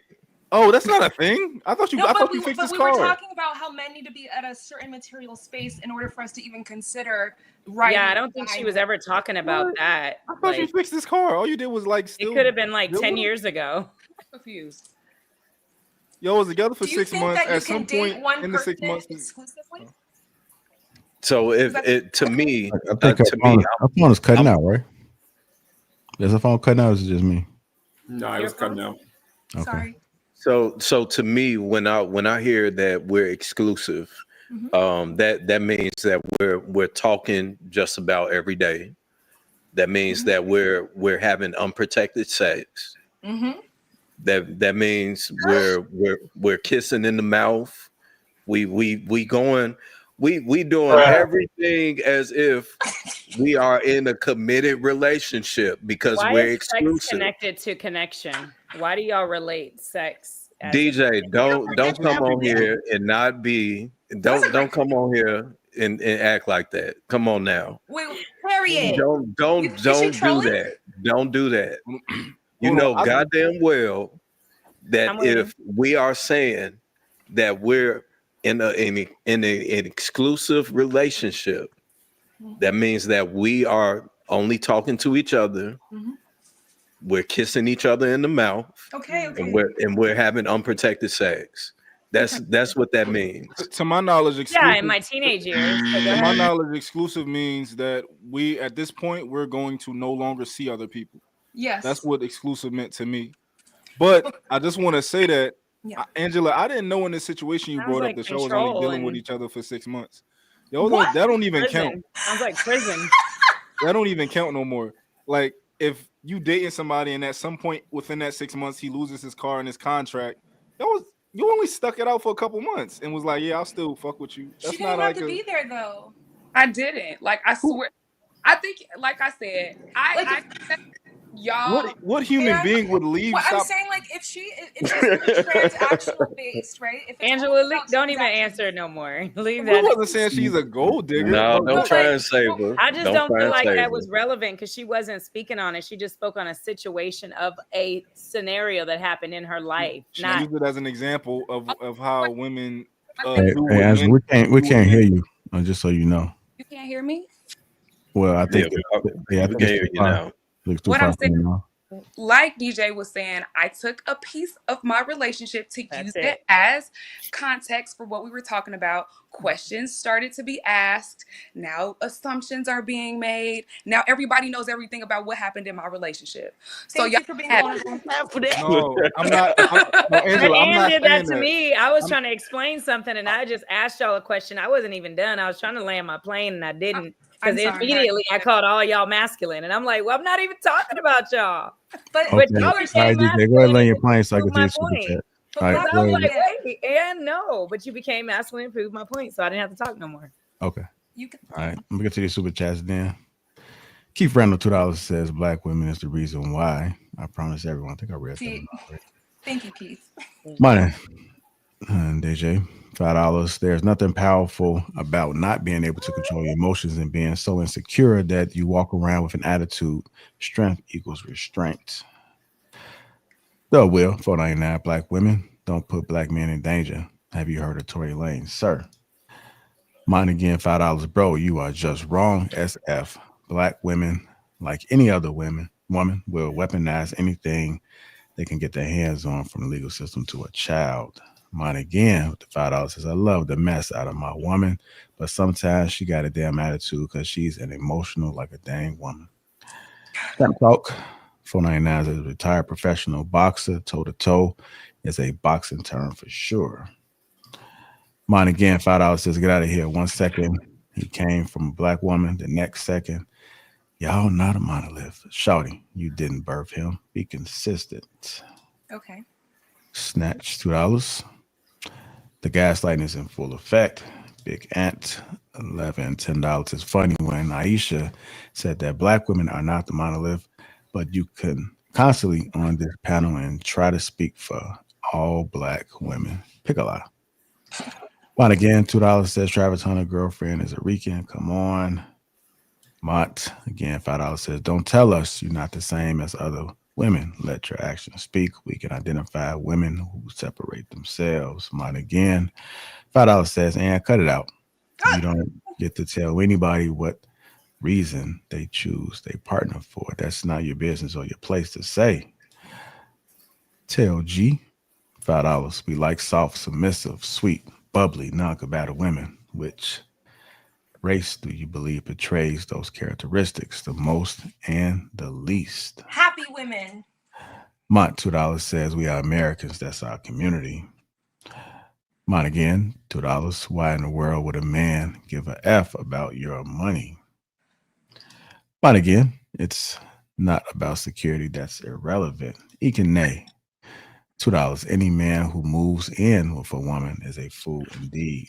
Mont, $5. It's not a flex to have a mortgage on your primary residence. The most regular thing you can do is get a 30-year mortgage. This is not the 60s. Yes, $11, $10. True. Raise your hand. You know you've been kicked out before. Look like he about to cry. JC became a member. Shout out to you, sir. Welcome to the Green Gang. Bundle, $3 super stick. Big Ant, $10. You ain't lead me anywhere. Walking in reality is not a strength of yours. And lastly, shout out to Ace. Remember, 2 months. You raise your kids to not be followers and then want your wife to be a follower. Make it make sense. Cognitive dissonance and not sexy. I agree with that. How you say that word? Epistemology. Epistemology is everything. Thank you. But what is that? Look it up. The understanding of something. It's like a knowledge tree. Okay. I want to thank everybody who contributed to the platform. Appreciate you, Najee, for pulling up. Thank all the people that fell off as well. Had to go to bed. I understand. It went a little bit longer than usual, but it was a great show. Thank you, Miss DJ, for blessing the platform with your presence. Thanks for having me. And what city are you in? San Jose. Oh, Kelly. Yeah, I'm in the Bay Area. Are you single? I got somebody for you in the Bay. Well, yes, I'm single. And don't do it, Ann. Don't do it. I don't have sex. Najee, aren't you in the Bay? Yeah, I'm in the. I might not be his type. I don't sleep with people. You funny. You don't sleep with who? I don't sleep with men when I'm dating, so I might not be his type. She's celibate. No.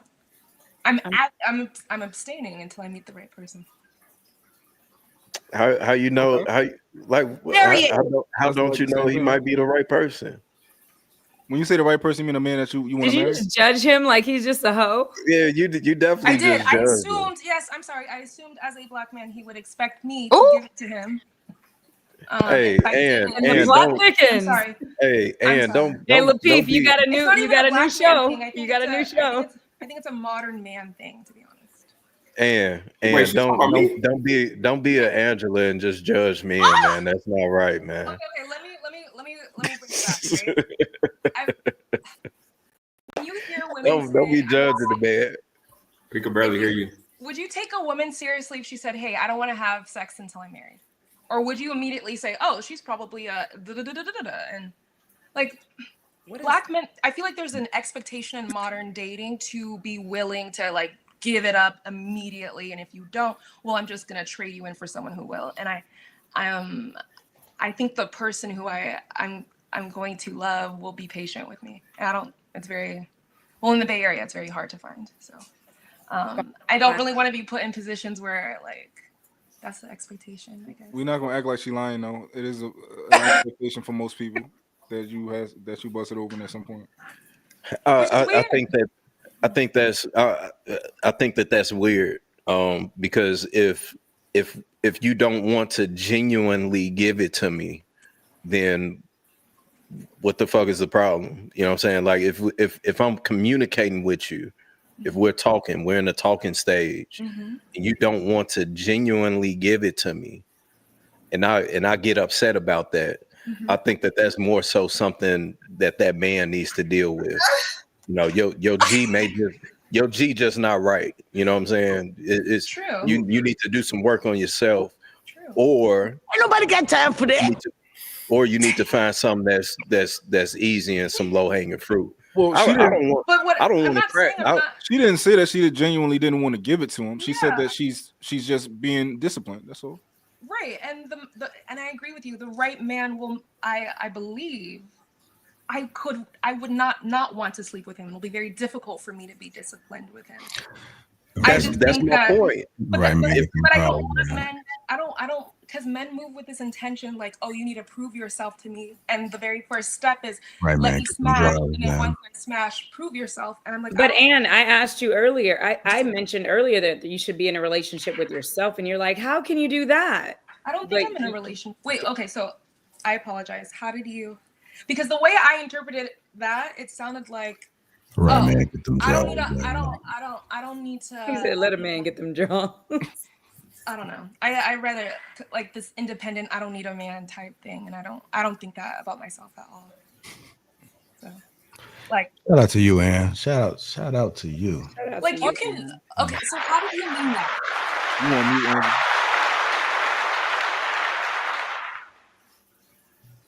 Shout out to you with the soundboard. That was awesome. Yeah. You've been consistent. Najee, how can you help her with how she can be in a relationship with herself and why it's more important than thinking she's in a relationship with someone else? Because it's understanding the aspect of the person that you're in a relationship with only exists inside of your head, because you already have a preconceived idea of how you want a person to be based on that title that you label them, boyfriend, girlfriend. It's almost like that person is a character or an actor playing a role. But once that person no longer lives up to that role that you have for them to play, your perspective of them will shift. So now you start to realize you're never actually in a relationship with that person. You're in a relationship with the idea of who you wanted that person to be based on all the stuff you've experienced up until this point. So, I agree, and that's when the real love shows up. Because then I have to get out of my own ego, the relationship and idea that I have of this person, and actually see who this man is, and if I can love him, regardless if he satisfies my fantasy.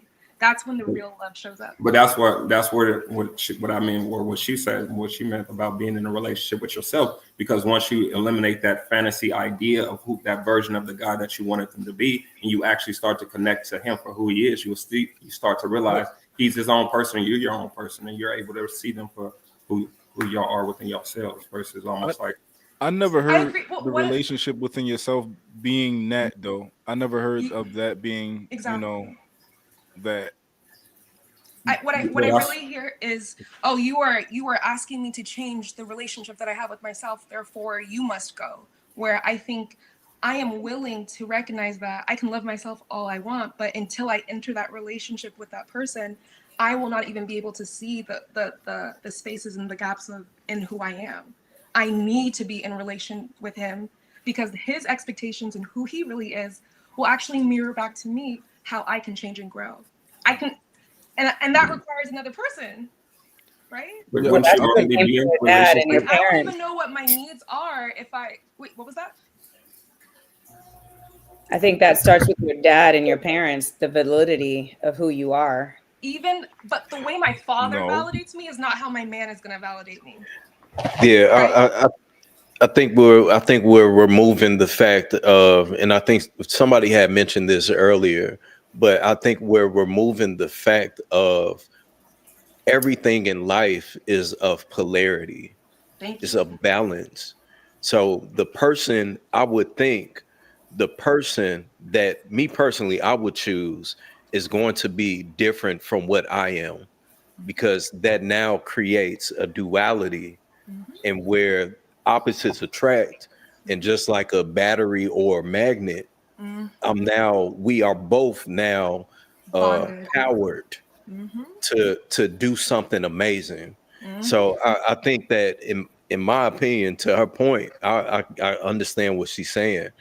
And this goes back to what I was saying earlier. If this woman can't give me anything, then what the fuck are you here for? So I agree with her in that sense. If I can't understand and explore this other part of me that I may not have been aware of, then what benefit are you to me?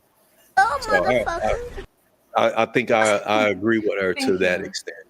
Yeah, but Biz, when you explain that, you came right after us talking about leadership, though. And then you no, not you, Ann. I'm talking about Biz. When you inserted the fact that if a woman can't do this and a woman can't do that for me, that was under us talking about leadership. Every single person was speaking on leadership. And then that's what you came in and talked about, the value. And then Real Dope Daddy talked about what the way he leads his woman, his foundation. And then you came after leadership. So then now we're going back to the value of Anne choosing herself, but that doesn't have anything to do as it equates to sex. So you even added sex into something earlier. Yeah. And that didn't, everyone keeps adding sex as it comes to connection. And that's where I'm confused at, because immediately I said, I will have somebody for you. That doesn't mean sex, but immediately you took it to sex. I'm not Because going to have sex with them. I didn't immediately take it to sex. No, she's not talking about you. She's talking about Ann. Oh, okay. She's talking about I was about Ann. to say I ain't lead it to sex. She mentioned that. I did. Yeah. Men, good, bad, and in between want sex. They want that is intimacy for men. Why? Well, I mean, they It can is a want sign sex. of, does she actually want me? Yeah, Am I and wrong? they can. I mean, of course, men want to have sex with us, right? But that But it's doesn't bigger mean than that. just like being in a hole. It's a validation of us being willing to surrender to him. It's a validation that we actually like him. Like men kind of need it. It's not just the act, though it's amazing. It's what it means too. I think she was she was being decent by saying that. Like most men would want to know up front, like, hey, are you celibate? Are you abstinent? Do I have it? Like they want to know that. Yeah, but so Wait, so Well, I think it was the are setup. men I think it was are the men setup going of the are energy of the way that Najee's on the panel, and I said Najee's in the bay, and she's Oh, like, yeah, "Well, yeah. he's not going to want me because I'm not fucking," basically. basically, and it's a fact. And it's like, but that's not the connection at all. That Okay, I was trying to make. okay, that's valid. That's valid. I got a question. So my point was more or I thought you were gonna less, set you us know, up in a connection, romantic not sex. I don't relate connection to sex. I can So- connect with Lapeef, and we not ever think about But- sex. We just have a dope connection. But DJ, when a to woman the- says to something the- like that, when a woman throws something out like that, she's not cutting off the tie, right? You have the opportunity to say, "Oh no, he's not worried about that. He's not one of them type of guys." Like if a woman say like, "Oh, you don't want me. I don't look cute tonight," and she wants you to say, "Well, you look good to me."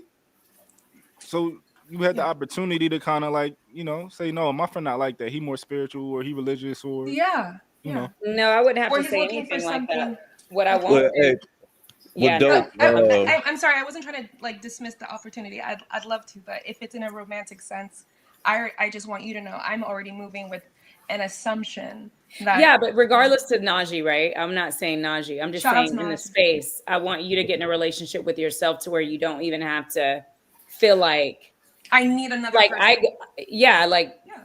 mean, can I be girl, I've honest? gone 9 years no sex. I'm not an intimate person at all, right? So I disagree it's with not that. what I'm saying is sex shouldn't be on the forefront.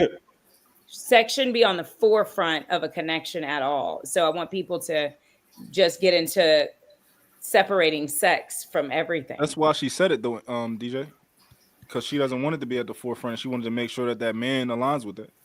Yeah. Hey, but I got a question to the fellas. So real dope. There was something you said where you was like, man, men would want to know that up front. So are men nowadays walking up to women and asking them like, man, are you going? Type of deal. Low key. Like, is that? I think some men will, but I think just for a reasonable man, he won't ask that up front. But if a woman is willing to share that up front, of course he would. That's a benefit. Some men will be they'll be like, oh, I want to get to know you, and then they smash, and then Like if I'm like, yo, I'm a type of guy that you were my girl. like if I'm like, yo, I go Dutch, right? I think a woman would want to know that up front. Like, yo, I'm not paying for your bill when we go out to eat. Like they gonna want to if you let them know that up front, I think they will be appreciative of that. That's fair. Yeah, I think people will be appreciative of it. I mean, I'm definitely a person when I get to connect with you. I do want to talk about sex. I think that's important. I think that it doesn't mean talking about sex doesn't mean we're gonna have sex or anything like that. But I do want to know who you are sexually. I want to know your lifestyle. I do want to know about your sexual. If for me, and this is just for me. For me, if a woman brings up sex early on, and we're just in the talking stage, it's the first date, and she say, "Oh, well, I'm not fucking or whatever." Me personally, I'ma immediately think, man, shorty must have been a busser. this mom got 100 bodies, and now she, you know what I'm saying, she want to wrap it up. Maybe she just got done. Somebody just burnt her or something like that. I personally don't. If you bring up sex early on, to me personally, because I'm not going to bring up sex early on. That's I may want to have sex with you, but that's not going to be a part of the conversation. But If it comes up, do it you comes think, up. do you think bringing up celibacy? Do you think bringing up celibacy or abstinence is like just bringing up sex? I think so. Yeah. I think celibacy and abstinence is more of like just the path you're on in life. I think that's very important. I think it's more than just sex. I think it shows something about your character. It shows something about your values. It just shows where you are in life and where you're headed. I think it's a No, little deeper than just sex. that's fair. That's fair. I agree with that. I definitely understand where you're I coming know a from with celibate that. chick that robbed a But bank. So what about her character? but again, Yeah, I'm confused. What does She not know, having sex make you a good person? How do you know? I'm so confused. Well, it don't make you a good person, but it can give it's evidence, right? It doesn't mean that Man, I know some beautiful it's not girls that had evidence. sex in a long time. Hold on, y'all. Hold on. Like I'm gonna say is I don't think it's evidence because I've seen situations where all people do is talk. The best way to show your character is by action. I don't think you have to announce it. If that's what you're gonna do, what you choose to do, it's gonna show in your actions. If you're trying to make a move and it's lights out, that's all you need to know. Once you're going to announce it, it's just like the whole leadership thing. Why you gotta announce this? If you're gonna do it, just do it. If you're gonna be about it, just be about it. Because there will be men who will be like, why isn't she busting it open? No, She's at my house. Why men is are she at my always house? men are a lot of men are gonna always question that. It's not gonna change. So you shouldn't be concerned about what they're thinking. Just be concerned about what it is that you're doing. So if you're choosing to opt out of it, then just opt out of it. You don't have to announce these things. Just move how you gonna move, and men will pay attention to it. Same thing, vice versa. For a woman, just pay attention to how you moving. It's gonna show you everything you need to know. You guys are trying to make these announcements and speeches. I've seen so many women. I've seen so many women or heard about women that say one thing and hey, them be the main ones going talking not about that way. you know I'm not there's a fucking. conversation, and then there's a conversation about regrets and all that stuff. Just be about it. If that's you, be about it. Shut up. Nobody's want to hear all that. Just do it. But the thing is, though, my journey right now isn't like everyone's, and I would hope that the man I'm dating would be curious to ask me why. It's not because I'm busting it open or any of that. Like, there's so much that goes into it that's not related to Christ, but it's part of it. Well, if he asks, like, I think it's worth sharing it's gonna because come it's up an in opportunity. conversation, though. It's gonna come up in conversation. If he asks and inquire about it, it's a different story. But you just throwing it out there, it So means here's my nothing. question. So here's my question, right? Like, if I'm developing a bond with a man, and I like him, and maybe we've kissed, but nothing more, how can he trust, or how can a man feel affirmed that I do want him without the sex? Because Well, I'm you shouldn't coming be across kissing. a lot of men who You think shouldn't be it's, kissing. huh? You shouldn't be kissing. Huh? You shouldn't be kissing. No, You I can't have, heard you, but I'm like, why you wouldn't I? can't have one foot in, one foot out. If this is the path that you're taking, then you gotta be equal across the board with it. I'm dating a guy. Otherwise, Never kissed. otherwise you're gonna cause confusion. Think about what kissing does. It's a form of intimacy. And Yeah, but it's not schmex. okay, well, No, I'm listening. It is for me. You got I it. don't know about you. So you're telling, okay, so may I ask you then? So I'm going on dates, he's paying, we're doing activities, there's no physical intimacy whatsoever. How does he know I actually like him versus, oh, this is just another broad using me? JR just said it. You notice that through your actions. You don't have to tell me this. You don't have to kiss me or do whatever for me to know that, okay, this woman is into me genuinely. You know, I'm not. She's not just being a plate pirate. You know, this is. So let me ask you: if he never took you on dates or anything like that, would you be interested in him? More than likely. Well, okay, the dates part is us getting to know each other. So I would want to spend time getting to see him in different environments. But if you're talking about like sitting down at dinner, no, that's not a requirement at all. Like, So taking you out is not okay. no, it's not. If I think he's, sorry, I don't know why I'm smiling. If I think he's worthy enough to even date in the first place, I already see something in him that has nothing to do with the performance. And then just spending more time together is just, I don't know.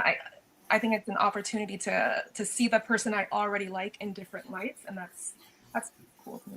Just curious, how old are you? I'm super old. Okay, that didn't sound convincing. Okay, sorry. I'm 32. You're how old? 32. Yeah. 32. Well, damn, I'm a senior citizen. No, you're not a senior citizen. Well, JR, I want. Wait, why did you ask? No, I saw the comments, and then I'm like, oh, hold on, I am curious. How old is she? Yeah, I want to know because the cereal you got on top of your refrigerator. Well, no, JR, I did slightly want to push back on your point. I do think that it's fair for people to add filters when they're dating. So, for example, if you have children, when should I bring that up? If I have children, when is it useful for that? When is that information useful for you, and when does it make sense for me to just kind of put that out there? See, that's on the first date. Yeah, I mean, typically And if you're a somebody. guy who's not looking for, oh, I sorry. think okay, y'all got it. Y'all got it. I'm sorry. Go ahead. Typically, that question is asked, and so I've never volunteered and said that I had kids. It's always one of those questions that people will want to know and they will ask. So I don't Let's think say it's not asked. Let's say somebody doesn't ask you. When do you feel compelled to say it? It just all depends on if I'm dating like intentionally. Then I would want them to kind of know what it is that they will be getting themselves into. So if I sense it going serious, then I would just probably start having regular conversations. I may ask some questions.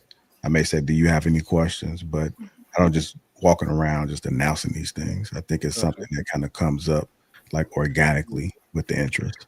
Because I know, like sometimes you can steer a conversation because you want to throw in a piece of information that you think is important. So, like for example, like if you got a wife, right? Let's say you're not wearing your ring and a girl seems like she's flirting with you. You don't want to be like, "Hey, miss, I got a wife." You might want to be like, say something to be like, "Yeah, me and my wife always go there." You might steer the conversation a little bit in that direction so that it becomes relevant. So that just was a piece of. Yeah, no, I can understand those things. Everything is always situational. I just know the flesh is weak, and so when you hear a lot of times people say these things, I don't think that they actually live in it. So if you're gonna be about it when it comes to that flesh, then it's one of those things that you just gotta just show it. I 1000% agree with you. I'm just thankful that I just don't have that like dating life of men, no more of that fairy tale life living mentality. I really am thankful for my therapist teaching me properly how to get into a space of connecting with a man. I just refuse. What do you mean by that? Yeah. It means that it means what I've been saying. My focus isn't to get in a relationship. I want to have a relationship with myself. So when I'm having a relationship with myself, I only know how to show up as myself. So I'm only going to connect with somebody that's going to show up as their self, and I'm going to accept them for who they are, not based off what they can do for me. Well, DJ, you keep saying you want to have a relationship with yourself. But I didn't say I wanted. No, I never said I wanted to. You did. It's a fact. No. I said they should have relationships with themselves instead of trying to find them with someone else. That's what I said. I know that I have. You said I want to have a relationship with myself. I do have a relationship with myself. I never said I wanted to. I'll bet you money. No, I never said I wanted to. Okay. Well, everybody, I'll bet somebody else money. And how many times did I say you should be in a relationship with yourself? I don't want to be a part of this. Just be honest. Just be cute, bro. No, she definitely said that. No, but did she just say she want to have at the same time? Some things can be right at the same time. So yeah. I mean, what'd you say? Did she just say she wants to have a relationship with herself? I would have to go back to hear the first part of that, but I do know she has said multiple times. Oh, what are you saying to that? Oh, so what I was saying is, if you should, most likely you already have a relationship with yourself because you've already done the work, you did your therapist and all that type of stuff. So why is that? I was going to ask, why is that still a concern of developing a relationship with yourself and when meeting somebody else? That's a great question. Well, because it should never stop. When you meet the person, then you can also be you. So transparency and vulnerability starts with yourself. All the things that we look for in other people, we should have it with ourselves. And that's the problem. We go into relationships. I connect with people based on an image in their own head of what they want out of that person. And when that person don't show up, then I'm gonna leave that person. That does happen, but I'm not every day. But that's immaturity, though. That man probably has I not said don't that. I don't think it's immaturity. I think that it's natural. I think that people are transactional. Well, it's natural, but you got to think we mature. So as we mature means we become closer to our final form.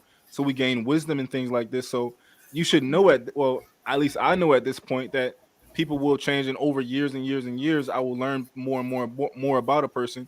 But also that person is continuously growing. So they may not know themselves because the person they was yesterday is different. So we're continuously experiencing people. So Exactly. That just comes with wisdom. Correct. And it doesn't have an we age interact and we draw or we interact with people in different seasons of our lives.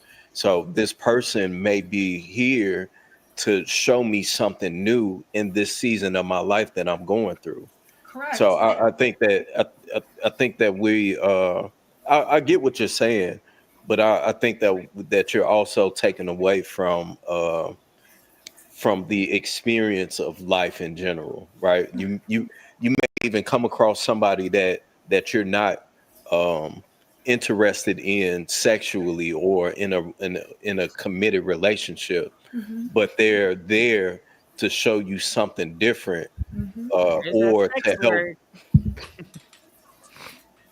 I'm just saying. I'm just saying from always sex with everybody, everything, sex.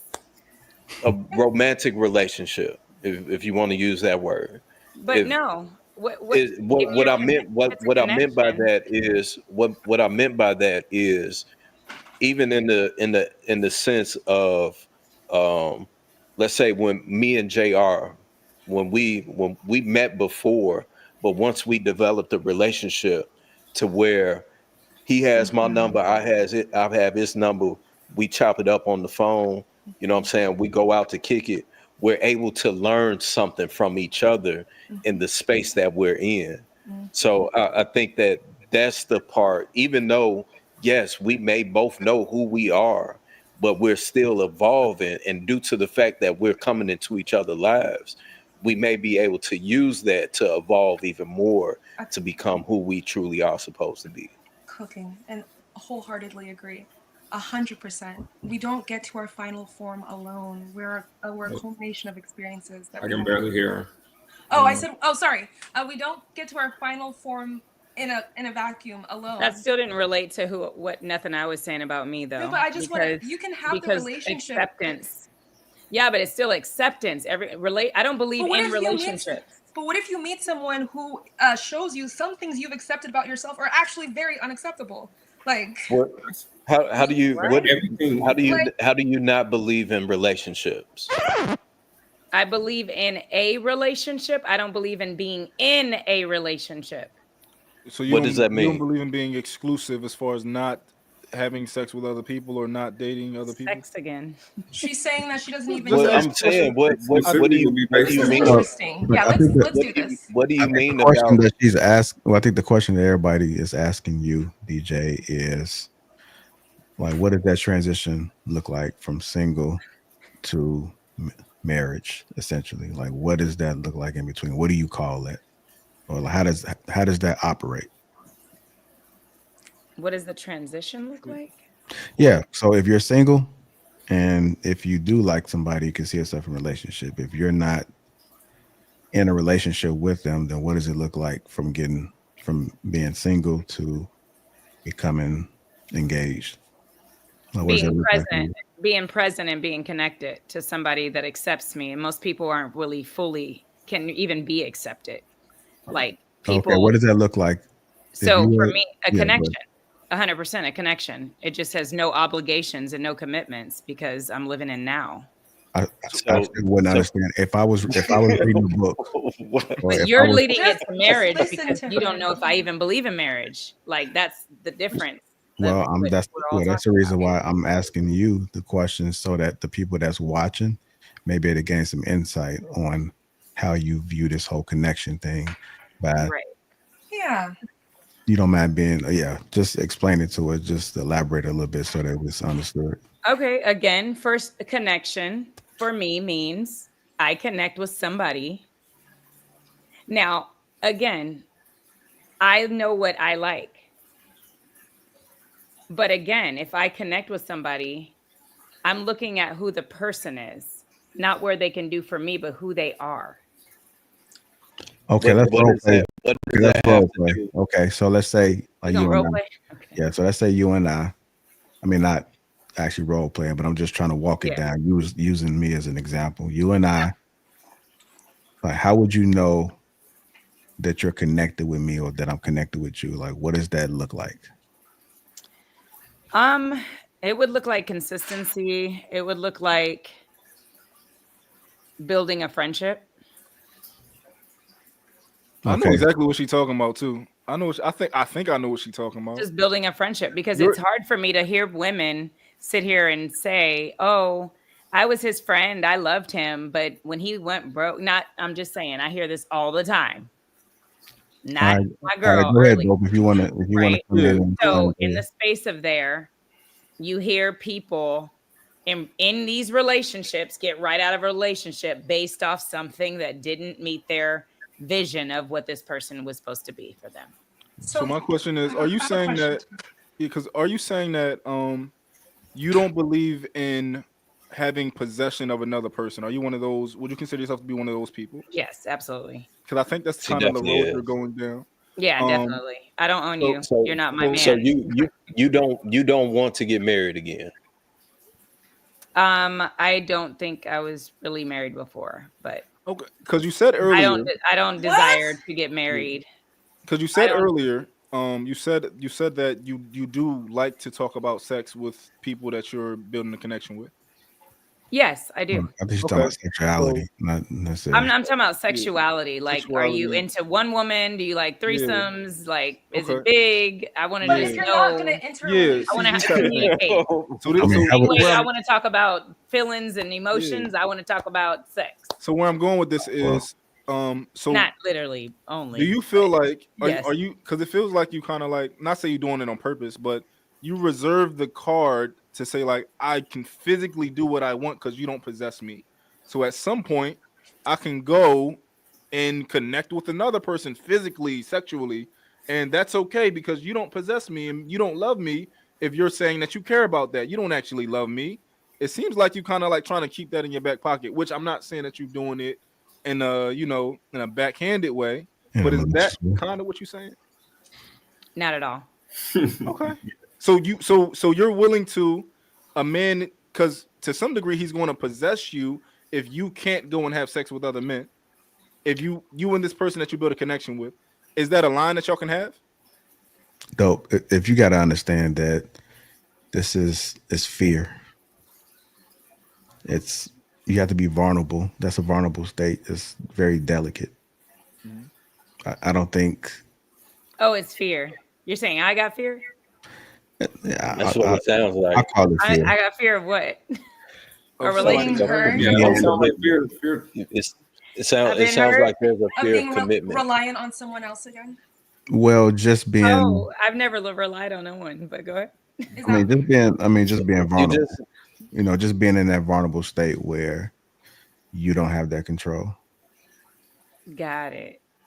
The No? control. Yes? Like the control. You Definitely said not. But I like the perspective because honestly, this is the standard responses I get.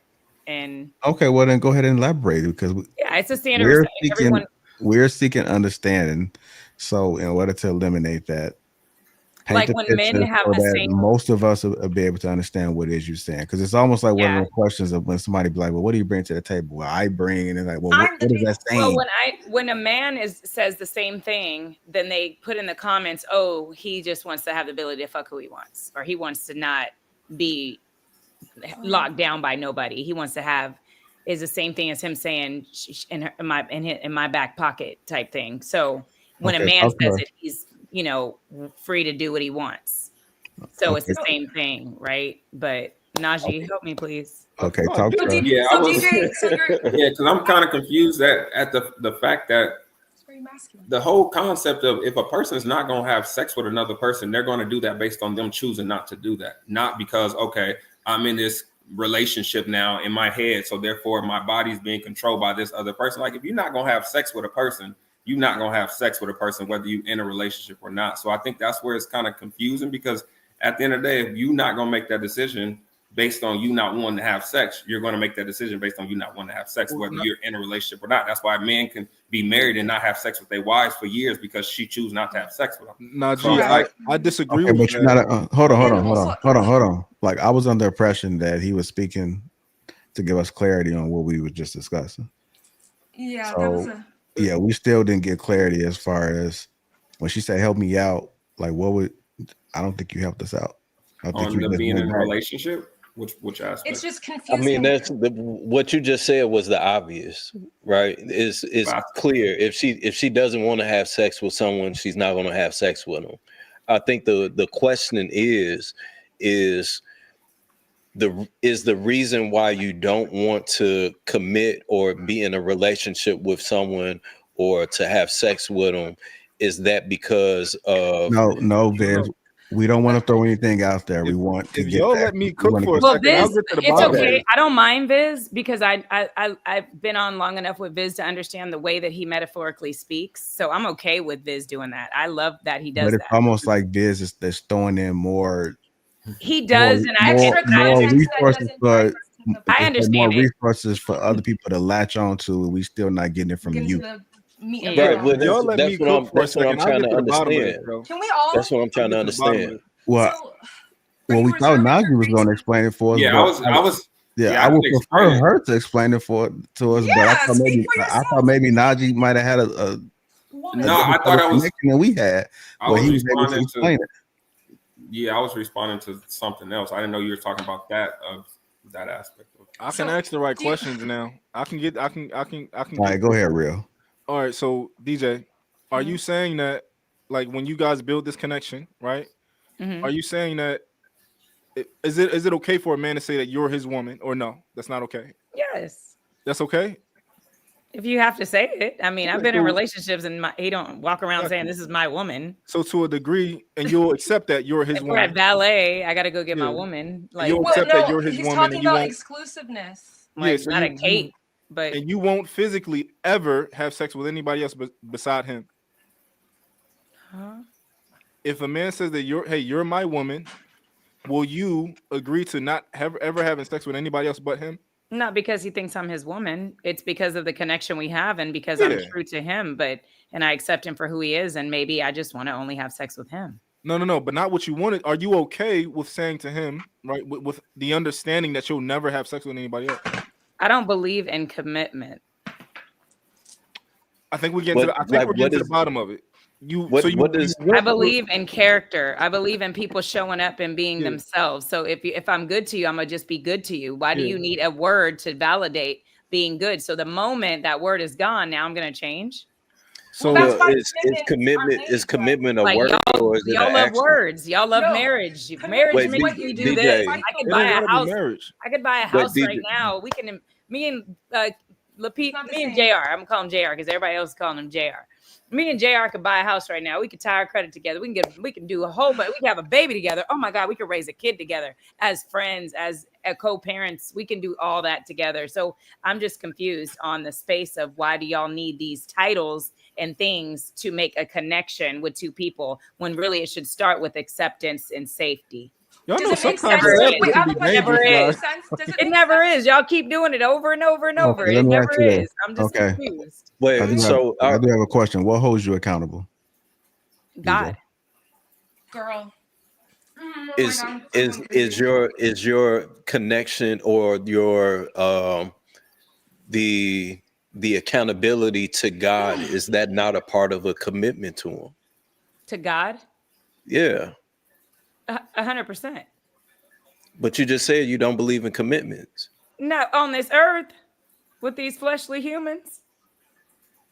So you're willing to give, so you're willing to have a child, you're willing to sign a lease, a mortgage rather, with JR, but you're not willing to commit to him. I didn't tell you what I'm willing to do. What I said is people go and get in relationships. wasn't Oh, willing I'm to your do. girlfriend now. Now I'm going to treat you like this because now I'm your girlfriend. Yeah, because there's Yeah, there's you level get of access to accountability. this. You get Well, my no, vagina because I'm I'm- your wife. No, it's No, listen, accountability. no, though. I'm focusing on you saying that you don't believe in commitment. Correct. So But I said if- I used JR as just saying an example of why you don't need anything to be anything or to get anything with another person in this Viz, I got a good one. Viz. So would you be willing to agree with looking over that? here at With the man that JR. you have a connection with, would you be willing to at least agree that, hey, I will never have unprotected sex with another man? Why does sex have to be No, the please just answer the question. Just answer the question. I'm sorry. Talk about nothing else. That's You'll what's understand at the end. Just answer the question. Let's have a mature conversation. I'm not going to answer the question because I cannot stand the sex. Everything is sex. Okay, so remove sex out of it. So just all like right? y'all say y'all lie to women. Yeah, I'll lie to him. I'll tell him that if it makes him No, but makes him would feel you good. seriously? I'll tell him agree- that if it makes him feel good. No, just because like you don't want to give him an STD. Like, would you agree to like, hey, I won't be reckless out here with what I'm doing? Would you agree to him with that? That I won't bring you back If an he STD. needs I that won't- agreement, absolutely.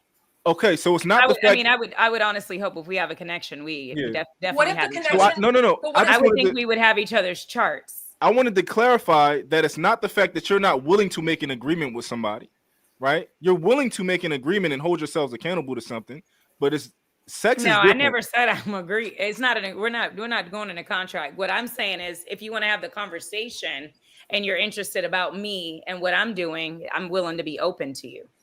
But I thought you said you agreed. Can I ask you a question? Is it the connection that prevents you? No, I from said I'll tell him what he wants to hear if I have to, but I wouldn't connect with somebody like that. If you're so free, why would you lie to somebody?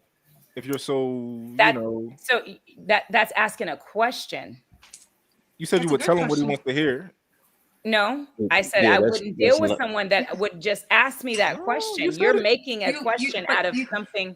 Najee, would you ever ask somebody that you connect with who they're sleeping with, or for them to only sleep with you?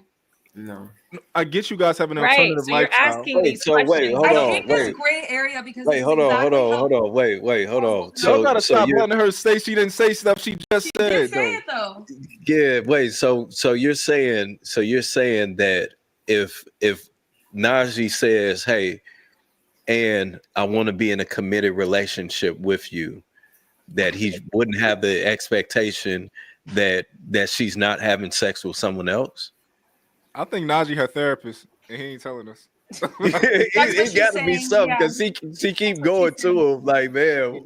Now, Najee just don't believe in something going relationships. on right now. Because even if I make that commitment to you, that doesn't mean that, according to this, I will actually faithfully not sleep with other people. So I'd rather just not make any commitments. But it's not at all. about sex. Nothing about me is Remove sex. sex We're from not- it. we're not Remove.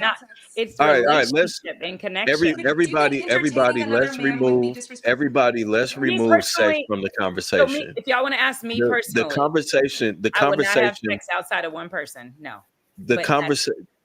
So is that not commitment? No, if you're willing, No, if because you're- that's a choice I'm making. I have the relationship with myself. So if I want to choose to sleep with one person that I connect with, then that's y'all have to understand you can't control people and y'all want to control each other.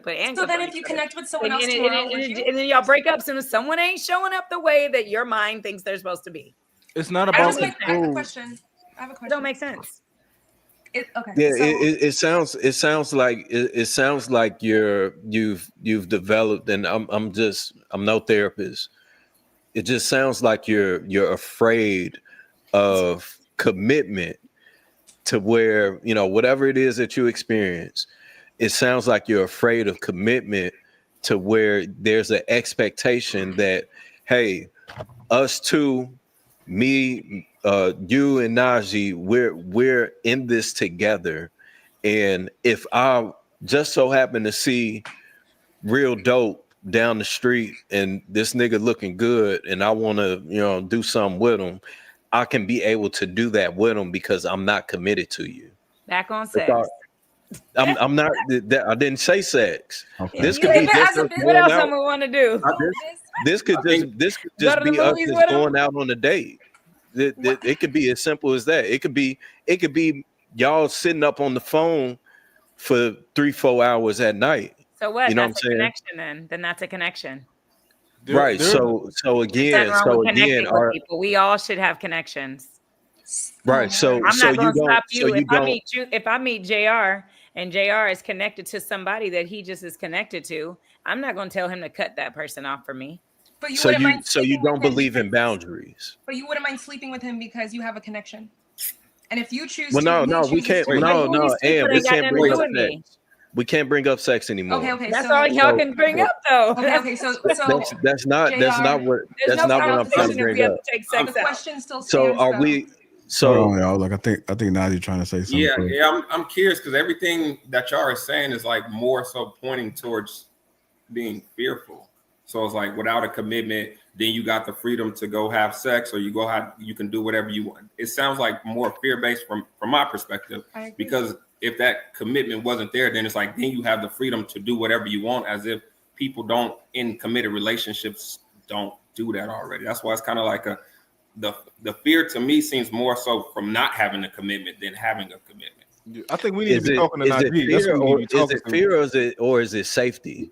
The aspect is that's a fear thing. You're afraid for your safety, correct? Not even fear, because Najee, it seems like you guys fear removing an option that you have with entering into a agreement with somebody else. Thank you.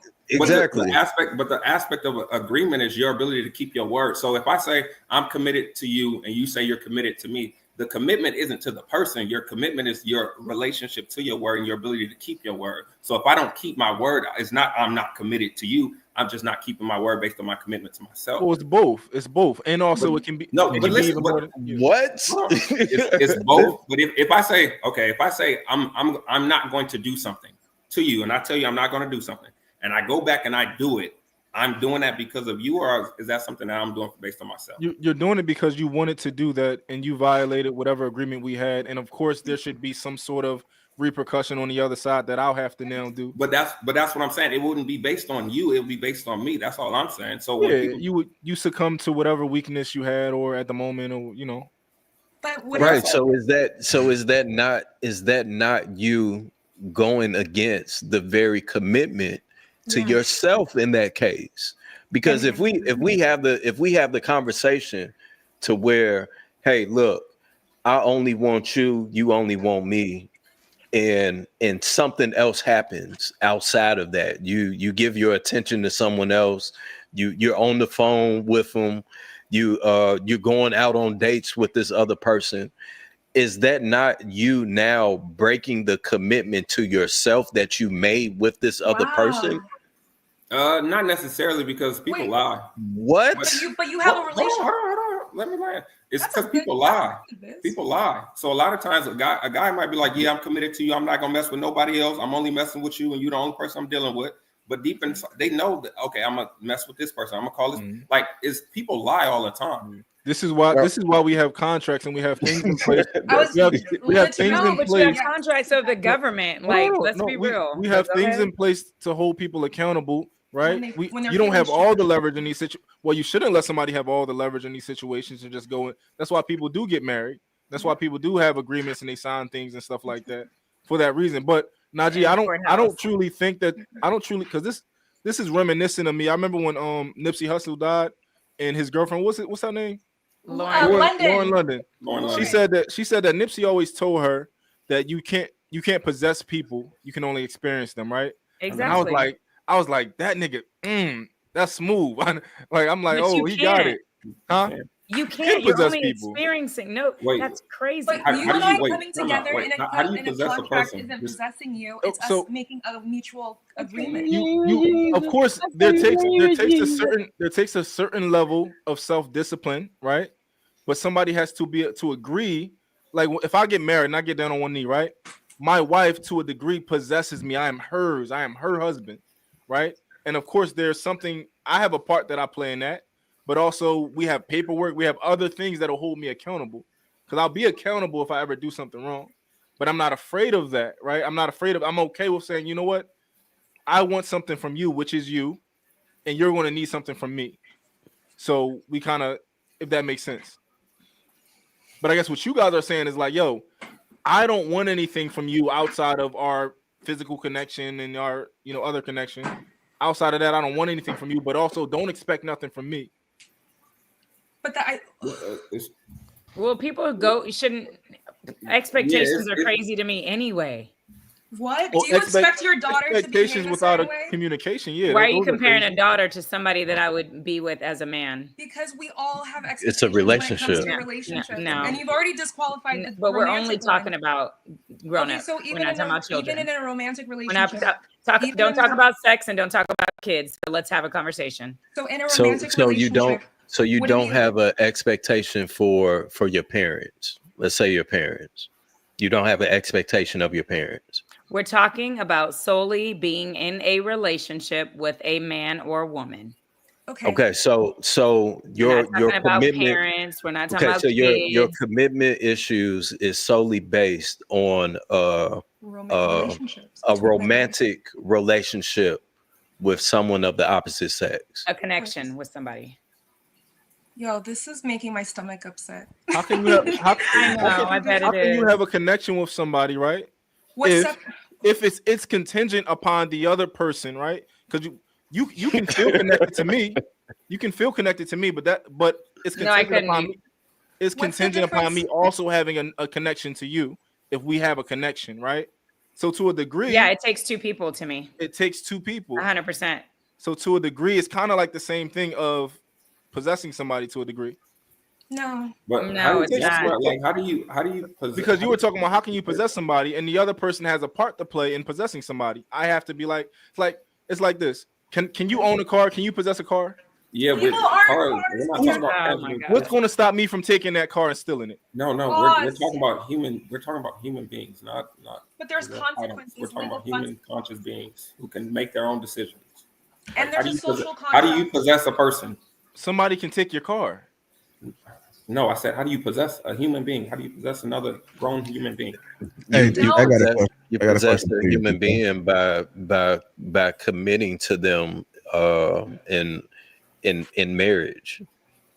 So committing to them But is your way of possessing them in Yeah, marriage. committing to a person through marriage is a form of you possessing them. Yeah. But that's what I'm When you so when you're you saying say having a, when you introduce, let's say me and Ann is married. Hey Najee, this is my wife Ann. This is my wife Ann. Ann would say, hey Najee, this is my husband Viz. So a possession is y'all is that not state of not owning. No, that's not the same. Owning. Marriage? The state Yeah. of owning. Nope. The possession It's is not the state of ownership. owning, having, owning, or controlling To a something. degree, it's nuanced though when we're talking about humans. I know everybody wants to so- make their own narratives fit their scenario. but okay. So if we are in a committed relationship, if we're in a marriage, hold on, and hold on. Let me finish. What do you mean by committed? If we're in a committed relationship in a marriage, and as we all know, women expect men to be leaders. When you lead something, are you not taking control? Do you not have ownership over what it is that you're leading? The only way that you can lead something is if those two factors play a part, right? No. You're Do you just possess you're your just children? responsible for it. You're Do you possess your accountable. children at all? Did you just say no? Do we possess our children at all? Are they ours? If I follow you, if there's a I think fire that and you run out of We're a the vessel to here. get them here. If I follow But you out of God that owns place, all of us. do you own me? Okay, so what if somebody came and took a child of yours and they say, you know what, I want to take care of it from now on? What would you do? I might let him have it. Why would you ask that? Cause y'all being silly. I said leave kids out of it. I'm just challenging her. Y'all can't have a conversation without kids or any other dynamics that don't make sense. That's You not possess your children. You wouldn't let nobody have a take your question. kids because you feel like they're yours. I have a question. Well, I birthed them, but I'm not their owner. But can't nobody have them. In reality, if you really want to get deep, don't get deep with me because none of y'all own y'all kids. If No, the I birth know how. y'all got, I know how if deep. you got a birth certificate, you got immunizations in your kids, you got a No. stamp, they got a social security number. Yeah. You go to the doctor, Mhm. you go get them checkups, routine checkups and shots. Yeah. Oh, okay.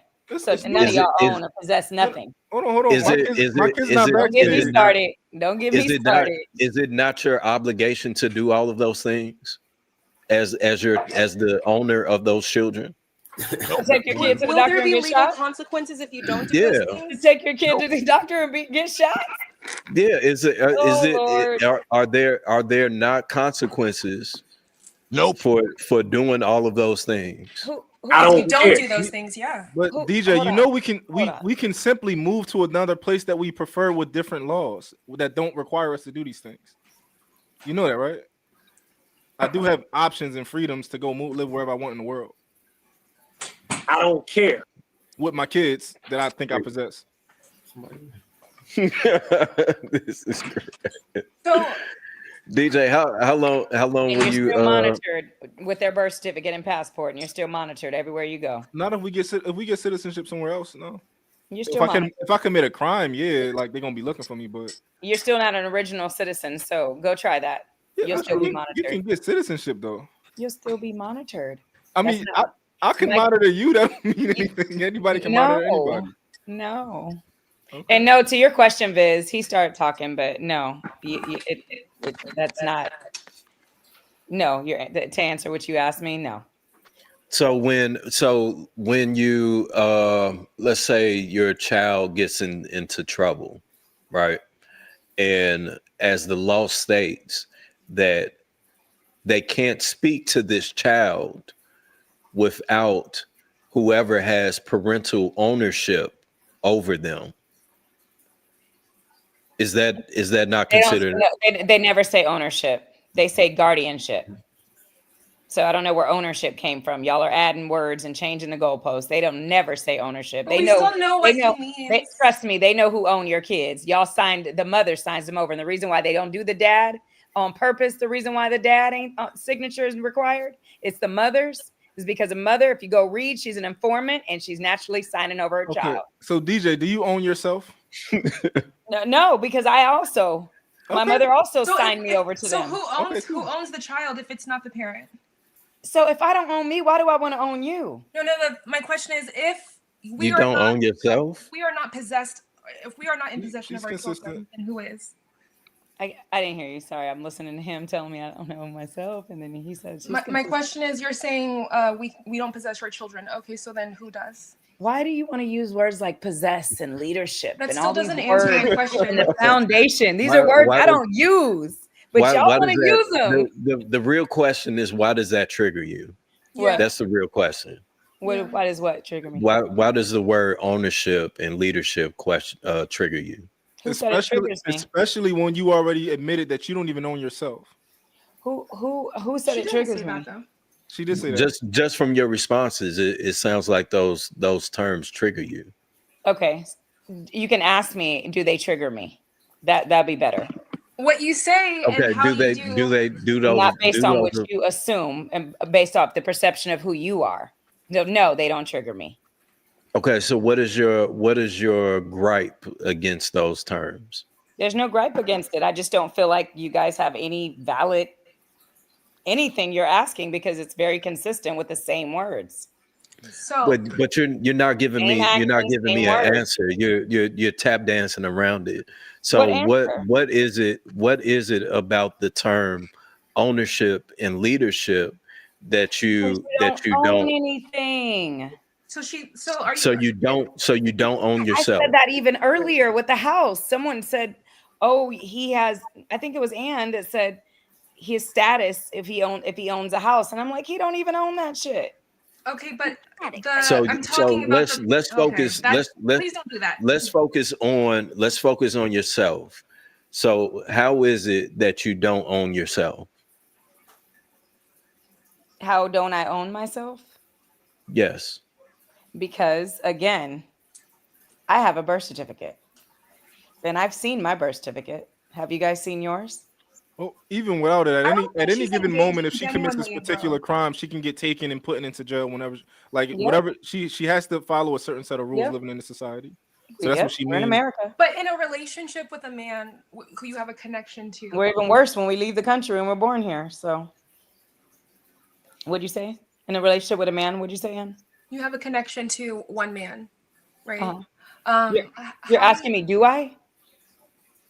Or you're just giving me an example? You're telling a story. I'm trying to understand you and your Got it. perspective in Okay. how you can be connected but not committed, but then not possessed, but then also I'm if you committed to me. choose. So I guess my question is, if you're connected to a man and you are choosing to stay exclusive with him, what would prevent you, other than your obvious choice, what would prevent you from establishing other connections with other men? What would stop you from doing that in an intimate relationship? Or I guess my question is, do you think that it would stop you? Would a connection with one man prevent you from establishing others, or do you think that's him possessing, owning, controlling you? Because you're avoiding the entire, title of girlfriend, boyfriend. So, could you still establish connections with other men? Got and it. not I see be- what you 100%. Told you.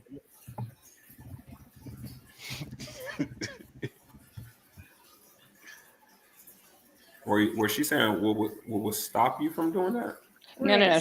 She said it in different ways, but what she's asking is the person that I'm connected to, because she said in an intimate relationship, which I don't know why intimacy was added. It's fine. Intimacy doesn't mean sex, remember? We going a No, but long way to just say doesn't she's mean what you poly. mean. Yeah, it's fine. It's okay. No. Hold on, just Intimate keep going. relationship does not mean sex. It means She got a intimacy. point there. She got a point there. But intimacy doesn't even mean what she's saying either. Intimacy intimate is connection. Is intimacy not connection? Yes. Listen, DJ, you don't have to ask Najee anymore what it is that you guys are describing. Y'all are just poly. That's all. Definitely Poly? not. And It's poly. That's all it is. Do you know the definition of poly? Go look it up. No. It's not even. No, she not poly, bro. She not having Definitely sex. not. We can't bring up sex. She says she want to talk about. Poly is not sex either. Y'all are crazy. See, she know what she's well versed in poly. She's She's only poly. in love with herself, remember? Everyone else is just poly. She's not. She's only. Are you She know the committed to rules of yourself? poly. I'm naturally hella possessive. I would never be poly. What? No, she This is You're possessive, but you don't believe in commitment. I'm naturally possessive. I said. Wait, hold on, no. man. Hold on, Najee, hold how on. do you Wait. feel about So, that? Her But being you naturally reserve the possessive. right to be connected. wait, hold on. Wait. We can't just gloss. Said, We Najee, can't how just you feel gloss about her over being this. possessive? I We get it. I can't just gloss understand it. over this. How can you be possessive, but you don't believe in commitment and you don't believe in ownership? Anymore. I told you that. I just recently changed my entire approach to relationships. And the reason why, because every woman and every man do nothing but sit and talk about, especially our people, fucking relationships every day. Y'all ain't in them. Y'all in and out of them. Y'all are miserable in them. Y'all throw them away at any given cost. Y'all marry them and then people are raising kids by themselves. I mean, it's just, everything is just, you're waiting all your whole life to go get married and oh shit, the plane crashed. Isn't that nice? I understand. DJ, did you give up?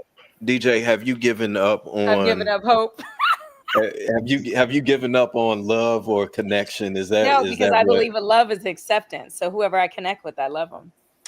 Listen, I know Just what it because is now. people are people and they make mistakes does not mean you shouldn't. Now me as an individual, now I'm just gonna cut everybody off and just do me and be in a relationship with myself, and I'm just gonna connect with people. No, because I wouldn't. No, I marry don't think myself. that's a. I don't No, think that's I'm an not accurate Maya. I'm not Maya. I'm not the singer. I don't want to marry myself. No, ma'am. I didn't say that. What When I'm I say be saying in a is relationship, just because no. people are When I shitty say at be in a relationships, that relationship doesn't with mean yourself, DJ will be shitty. It means DJ needs to be aware of the situation and plan accordingly and learn how to build a relationship with commitment so she feels safe, so she doesn't have that experience. So It doesn't mean run away from everything. So when you can tell me what love is, then I I can might tell you listen what love to you. is. Because you were aligning with the other young lady. But what's love? No. I'm letting you know. I have a definition of love that you Your don't. love. Okay. Right? So I can tell you what love is from my perspective, not from what the other lady that you're associating with me said. Well, you agreed with her the whole time. We weren't talking. Okay, so to be clear, I have an understanding of love. She has an understanding of love. I am not her. I am me. Associating me with her definition of love is her definition, not mine. I can tell you what love is. Does that From make you feel answer good? to Because you. really, What's what I your said is, definition? what's It's your cool. definition of love? What's your definition I of said, love? what's your definition of love? I love with that. Okay, so love to me is the surrendering into another person. It is when you and I have decided to abandon our egos and I'm committed to your growth beyond whether or not I get an expectation or a reward. Love is a gift that I give to you that you don't have to earn. I simply just give you love because you exist. Me being committed to your best interests and your growth without expecting anything in return, to me is love.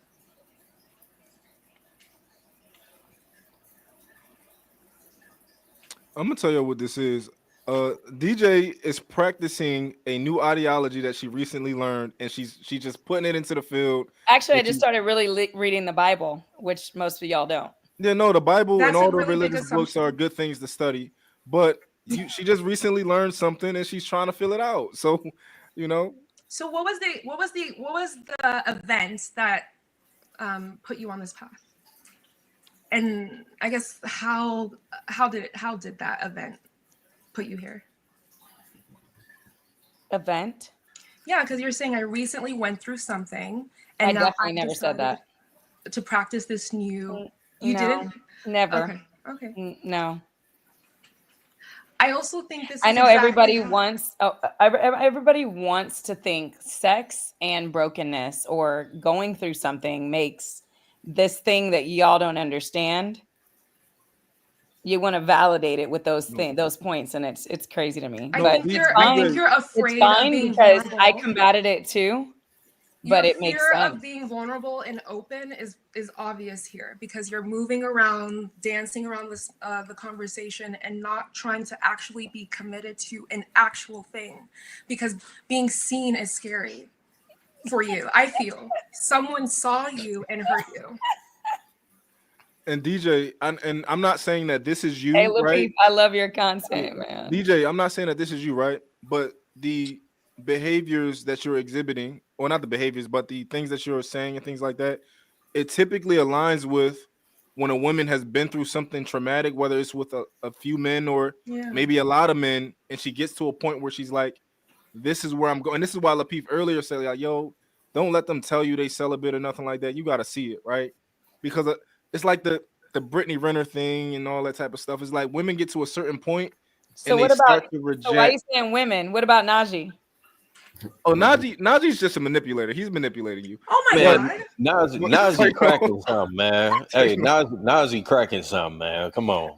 Najee be manipulating all his Protect chicks. yourself, sir. Time out. Because this is how trauma Yo, works. that was This is literally rude. trauma in I'm love. manipulating. How y'all come up with that? I can picture Najee right now, yo. He's a player. Me? Player. I'm a player. You get around with the chicks and you be like, listen, man, I can't own you. I don't want to possess you. You a butterfly. I don't want to, and I don't want you to do the same for me. We just people, and this is just flesh, and we got souls. These aren't real bodies. We can do what we want with them. No, they dragging you. They're not dragging me. They dragging the idea in their head of me. The idea in their head Seems of like you, right? someone who doesn't need to manipulate. I think women will gaslight Queen. themselves. Hey, look, Hold on, he said Queen. I manipulate. don't want to connect with your body, Queen. I want to connect with your soul. Wrong. Hey, I don't know what. That's definitely nothing I say. But nah, it's just that's where I was named after the saxophone player. But I just don't lie to women. All these dudes with this whole commitment stuff, and I like to ask a simple question. If a person says I'm only committed to you as long as you're committed to me, is that person actually committed to you? No. As long as you're committed. No, they're not. So that's what the whole committed relationship is. I'm committed to you as long as you're committed to me. I disagree with y'all. But wait, you say you disagree? Yeah, breach of contract. Yeah, it's a breach of contract. You guys had an agreement. But that's why I was going to ask the question earlier. When y'all say commitment, because the commitment at this point is just a conversation. So what does commitment mean to y'all? A commitment to me is us coming to an agreement to whatever terms we have, and us sticking to that agreement. We're all men. Yeah, we're all men, right? We all want to have sex with other women, but if we're going to get a wife or be in a relationship, we're going to actively turn that off and be like, that's not an option anymore. And within that, it requires two people coming together and sitting at the table to define what the terms will be. What are my expectations? What can I expect from you? And then promise, or at least trying to make that commitment and meet those terms. And then there's consequences if you don't. But would that be so? Y'all don't see that as more of a fear-based thing than not having that? How? If I tell because you, hold on, I'll explain. I'm Because listening. what is the reason why you want to establish that commitment?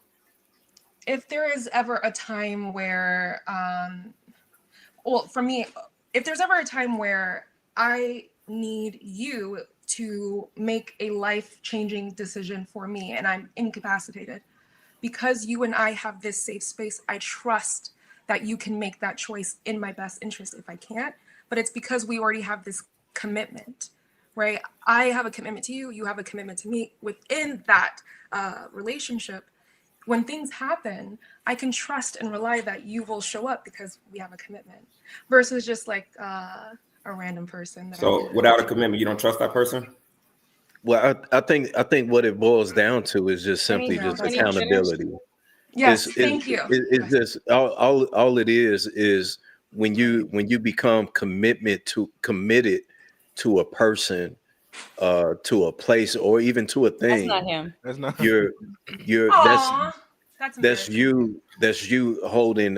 That's you being held accountable for whatever your actions are from that point on. Exactly. I go to a job, I sign a contract. I will not do these things. That's not fear. That's just honoring. That's what I'm just trying to understand. So it's not a fear-based thing. It's you holding yourself accountable. Is that what? The other person. It's us holding each other accountable. Shout out to We Locked On Nation. I've been married 16 years and I never had to say all that nonsense. We came together because we connected in our way without a contract. You just said that you weren't. You just said that you weren't really married. You literally said you weren't really married, even though you got married. That's literally what you just said. You verbatim said that I wasn't really married when I said. Didn't Lapeef tell y'all earlier to stop policing people? No, you're being manipulative. Policing? What? Come on. Yes, Dope Daddy. I'm glad you know. Hey, DJ is emotionally manipulating us right now. No. So wait, I was curious. I don't like claiming him. That's all. But can I ask you a question?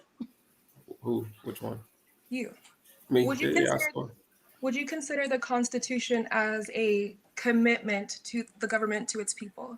And if the government ever broke its commitment, we as people have every right to reinforce it. Do you think that's a form of commitment? Is that a fear-based thing, or is that just mutual agreements for us to come together to organize this country? Does that make sense? So the Constitution of the United States, right? Mm-hmm. Establishes us as a democracy, and every single one of us, we have rights. The First Amendment, the right to bear arms. I'm following. Yeah. in that contract, it says things as if the government ever infringes on an individual's rights, and we as the people have every right to overthrow the government because it's behaving unjust. That constitutional paper is the foundation of this country. It's built borders. That's how we know we are the US, and that's how we know they're Mexico, because of this commitment the government has made to its people. In a similar sense, could you see how that could be applied in a marriage?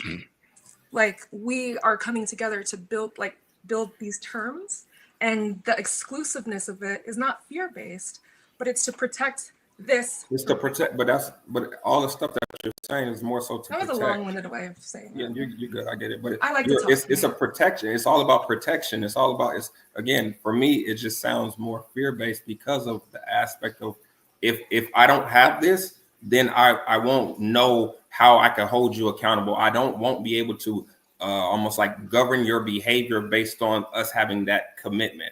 It's like I won't be able to attach my emotions to the expectations of you upholding this commitment. And do to me, y'all think the Earth is flat or round, DJ and Najee? I don't even. It's both. Whatever you want it to be. Wow, whatever you want it to be. Whatever you want it to be. I don't know. I never really looked. Did So research. Najee, do you have a desire to be married? Nah, once I learned the real reason marriage was created, no, not anymore. What is the real reason marriage was created? It was a contract to legally purchase women as property because they wasn't considered valuable. That's why the man has to ask the dad for his daughter hands in marriage. That's why the dad walks the daughter down the aisle. The wife takes the man's last name, just like how the slaves took the slave owner last name. The ring symbolizes ownership. All this stuff was based on purchasing women. It was a survival-based thing, and I think a lot of times people don't understand the relationships back then was based on survival. Now we're trying to have a survival-based relation, or we're trying to connect from not from a survival place, but more from an emotional space. But it's still transactional, and most of these transactional relationships are rooted in selfishness. So it's like, are you more into are you looking to? Do you want to have a relationship? I have a relationship is just a connection shared between two or more things. This is a relationship. You have a relationship. Do you have a romantic relation? Do you share a romantic relationship with someone? Yeah, like you talking about having sex. Don't say sex, Najee. No, you talking about penetration. Because romance is sex. Okay, not sex, but we say intimacy. Intimacy, yeah. Okay, so is there no commitment in that relationship that you have with that person? If that person was to go and have intimacy with real dope, would you feel some type of way about it? Nah, honestly, because my perspective, I had to go through these experiences to really learn the truth. My perspective, once I realized like you don't actually own a person. Like at the end of the day, if it's her body, she decides to go have sex with her. She allowed me to have sex with her to begin with. So how am I feeling entitled to her body now? All of a sudden, she allowed me to have sex. Like to me, do you own anything? So you're willing. Hold on, dope. So you're willing to share. I'm not sharing something that doesn't belong to me to begin with.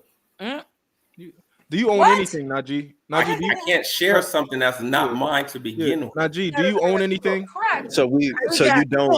Do you live with someone? Yeah. Do you not share that home with that person? Do I share as far With as a woman? 100%, yeah. So what's the difference? You're talking about sharing space and sharing your body. That's what you're talking about. Two totally different things. What I was saying, you can't share a person's body who's not yours. You don't own them. I can't share something that's not mine. Najee, do you own anything? The things on your wall, the trophies and stuff like that. Do you own them? We're talking about people. We're not talking about tangible. No, I get it. I own the trophies. Now, how do you own those if they can be taken from you? Because then I can get them back because I own them. How can you get them No, back? that doesn't answer the question. How can you have a piece of paper that says you own Yes, it? they're a piece of paper. That's not real. We're talking about tangible items here. If I own them, that means they stole them from me, and then I would have to go get them back because I own them. How are you going to get them back? I said I'll take it back. What if I say no? It's in my possession. You just said if somebody take them from me, then I'm gonna take them back. So you'll physically take them back. Wait. Hold on. What if they don't let you? Hold on. Yeah. Hey, hold on, dope. He can do the same thing with his woman. You can physically go get your woman. Wait. Hold on, dope. Hold What on, you're dope. not getting is the trophies ain't gonna walk away. The trophies don't have a mind of their own. The trophies. Right, but Najee, Najee, those trophies were given to you, right? Yeah. So they're not technically yours, Technically, right? you're right. Wait, what? No. He earned it. It's fine. It's fine. Technically, he's right because Yeah, they were given. listen, They were given to me, but then technically that means that I don't own them because they were given to me. But I guess when you give somebody something, own it is because the labor that was put into it for that reward to recognize. Okay, you own your time, you own your energy, and only you get to direct where you put those resources. Whatever you had to do to get those awards, it's merely a recognition of that. Wait, and you own it because we don't own time because time isn't real. Yo. And hold on. The thing is, right? He said that his woman is not his possession. Let me ask y'all a question since you asked us we gotta stay on course here. Can I ask you guys a question since y'all asked us is the earth flat? You can't own your own time because time isn't real. Oh, okay. No. Can I ask y'all a question since y'all asked us if the earth is flat? Real quick, because the difference between possessing a woman, his difference between possessing a woman was that this another person can commit a transgression, meaning that she can go and give her body to somebody else. So it's like, I don't own that. The reality is possessing the trophies behind you, somebody else, it takes another person to commit a transgression and take those things from you. And then you have to go physically get them back, which is the same thing as like you can go physically get your woman back. Some niggas get into that. But you can't. If she say she don't want to go, how you get her back?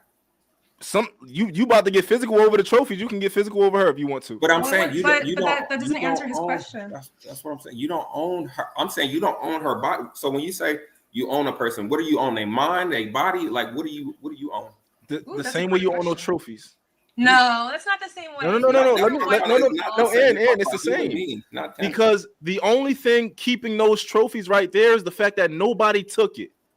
Right? The trophies can't get up and walk away because they don't have their own. They can't get up and walk. They can't get up and walk away. But another human being has the power to take them. Like the same way that she has the power to give her box to somebody else. But it's hers. But your wife does too. Like that's the thing. Listen. It takes another person to remove that possession, whether it's his woman or whether it's his trophies. It's another human being. It takes one brain to make it move. That's what I'm saying. She has to go with him. No. She don't. No. She can do it herself. It don't take another guy. She can go and do what she want to do. In order for us to break this, for me to be possessed by someone else, I have to also allow him to. He can come in and try all he wants. There are some men who don't like who feel a certain way about their woman masturbating. They might have an agreement that you can't masturbate, right? Okay. But you can't do that. And if she goes and do that, that means she broke she broke his lie. Right, but that doesn't mean who came and possessed her and took her away. She took away herself from him. She took herself away. If you gotta ask a woman to be yours, to me that just means she's not yours. Well, you don't think she can be yours, no way. But no man can come and take her if she doesn't how many to be taken. Are you in a relationship now? Me, yeah. Ever been in one? You have, huh? I'm in a yeah. So if the woman decides that your woman, your girlfriend, whatever your wife, if she decides that she don't want to be with you and you still want to be with her, does she not have the freedom to walk away and leave? Yeah, she got free will. That's all. You don't own her free will. Yeah, that's all I'm saying. So and I get it. That's the same thing. It's all the same thing. If we want to get to it, we don't own anything and nothing's real. If we want to, but you can't say that at the same time, Najee, because you said you own your trophies. No, but I don't. No, he's being facetious. I was just playing. I don't own the trophy, bro. If you come and grab these trophies, I'm not gonna be like, bro, give me my trophy. So you admit that you don't own anything. You have no possessions in this world. You don't own. You don't own your body. So you have no possessions in this world. I just said. So Najee, hold on. So Najee, if somebody walked up to you, you was getting in your car, they walked up right behind you, was like, man, give me your keys, man. I need this. I'm giving it. Damn. got insurance. Damn right. Here you go. Hit on it. If they break my back door right now, I'm giving them everything I got. If JR walked up behind you, was like, man, run them pockets, nigga. What you gonna do? Run them pockets. You don't own me. God damn. Najee, do you at least own your body? Do you own your body? God, he'll own nothing. Hey, right. I don't. It's I'm hands. just here. I'm gonna just tell you. I'm gonna tell you. Najee is hands off. Whatever you want, come get it. If you want to take, if you want this bussy, come get it. Najee, the comments are asking, are you polyamorous? No, I'm not polyamorous. He's not poly nothing. He's not. No, he's not poly because he don't want to be in a relationship. relationship. I have emotional attachment to things outside of myself. I understand my feelings. I set the standard for how I relate and connect to things. So I've never been attach my related. My emotions to name, things outside of me. my name Najee, has never you been don't in do the emotional connections, Najee? No, emotional attachments. Oh, okay. Yeah, I'll attach my emotions, but emotional connection, 100%. That's what I value in a relationship, quote unquote. I think you're poly. Nah, it's poly. Okay, when you say poly, if you're talking about the real definition of just many loves, everybody's poly. But when you try to make it a sexual thing, no. I think y'all want many sexual loves. But it's not for me. I don't sex. Y'all, everybody plays sex on a pedestal. I don't care about sex. It's like I don't care about sex at all. You can't say that because that is a lie. No, let me say this. It's one of those things where once you realize, like, every person you ever have sex with, the sexual experience will not be the same based on the individual person that you connected with. That doesn't mean I don't for care me, about it. I don't place sex as the end all be all. What makes the connection special, because I understand it's the person. Like, if I don't know you as a person, a They woman said can be we fine. Cassie and Diddy. She could be fine as all get out, but if her mind is her mental's off, I'm not gonna want to have sex with her. So I don't place sex as like the end all be all. I value a person's character more than they. It's like we can say that, right? But I'm gonna say this. We can say that, but wow, that's awesome. I like that. Shout out to the people that really wait. I really admire people that wait, as I try to teach my daughter the best way I can to save herself for marriage. But shout out people that can do that. I personally, You don't care about sex. We know. No. I want to have good sex though. So if I'm gonna be with somebody, there's no way I could save myself. You know what I think? If I wanted to be married, I'm not waiting for marriage unless we get I married think now. that DJ, I think you're an Definitely need to have sex. DJ, you know what I think? I think you're an extremely sexual person. Which doesn't mean you have sex with everybody, but you look like the type of woman that when she chooses a man, she wants to be very intimate with him. As soon as she whenever she wants to, said nympho action. Damn near nympho action. Vince, are you a Sagittarius? I'm a Leo. Ooh, worse. What are That's you? Najee. July or August. That's Najee. You Najee. July or August. August. The most toxic. Nah, that ain't.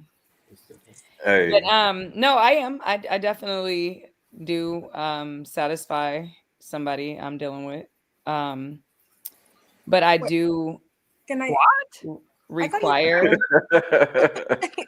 I require a certain type of man. So that's why She says she requires something. I require a certain type of man sexually. That's why I have to have that conversation. So they gotta be committed to something. No, because No, you have to no, have no. a connection. I'm talking about in the space of where we have to align sexually. Because I don't. I'm saying a requirement. A requirement is a commitment. Yeah, be nasty. She's saying she's right? nasty. She doesn't. Yeah, it's an expectation. No, I never said I'm nasty. I'm nothing about me is nasty, sweetheart. Isn't that an expectation? Good try, DJ? dope dad. I'm a dope DJ, mom. isn't that an expectation you were saying you have? What? Earlier you said you don't have expectations in relationship, but you just said I have a certain man I'm willing to be. He has to be a particular way. Girl, use your words semantics, Will. She said requirement. But She said that's requirement. That's an expectation. So if he doesn't meet this requirement, then he's not getting coochie. So an expectation and a requirement is not the same thing. It isn't. That's what I'm at. That's what DJ said. I don't agree. If I require you to do this thing to get this thing, then I expect you to do it. If you don't do it, then you're not getting this thing. I expect you to fulfill this thing, requirement or not. Like, well, no way you I'm willing just to be no wrong, way but- no way that you just reiterated what I said was valid in my tone or any type of way. What I said is, when I connect with somebody, sex is important for me to know who you are sexually to see if we align there. Right. You said that it So was in order for me to be the requirement best, that you have. in order for me to be the best version of me, if you want the freakiest side of me, yes, I'm freaky. I know I am. You said you wasn't freaky. She hasn't had sex in 9 No, I years. said I'm not nasty. Oh. Bruh. There's a difference. Okay. It's a There's a major difference. It's a What are you difference talking between freaky and about? nasty. There's a difference between freaky and nasty. Yeah, it's a difference between freaky and nasty. Yes, it is. Can someone I'm a elaborate? I don't grown ass know the woman, difference. so no, I'm not a nasty little tramp. No, but I'll be. Wait, Definitely so not. doing freaky stuff is not nasty? Period. No, I think freaky Freaky and can- nasty are two different things. What Just like when you go to someone's house and they're nasty versus messy, those are different.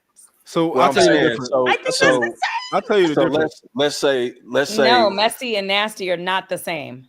okay. So don't think let's say this. Let's say this. I don't know if you're into it. I'm just put it Like out your there. box on your refrigerator are not neat. The cereal boxes, like you're messy a little bit.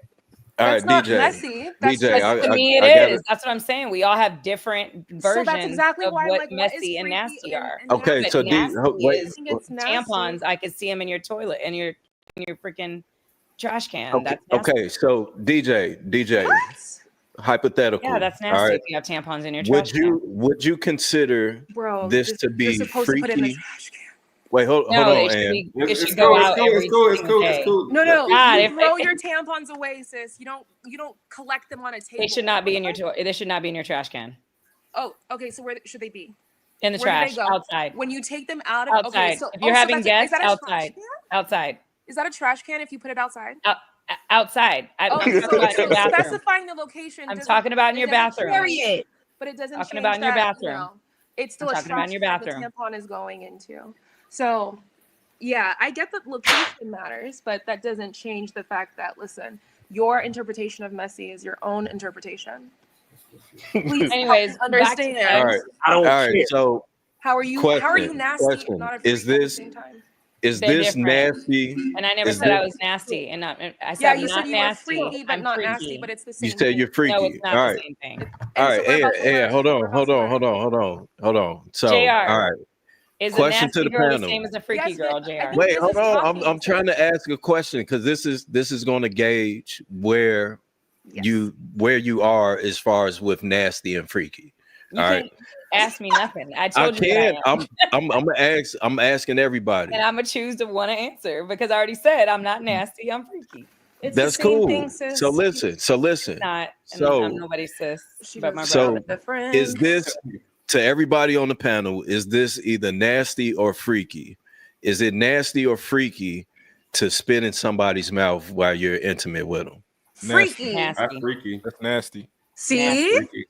So what's the Nasty, difference between nasty literally means nasty. That's not freaky. That's nasty. some guys? Freaky is if you want to do it all the time. Oh, let's do it outside. Let's do it here. Let's do it on the plane. Let's do it. Like, that's freaky. So time out. Wouldn't kissing be the same thing as spitting in somebody's mouth? No, that's vanilla. No. What? It's the texture is different. Then somebody This is weird. somebody spit in your mouth, right? That means that it has to travel through the air, so it's going to get cold, When right? they're hawking it, they gotta Yep. put a loogie. Yeah, but we it's talking gotta about collect a certain amount of Have you spit not before it seen the travels. way they spit in each other's mouths? Yeah, we're not talking about hawking, not like we're not hawking out a loogie because like it's sex during sex. So you're nasty. That's why you're trying to defend it. No, You're nasty. no. Yeah. You don't make sense. It's freaky. So you let somebody spit in your mouth, Ann? Maybe, yeah. During sex, hell yeah. Of course, when you're married, though, right? When you're married. No, she didn't say she's waiting till marriage. She's just saying she's practicing. Waiting for the right person. I am abstaining until I meet him. And DJ, it's in the past. It's in the past now. at the end of the day, right? Like, oh, she found him already. oh man. I still don't think you Okay, can you recognize give us that. your nasty, freaky questions again? Because that one was, nasty. That would be. Everybody agreed it was I don't freaky, think right? it's nasty. Is sucking toes nasty or freaky? Nasty. Freaky. What? Freaky. It's nasty if I suck your toes. It's freaky if you suck mine. Yeah. If you suck a man toes, you nasty. If you suck a man toes, you nasty. Ew. Wait, so I'll massage your feet is the most you're gonna get out of me. sucking toes is freaky. But And if a spitting in the man mouth is desired that is gross to me. So he You're can crazy. put his toes in your mouth and that's freaky, but he can't while he's, Yeah, that's kind of no toes in can't the just- mouth is nasty for a man. No. You said he can put his Okay. toes in my mouth? Is going down I love on sucking is toes. swallowing nasty or freaky? Nasty. Nasty. Swallowing Wait, is say nasty. Swallowing that is again. nasty. That's That's freaky. See? That's nasty. Wait. What was it? Vanilla. What was the The question? whole time, you nasty. Nasty. Is swallowing what nasty? Is swallowing nasty or freaky? I think It's it's nasty. Nasty. That's freaky. No, That's spitting- nasty? No, letting somebody come in your mouth and think- spit it out is freaky. To be honest, that's both. It's both. What? If you drink it, you Swallowing nasty. is nasty, but If you drink it, you nasty. You nasty if you drink it. Hey, this doesn't well, make y'all sense. vanilla as hell up in here, Boy, man. that's So if she puts it in her mouth and then spits Y'all it out, vanilla she's a as freak. hell, I'll man. give you the right Damn. Swallows person, it, right? she's nasty? What else is? If a girl, if you like, if you eating, if you doing something to a girl, she squirts on your face, cool, you're freaky, right? If you drink it, you nasty. you technically Why? already Wait, drinking why? it, bro. Yeah, you already. It's If already you in your drink mouth. it, So you're you just just gulp it what? once. If she comes in your mouth and you let her, that's nasty. No, if you gulp it, you're nasty. Wait. It's already- But if you spit it back on her, that's freaky. That's freaky. That means you got a line. What? Yeah. Wait, so it means as you long as drew you the don't line. spit Squirts it. in your mouth Wait, and you so swallow if- it. That's nasty. Wait. Hold on. So you just said that if she in your mouth Mhm. and you spit it back out on her, Mm-hmm. That's then freaky. That means that's that freaky? means you got a line that you're not willing to cross. Now, But if if you you But swallow swallow it, you're Mhm. spitting it back on her, but that's Mhm. not. I don't That's believe not in nasty. fellatio and Nasty? cunnilingus. No, it's just So none of freaky. this matters. I don't see it doesn't make sense. And so trying to make this arbitrary, well, I'm freaky, but I'm not nasty, it doesn't make sense.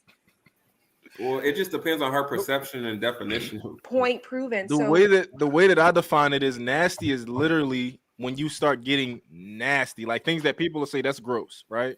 Sucking Versus, toes. Like eating So- ass is nasty. is having pubic I hair don't know nasty? these days. What you say? Ain't no these days. It's nasty. It's not like in the 80s. It's Oh like Lord. Eating ass is it's nasty. different Not now. like the 80s. See, that's where so eating the booty is not nasty, but sucking toes is. It's no, because eating the I feel like booty is that's almost nasty. becoming standard. It's almost becoming What? you know, Who like made that like standard? I bet in the Ew. in the Bro, you 1940s, the woman's average body was probably like 1 or 2. Now the standard is like 12. And that's It's nasty, disgusting. right? I different. cannot. Or is that Yeah. freaky? Wait. So bro, so This is crazy. sucking somebody's toes is nasty, but eating somewhere where doo-doo come out of It's freaky. it's freaky. No, You're no, What? sucking traumatizing toes is Biz. freaky. Sucking toes is freaky. Man, you tripping, bro. That's just, sucking toes is freaky, bro. How is that? No, look. No, it's no, nasty. I'll give you a distinction now. Now, if you eat butt, you freaky. If you tell your girl don't shower and then you eat butt, you nasty. That's disgusting. That's foul. But Yeah, why? that's nasty. But you're still putting your tongue in a place where someone, does shit. Like Yeah, but it's it's still different if she gross washed it either off. way. It's just a degree of grossness. It's different if she wash it off. It's freaky. If it's not washed off, you nasty. Does the intent of why you're doing it matter? Yeah. You nasty if you're doing it for you. You freaky if you're doing it for her. Okay, thank you. You doing it for you. You Okay. nasty. So if you're doing it for yourself, so if I'm okay. Interesting. Told y'all why they like white women. So if she's swallowing it, but just because she knows you like it, she's just a freak. But if she's doing it because she just loves swallowing nuts, she's nasty. She's a demon. That's freaky, right? No, that means she No. nasty. So Because y'all I y'all think did y'all hear Glorilla say that like she like when niggas come on her French fries and she eat it? What? Yeah. She's nasty. No, I've never so heard that would be nasty. That's No, nasty. that's nasty. That's nasty. That's nasty. That's nasty. That ain't freaky. That's nasty. Because there's no way in the world that you're going to have some fresh hot fries. Bro. Well, you can. Let me. I'll pass on the ranch. You could be cooking in the kitchen and take them out the grease, and then yeah. You gotta be doing that with some cold fries, and that's some whole other level shit right there. Because cool soggy fries. That's crazy. Cold fries. Damn, y'all really been on live for 6 hours? God damn. Is this Getting normal? it in. Yeah. Is this freaky? It looks like we all are in a connection. Yeah, we in a Don't- relationship. don't- we don't all do in a that poly relationship. stuff This over is here. we in a relationship right now. shit. Don't start the poly stuff. Oh man. shit! We all in a relationship. Hey, DJ about to choose. Who she gonna choose? Nah, G, you can't manipulate us. Hey, I'm over here with that. The commitment Hey, is the only DJ, manipulation people have. what's the requirements? What's the requirements to connect or to have sex? Oh. Oh shit! So what's the Which- requirement that you have go for a ahead. man like sexually? Put What's the them both requirement? out there. Please don't say fries and cum. I would like him to be open. What to that this- mean? Whoa, hey, yeah, no, you gotta, Why you is he gotta rubbing his clarify hands together that. like that? You in Atlanta, you gotta be more specific. You gotta, you especially if you in Atlanta, you gotta clarify that. Yo.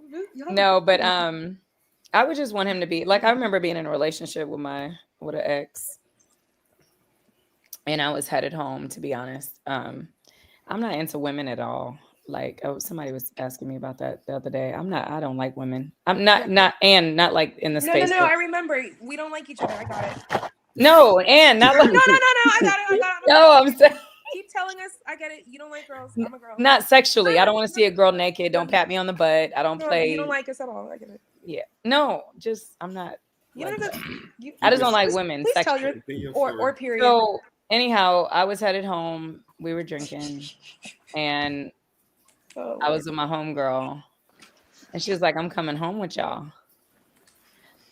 So I called him, and I was like, "Hey, I want to bring such and such to the house." He was like, "Why? Is her car messed up? Is she drunk?" And I was like, "I mean, yeah." This poor boy. I was like, so I was naive. like, she's drunk, but her car is fine. It's at her house, but she wants to come get in the bed with us. And he was like, babe, no, God, no. I was like, ugh. Wait, is she cute? Yeah, wait. Is your Was she's he she's a pretty girl. Is he a fun boy? Huh? Is he a fun boy? Like gay? Yeah. He was not gay. He's not gay. He's You just sure? It took Why you a don't I second to believe answer that. I don't think he's gay. He's married now with a woman and I mean, another it's baby. very possible that he wasn't. That don't mean shit, especially in Atlanta. Remember you said earlier. No. So no, it's just the men that I'm always with are so square, straight, and that I've always been with all my life. So it just I would really love to experience that with somebody going forward, my next man, because that would be potentially my last connection with a man. So I would really want to explore the best sides of me. And I never had a man that wanted to be like, do that. I'll just ask him. I've been with a couple of men and I'll just ask him, would you do a threesome? And they'd be like, no, why? And I think guys lie too. So. Well, you need Kevin Gates, but this is my question. Sometimes if I ask the question, I think if I ask the question, they're going to answer based on what they think I'm asking for, and really, I'm asking because I would maybe want to do that with you one day.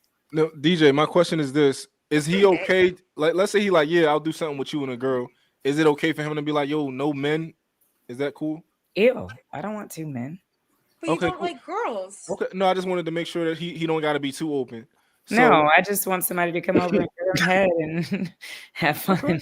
Now, question: as a woman who's like not gay at all, what do you gain? What's your thing with like you were possessive. watching him have sex with other women? You like a voyeur? I can't hear you when you got a little cheerleader in the back. No, I was saying as a woman. I'm just yeah, go ahead, sorry. Yeah, as a woman who's not into women at all, what do you gain from him, you know, kind of experiencing another woman? Like, are you like into voyeurism or something like that? And I don't know what that means. What's that? Well, you know all about poly.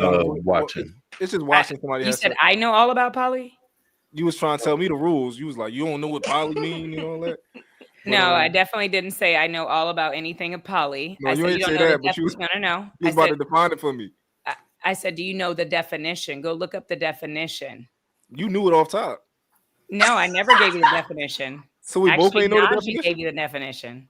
I ain't say you gave me one. I just said you knew it. No, I didn't. Najee gave it to you. If I knew it, I would have told you the definition. So it's like, so you thought I was wrong about it, or I didn't know, but you thought that you didn't know also? No, because naturally you said, you and all the comments said that Najee's poly. You kept saying y'all are poly. And I said, go look up the definition of poly.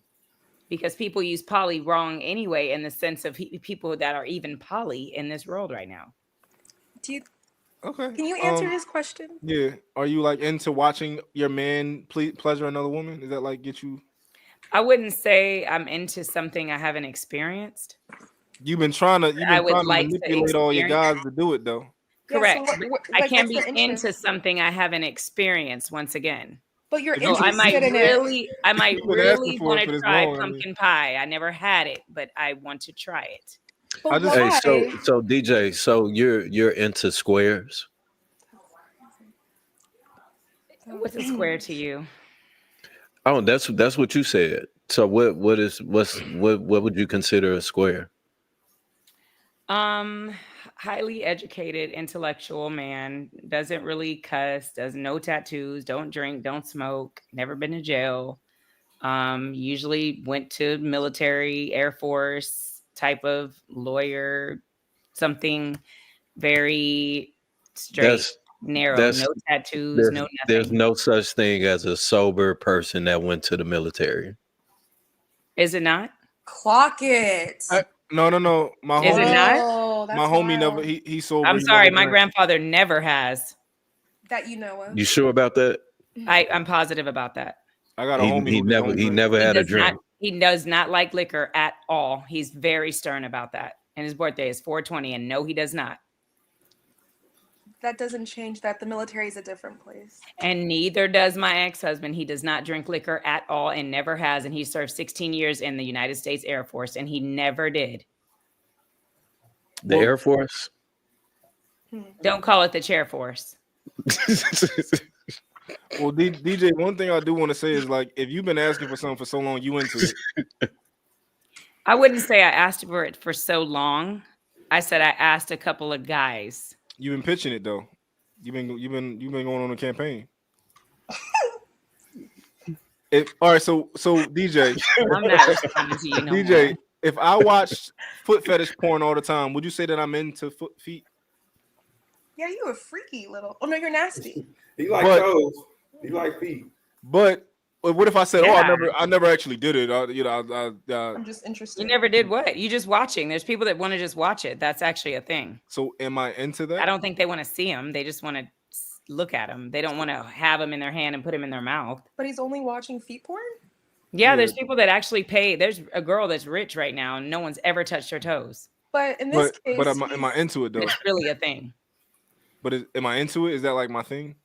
I don't know. I don't get paid to judge you. I don't care. I'm not a podcasting person. Would you just? I'm not gonna sit around and say, "Hey, the real Hope Daddy likes feet." Like, who cares? I don't care. So right. Do you just randomly want to give your guy a threesome? I don't care. So there's no interest in. So I guess what's the motivation in experiencing the threesome? But wait. Also, there's also an inconsistency because she said she was possessive, extremely earlier, possessive. That's but what now it's like she wants to share her. You can't be trusted, DJ. That's not sharing. Quit saying I want to share something. You can't be trusted, DJ. Yeah, this is. I'm not sharing a man. I'm sharing the bed. Oh Okay. shit! So you're not doing anything with him, but you're just watching him do it with other people. And and he's not mine. Wait, is it? So. Wait, DJ, You don't like him your enough. bed?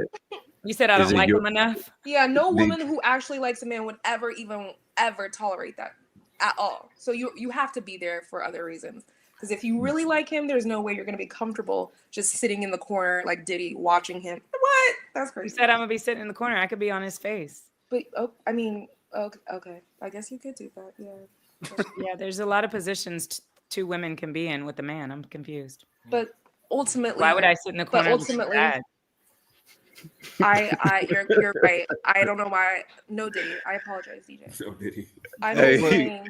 hey, Dub I'm just Will asking. said, Like the thing that I envision when it happens is not that. Not sad in the So corner. you're saying you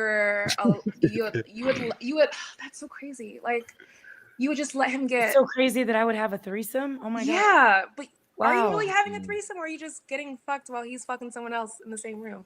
Getting Like fucked while he's fucking two other women. You're just. Why are you getting so masculine about it? Why can't we just keep it as a threesome? That's a little racist. Yikes. Well, you made me a So, little hey, nasty Ann, cramp as if No, this no. ain't my man and we don't The make thing love. is, it because you. wait, so earlier Ann, are said you were- are you saying that you wouldn't have a threesome, Ann? So No. You're probably possessive. No. Yes, very possessive. But I want to know if y'all agree with me, right? Because this is what I've pretty much gathered, right? So you would not have a threesome, Ann? She lying. With the, okay, hold on. The man And I'm you look like committed- you'd be such a happy threesome. Listen. That's Take crazy. a break and go eat your cereal. She'd be like the loudest person in the room. Won't she? You think She'll be in the corner mad. Wait, She's what do you so come? I'm cute. curious to But hear what he came up with. this is one thing I noticed though throughout the night with all the DJ's inconsistencies. I think that she's like the next real nigga she meet. He gonna have her to, like whatever his Man, ideology is. hey, You gonna it's marry him going- if he wants you to marry him. You gonna it's you gonna going be on down. whatever he on. Like I It just is. think that's like your type of personality. Whatever he on, you gonna be on. If you in love, yeah, he gonna be like, what you talking about? Like you I'm my a woman. chameleon. You Yeah, ain't doing fuck- nothing. Get in this house. Like that's what Oh, you gonna be okay. on. Whatever he on, you gonna be on. That's Oh yeah, And well, I hope he he definitely ain't gonna be a square. He ain't gonna be a square. No, he ain't gonna be no square. Are your exes like squares? I would say 100%. Yeah. Okay, no tattoos. No, I never dated a man with a tattoo. Interesting. Okay. What do you have Do you against have any tattoos? tattoos? I don't have anything. Why wouldn't I say something that it becomes something I have against? It just happened to be, I looked at all of them and they don't have any. I didn't say this is what I want or this is what I desire. I didn't say that. No, either. I said, do you have something And against not tattoos? you. He said, did I have anything against, what do I have against him? And I said, I'm explaining that just because I've dated people with common similarities of each other doesn't mean that this is something that I asked for. Yeah, This is just a style. It's a style of type of man that is usually attracted to me. DJ, you just want a threesome. You ain't even poly and all that. You just want a threesome, and you ain't been able to have it this whole I time. mean, I really don't care. You've to been have on it. this journey. I really because you want a threesome. This is the point. I said I want him open. It doesn't mean that I want to. It just means I want to talk to see who you are. If you're going to be the same straight square dude that I've dated all my life, I probably don't want a sexual relationship with you because that ain't here today. So I don't want you. Well, that's why I just said you probably more than likely not going to get a square dude. Probably not. I feel like the square dudes are the freakiest. They just don't trust you. No, they're the ones who weird are on freakies though. They freak in are. Square their dudes way. don't trust you? Yeah, because squares they're are insecure. always controlled, right? They're always on code. It is only in the bedroom I've noticed the squares get to be their freakiest selves, and if he can't do that with you, he doesn't trust you enough. He has to go like buy it or get an escort or OF shit like that. Like I feel like the squares are the ones who are actually the freakiest ones, in my opinion. Yeah. What? Okay. You know That them makes sense. guys. I get where you're coming from. So do you date squares? Is that why you're saying it? I have. in the past. Consistently, or just I just go with who I have a connection with. Oh What do yeah. you that's So consider? cute. I What do like you that for you, consider? Ann. I you dated love some that for thugs, you, Ann. Wait, I wait, love some it. gangsters in the wait. past. What do you consider? Because I guess we kind of already touched on it, but what do you consider freaky? Who? And Me? yeah, you saying that the square dudes are the freakiest? Yeah, the things that They are you said that She they're said gonna go. the They're gonna go and pay for she's saying they like to get So pegged. That's what she's trying to say. no.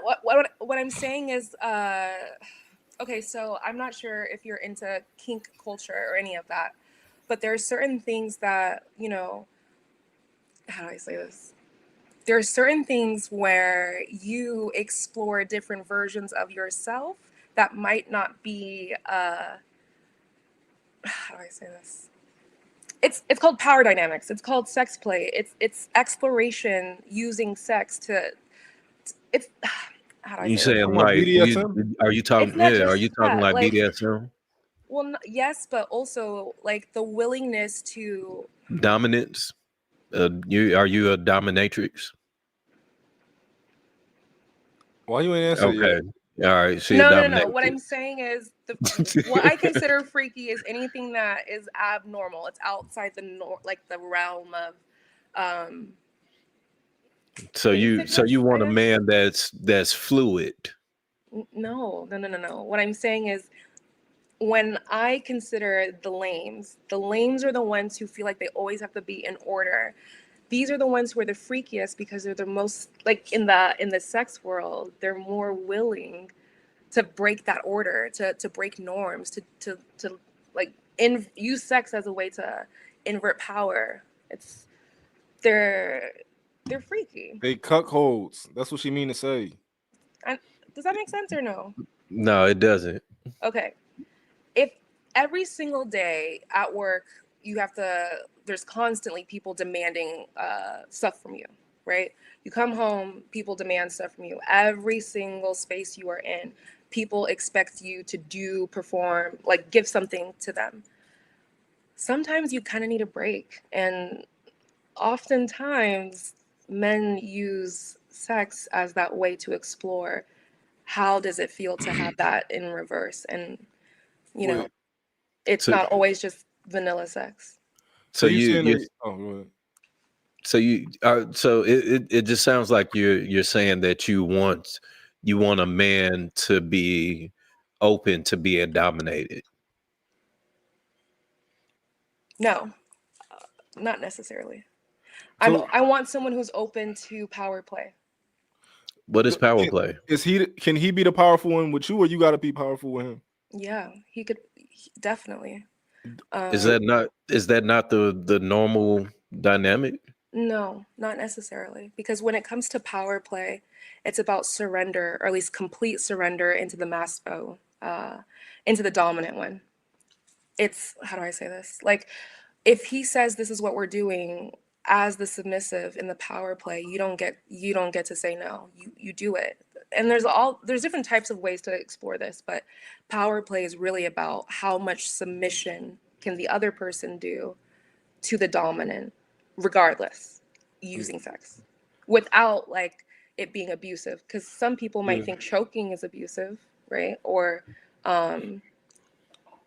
other stuff is abusive. And what you're saying is relatively normal, though. Like in terms, only I'm in trying terms to be of, normal, yeah. in terms of if you're the submissive one, but if you're talking about him getting on his knees, wanting to be whipped and with a chain on and all that type of stuff, that's the out of the ordinary. But I think most men will put you on your knees and whip you with whatever you want to, whatever you ask for. When we're talking about spitting in the mouth, right? It's not the actual spit that's gross. It's the receiving of something from him, the complete submission. That is what makes it freaky. We all think that's nasty, but because you don't have the power play, you don't see that like him giving me his spit is and me receiving Because he's it is essentially a god to you in this situation. yeah, he's the god. We get it. But that's not a normal dynamic of No, of at a least not with man. me. I haven't, not normally with me. In the past, it's always been like me, So me you being the like more squares too. dominant. This is why she's celibate, So, cause she's so you like this girl squares too. really. Nah, her squares. I'm just letting her cook No, I don't because like. I I never don't like. dated freaky square, so I don't know That what is kind hilarious. she But dated. They it not sounds black. like she hasn't dated a freaky No. square She don't either. want to unleash that dragon. That's why she's celibate. 'Cause you can't put the genie back in the bottle. So she like, I'm holding on to this. That's what it is. Personally, I blame like the reason why I want to grow. That's not why. Is because I It's part of blame even my ex, That like is the man I married, coming from Jehovah's Witness. The first man I was with, he didn't help. If he was older than me, for him to be older than me, I felt like if I'm your wife, I'm your woman, you should take me. You should have taught me sex. You should have taught me things. I didn't. Y'all was having sex to church music. I wouldn't say that, but more or less when I got, let me see, I think I was 30. I think I was like 30. I forgot who it was. I forgot what age I was, but I was talking to this guy from Chicago and he was mentioning head. And I'm like, yeah, I don't do that.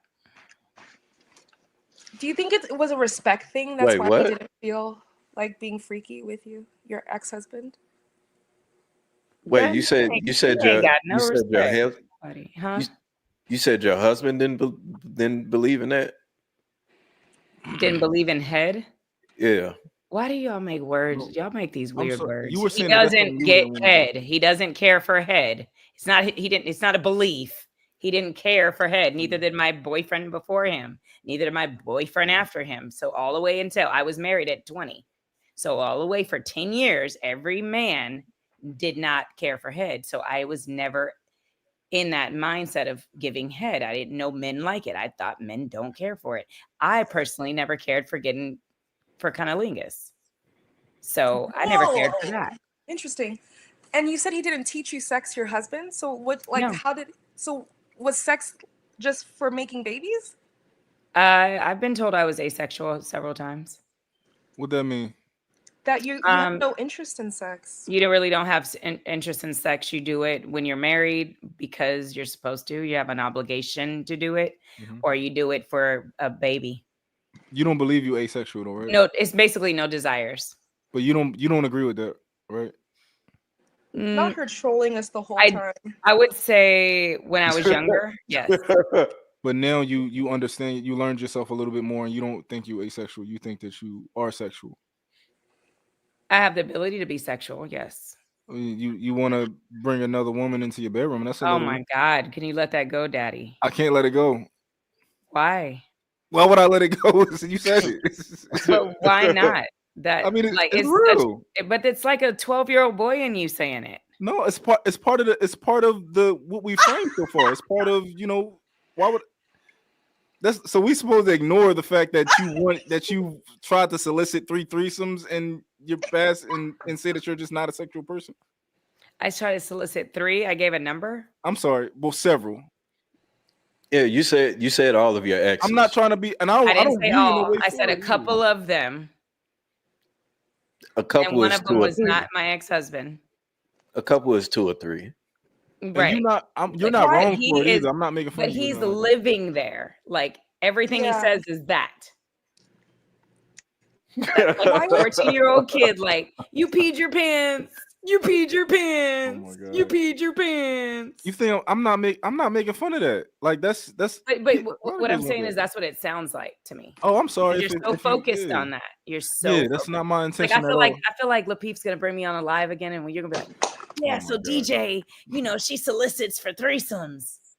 No, Yo, that is a. I mean, and but you're wait, doing hold it kind of now, guys. And be real with me, guys. Does it seem like I'm doing that, or am I No. just kind of saying the things that are relevant? I think you're trying to say things that are relevant. Okay, I want You to asked, know. You asked just Ann. He asked everyone. I just answered. Guys. Oh, I'm sorry. Well, everybody, y'all let me know if it she's- seems you like know, I'm she's a- being she's if I'm being like a little bit What was too that? hard on her, or 'cause I don't mean to come off that way. Do you guys feel like he's being too hard? Hard? I wouldn't say that. I just You would said just call him daddy. Unfair, or like I'm saying things that are unfair. You'll go viral, DJ. That's all. That's my point. That's what he's doing. Like, I hate when people. That's why I don't like podcasts. Because we could talk about something 3 hours ago, and then y'all can drag the same narrative on a person forever. Okay. This is nothing to be embarrassed about. It's not. But see, this is the thing.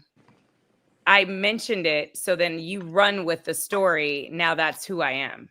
It's not who you. Well, it's a part of. I'm sorry. It's a part of your sexual self. No, it's not. Okay. Okay. But why are you dissecting my sexual self? Why is that I'm intriguing? just saying it's a part of it. Sounds intriguing to you. It's a part of your sexual self. Is it intriguing to you? What intriguing to me? You My like sexual threesomes? self? No, I mean threesomes are regular. That's not. So if it's regular, why do you keep bringing it up as if it's like, oh my god? Because the idea of being asexual, not liking sex, is so far of a contrast between that and being in the threesomes. I'm just bring I don't know, Viz. You're pretty much a good listener, Viz. Didn't I say asexual was when I was younger? Yeah, you did say that it was more when you was younger. Then I was asking questions, and you said when you got older, we were trying to say that you realized that you were more of a sexual person, or can be. You said you can be a sexual person. Correct. Yeah. So how old are you, Dope Daddy? I'm 32. Okay. Well, I'm 41. Congratulations. So I have an entire life I've lived.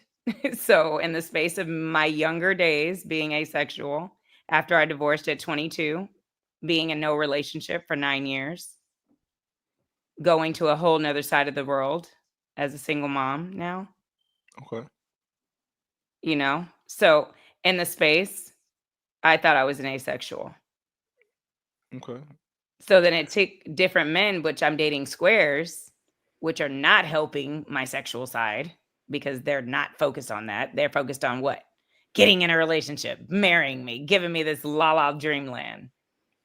But all in reality, didn't want me. They just wanted what they had in their mind of me.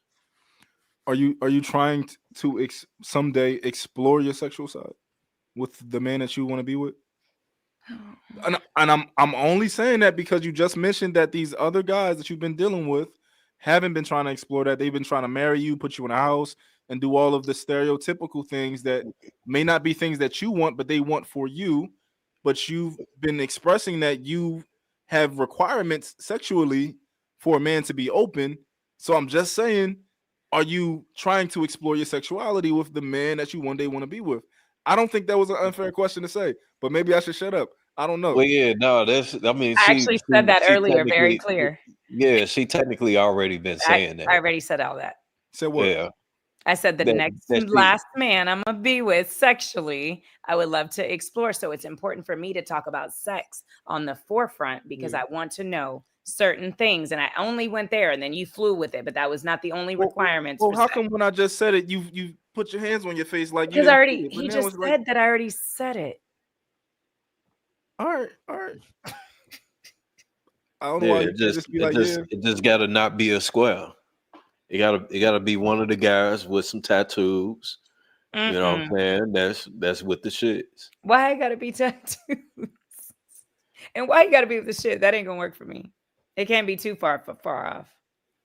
I mean, I'm saying this just because he with the shits don't mean is that he gotta be too far off. Give me an example of a man being with the shits. You guys are men. I'm not. So what kind of ways do men be with the shits? I mean, I can't say threesome no more. So I'm taking threesome is with the shit. I can't say it no more. So that's with the shit though. No, I think it's more than that. You know, being with the shits it's not on you, it's in you. You know what I'm saying? Like it's just one of those things that people can tell in your persona and how you carry yourself that you with the shits. I wouldn't be attracted. I wouldn't be attracted to somebody like that. Well, it's different levels to it. I like good character, so that won't work for me.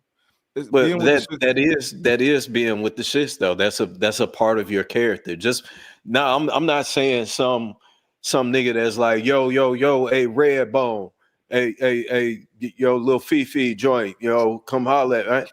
I'm not saying like one of them type of guys. Somebody that can actually articulate themselves in a manner they can go in any type of room, be it business, be it church, or be it somewhere in the streets where it's clear that they can handle and carry themselves to be able to stand out, or not feel intimidated by other people in the room. I think, were y'all talking about what this shit's like sexually, or you was just talking about like Just in general? In general, okay. Yeah. Just somebody who That's just what a I'm little. trying to figure out. Like, how can you be? He said most Negroes cannot handle 2 women. She Yeah, that's said true. yes like 20 times. So he talking about as far as like somebody who has a higher risk tolerance than the men that you're used to dealing with. I think that's what he's talking about. It's just all to come down to risk tolerance of like, yeah, I'm not so square. I'm not so like inside of a box. We can go do this. We can go do that. You know. Someone said, just not a scary nigga. She don't want a scary nigga. Yeah, that's what it sounds like. What, a scary man? That's weird. Well, no, but she's been attracted to scary niggas though. So now I'm giving off that I masturbate a lot. Thank you, Gerard. Yeah. If I masturbate a lot, trust me, I'd be masturbating right now rather than being in this conversation, because all we're talking about is sex and it would make me really horny and I'd love to go grab my shower head and video chat Najee. Okay. Najee, you on mute. People say the funniest stuff. Who said that? Hold on. Gerard Braxton. And he's talking to Marcus. Y'all are funny. I love your chats. Y'all could buy some dollars or whatever he was doing earlier. I never seen that before. See, Najee hitting that. Najee, you hitting this. All the way from Sacramento, you hitting this. Najee know he on mute. He doing that on purpose. He know he on mute. Oh no, we can't hear you. Damn. Najee? Yeah, he just we can't hear him. He not on mute. Oh no, we can't hear him. Oh, I was on mute. I hit it on my laptop. Oh. But wait, did you? He's getting flued out. He getting flew out. That's crazy. How did y'all come up with that conclusion? That's crazy. Wow. That's interesting. Let me know when you take a trip. Let me know when I back, get DJ. I'm 2 again. hours away. He said he's 2 hours from Sac. Where you at, Oakland? Definitely don't want nobody from Oakland. I like classy. I like classy cities. No. You gotta be from classy cities. Heck no. I'm not into West Coast men at all. I never have been, even when I was in Cali. Sorry. No thanks. What's a classy city? Classy city for me would be like Chicago.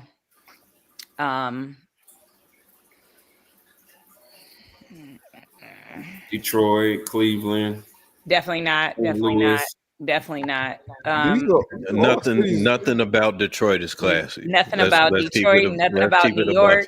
No New York. Really, I personally just love Chicago. There's no such thing as a classy city. He says Chirac. That's what I said when she said Chicago. No, Chicago definitely got some classy areas. I mean, every city got a classy area, you know. Very much Detroit so. don't have no classy area, bro. Last time I was there, I was off Canal by the Hershey factory, staying in a townhome over there, and it's very nice. Detroit and St. Louis don't have no classy area. Yeah, I don't want nobody from St. Louis. No. I would say Chicago.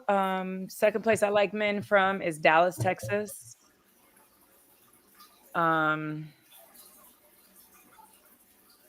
Maybe Houston, but they give me a little dirty, dingy a little bit. I don't like dingy and dirty men either. Niggas from Houston dirty. Damn, I didn't know that. Atlanta, you like dudes in Atlanta, don't you? Definitely not. You know I don't like no damn body in Atlanta. Well, is Atlanta a classy city? You know what men I actually like, believe it or not? I like men from Alabama. And I like men from Memphis. You like men from Alabama, Memphis, Chicago. Alabama is classy. Dallas? So in the space of where my experience is from, yes. Classy as in like Roll etiquette. Tide. Roll Tide. Roll Tide. Very classy. Oh, you talking about Tuscaloosa? Tuscaloosa, Childersburg. No, but I just like men. I like men to actually be men. I love educated black men. I do. I don't like niggas. I don't date niggas. I date black men. So Question: when you say men that be men, what do you? Chicago men have a certain persona and manhood about them that I love. New York, I would, but I just don't like them. What's manhood to you? If you What could is define- manhood to me? Yeah, like you said, men that are like men. How would you define that? I didn't say manhood. That didn't come out of my mouth. Oh my God! Right? Najee, can you? You're saying it, right? Najee, your man's. Huh? Najee, did she say manhood? I ain't gonna lie, I'm looking at the comments. Did I say manhood? They have a certain manhood. Oh, well, I probably said manhood, but whatever. It doesn't matter. I was asking. Really, I wasn't being funny. I was really asking. Did I say manhood? Oh, but for me, it's just the way that they're. So I'm in Atlanta. I've been here 18 years. Like I said, my daughter is just about to graduate tomorrow. She's 18. She turned 18 last week, 2 weeks ago. And I just never really aligned with men here. But if they're visiting from Chicago, or I can go back to 2 men I've dated in the past. They're from Chicago. I've even dated somebody from Florida that was very mannish. But Alabama men, when they come here, if I ask them, like, where are you from? You can't be from Atlanta. They're like, oh, typically it's Chicago, Alabama, sometimes Charlotte. But I've never been a fan of West Coast where I'm from. I dated Asian men then. I never dated black men. Yeah. I guess I'm trying to ask you, like, what is like mannish to you, like manly? So they just don't give me man boy or feminine traits. Oh, what is okay? Because I'm trying to like understand, how you view this. So, what is like a feminine trait? Feminine trait of a man, catty, arguing with a woman. I like Hinge because he said I'm not gonna argue with no woman. I like men like that. Okay.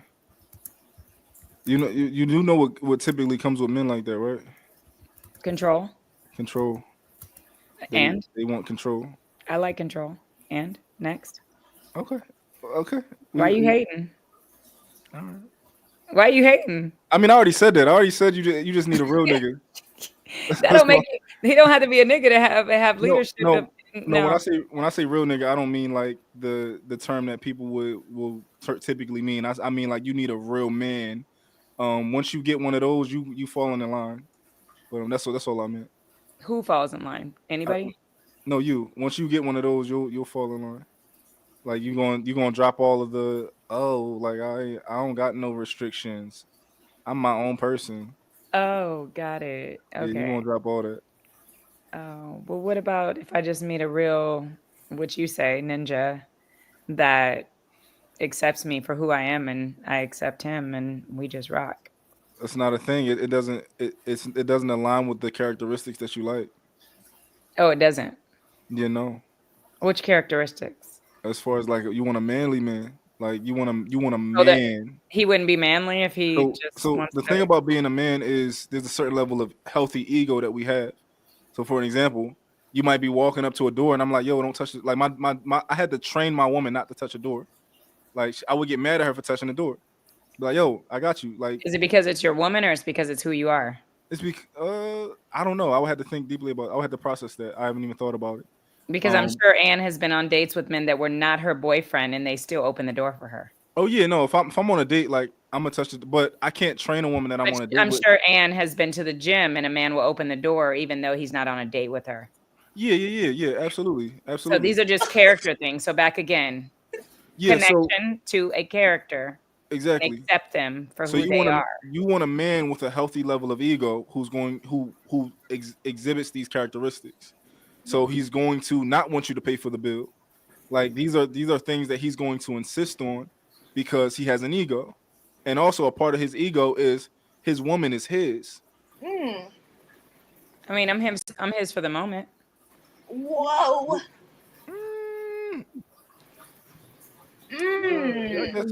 That's not what you were saying earlier. The minute I walk away, you're going to work, right?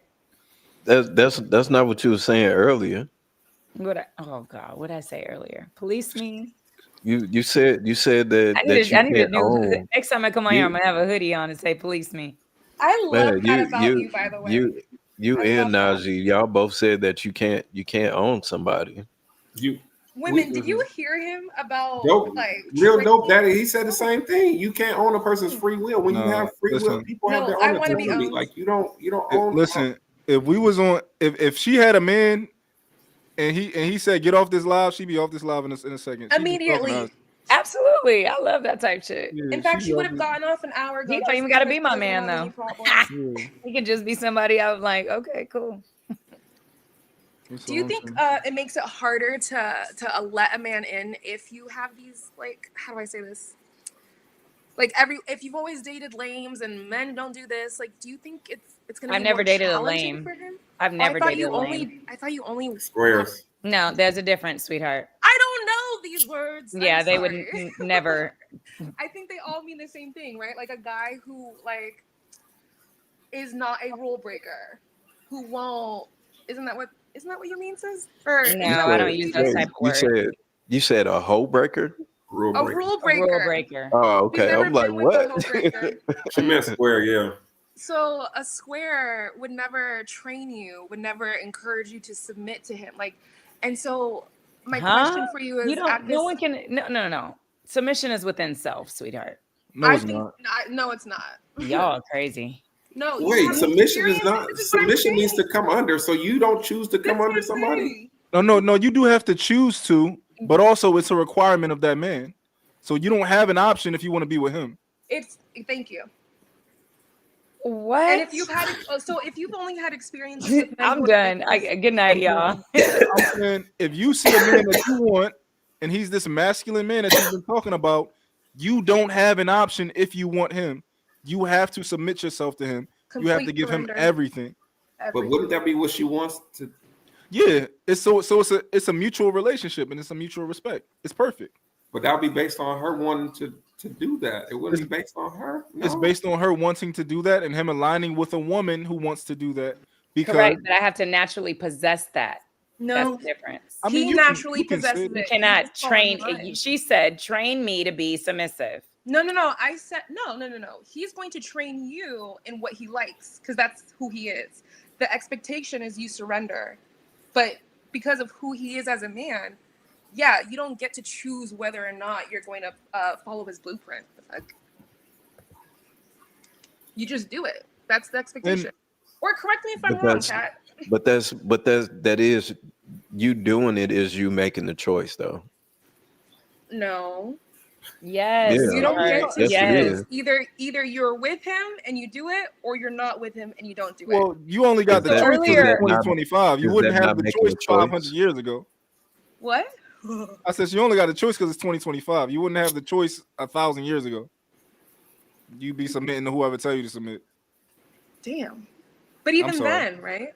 Even then. Yeah, no, even then you could have. Even then, even 1,000 years ago, it was still to an extent a choice that woman was making.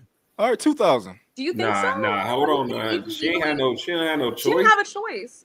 She had no choice. 1,000 years ago. 1,000 years ago. If I came to her daddy with a cow and some money or something, She has no choice.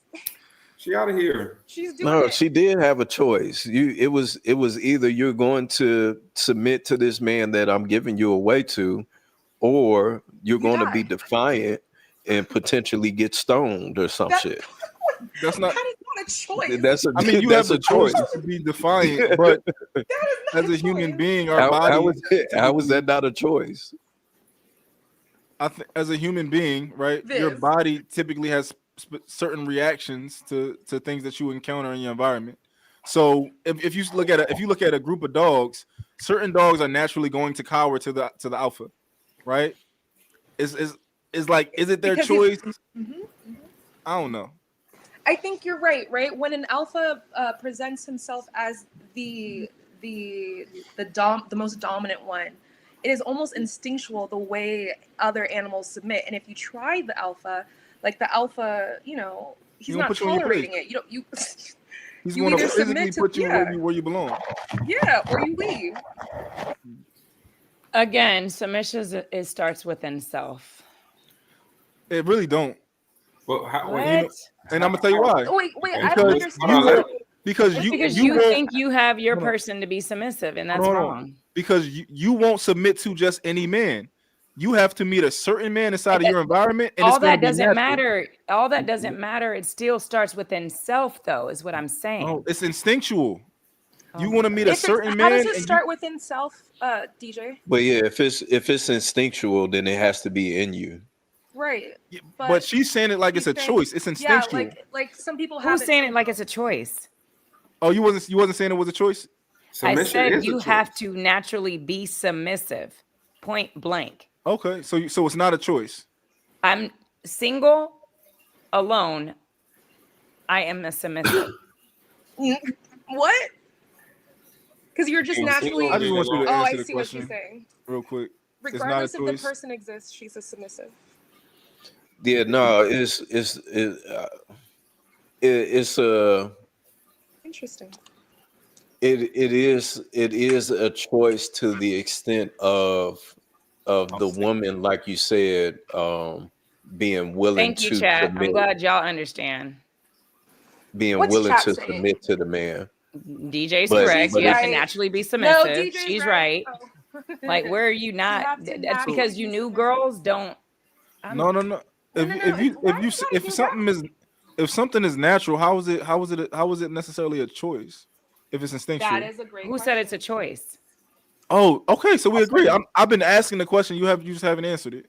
No, I thought you were saying earlier it's something. No, that's I within you, you drifted can't out of choose y'all it. because I was texting, but it is a choice for the woman to submit to the guy. Yes. Yeah, it's a choice. But how can Yeah, it be a choice the if woman it's the woman naturally- has to. The you're woman has saying to. you guys are saying where it's directed. Yes, 100%. Yeah, 'Cause I'm not gonna the woman has to choose the man Right. in order to submit to him. But her And at the desire to same submit time- is inherent. But she will. But I would also say a submissive woman will naturally be easygoing, also to be in a friendship or be out on a trip with. You guys take a trip, like No. as friends or whatnot too. So I remember going in on some girls were saying that they wouldn't date men that I forgot what these girls said, but they were just like, I'm determining where we go for dinner. Mm-hmm. They gotta choose a certain type of guy for that to fly. Yeah. Honestly, Yeah. if you're Yeah, and that's fine. That's fine if that's that type of guy's thing, but every woman does not possess a submissive spirit at all. They're can just she not be submissive. submissive? Do you think She And possesses they it. think they have to be taught No. submissiveness, or they think that it's like, oh, he's dominant, so now I'm submissive, or he's making me be submissive. No, you shouldn't want. That's all fake. It's all role play. I think No, every it's woman not has a necessarily. submissive. If you And are most people naturally role no, play if to fit the naturally narrative submissive, of the you're not relationship. even on the trip, sis. You're actually Quit with calling your me man sis. as submissive. No, I'm not calling you sis. I'm talking about this woman you were saying is being dominant. A woman who is submissive, if she finds the correct man, he's gonna demand that to come out of her, and she's naturally gonna bring that anyway. But it's not a choice; it's a natural polarity. In fact, a real So there's submissive men out wouldn't here have even- saying, "Hey, she you wouldn't need have to even be been on that submissive." trip. He don't gotta say it. Exactly. He wouldn't necessarily demand. Oh, No men will demand. Girl, what kind of men? Do you date demanding white a men? woman to be submissive to you, that just means she's not the woman for that.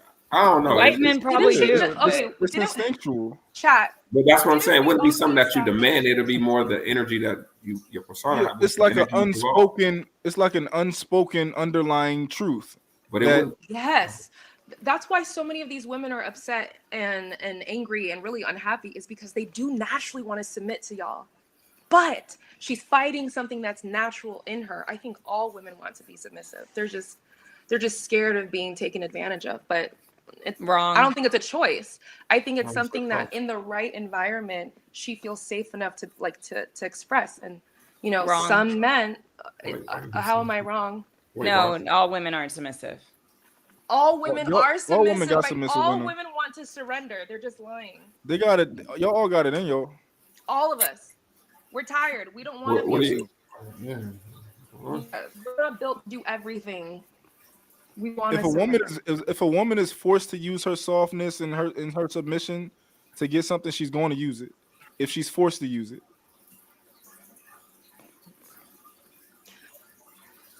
So, are some people just born submissive as women? I think people do got different spirits. Some people are a little bit more, you know, like it's the same thing with dogs. Like some dogs got different prey drive. Some dogs are crazy. You know, some dogs you just got to get rid of. Like when it, you know, because they all got different characteristics. Yeah, but yes, I understand. I think I would say, but all dogs have 4 legs, right? And that's what I'm saying. If you are really a woman, your biological imperative requires you to be submissive. Your nervous system is not going to be at ease if you have to be aware and controlling everything. You see what I'm saying? Like it's just not how we're not built like that. If we would be men. Yeah, because Yes, it doesn't even make women sense who for y'all to be built that way. So, some women are assertive. Some women can have leadership qualities. Some women can be independent.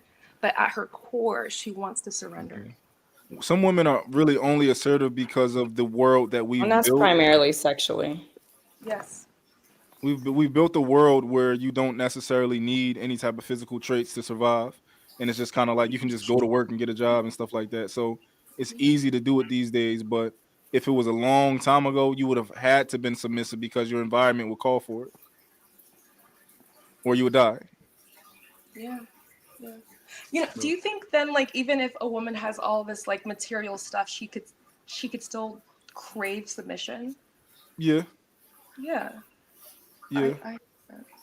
when you say submission, are you talking about like being like protected? Like, what do you mean? No, like literally not having to use my brain to think about anything. Like he makes all the decisions always. Like that, to me, that wouldn't. He's That's the not authority. submission. Yeah, that's where it's like that would be. You're saying it like it's a choice. Like, let me choose. Can I crave? I crave submission. Like that's not. I'm not saying that actually. You said, can a woman crave submission if she has money and whatever? Because there's a lot of men who think because she has the accolades and the material objects that this isn't a woman he can lead. But honestly, all women have that desire to surrender and let men lead, regardless of what she has. That's why women are so unhappy, because they do want men to lead. Well, they're not wrong. You just said you crave it. That's not you. I would never say I crave submission. Yes, you I do. am Surrender. It means literally to not have to think about anything. It's like, do you have faith that God will show up? Yes. So I don't have to worry about anything. Surrender.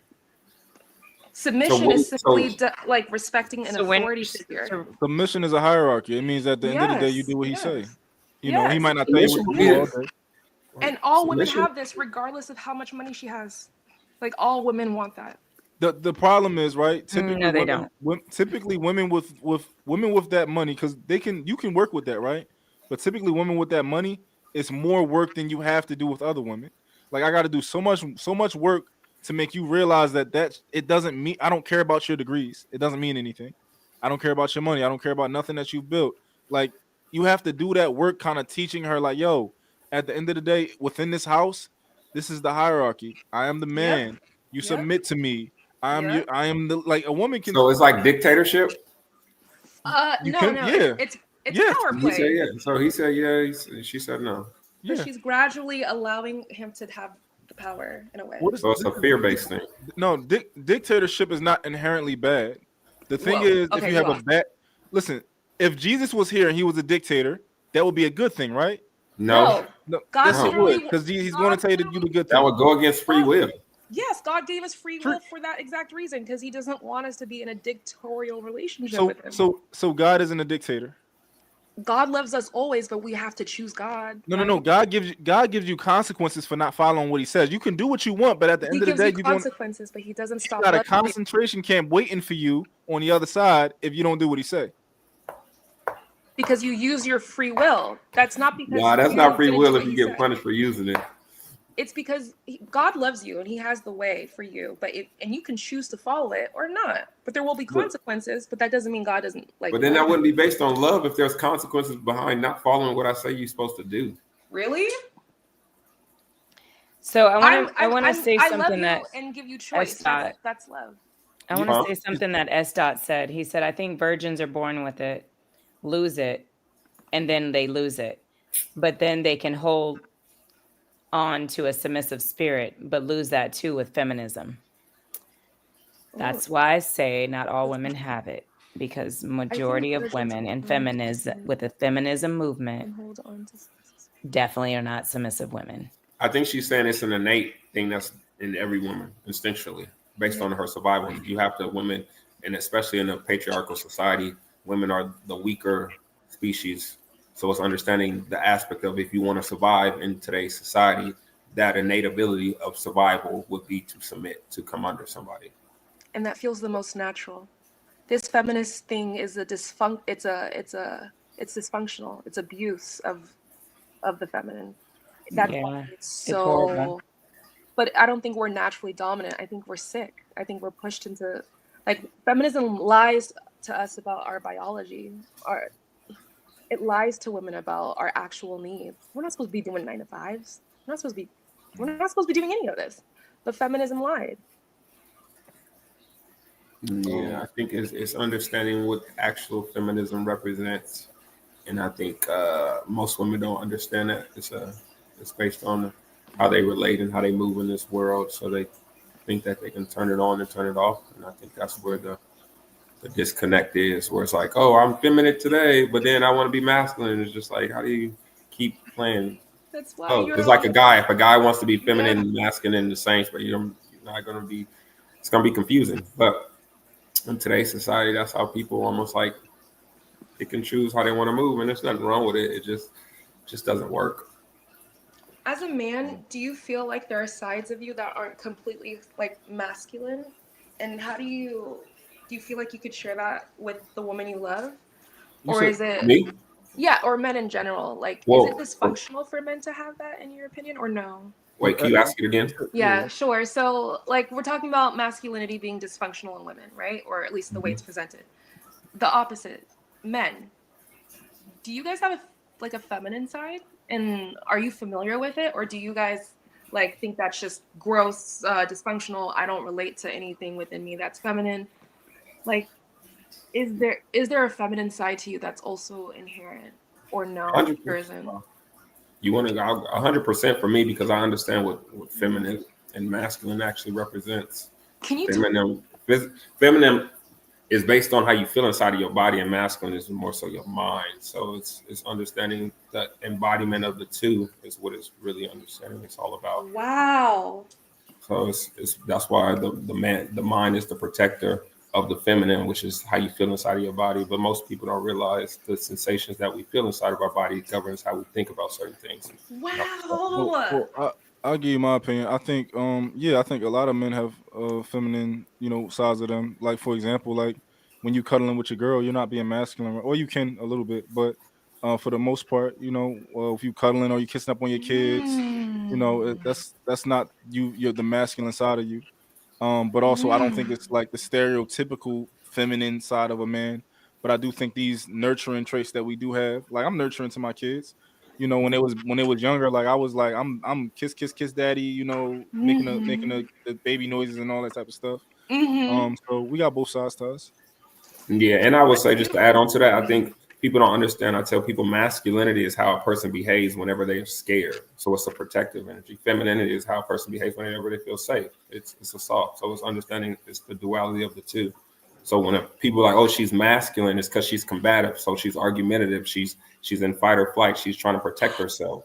But people don't get that. Femininity is about soft and being yourself. Yeah. I guess masculinity just don't work if you. I love this. masculinity just don't work efficiently if you're not like really a man. So because like we're not that emotional, right? At least for me, like when I say emotional, I don't mean we I'm about don't. to end the stream. Okay. Okay. Thanks Hey, for thank having you guys me. for tuning in And tonight, man. Hit that wait, like Anne said button. she needs a real dom. Anne, who are you talking to? Uh-huh. Hmm? I appreciate you for having me. I Hold appreciate on. you for having me too. Did I miss them? No. It's in the chat. It says she needs a real dom. And I said, who was she talking to? Yeah, Dom is a more dominant. I guess she was talking about you. The only other girl here, so I don't know. Oh yeah, that was at 4:00, so it's 4:19. Did she leave? Yeah, she out of here. Yeah, because she said that. Because she said, "It's a stream." I don't know.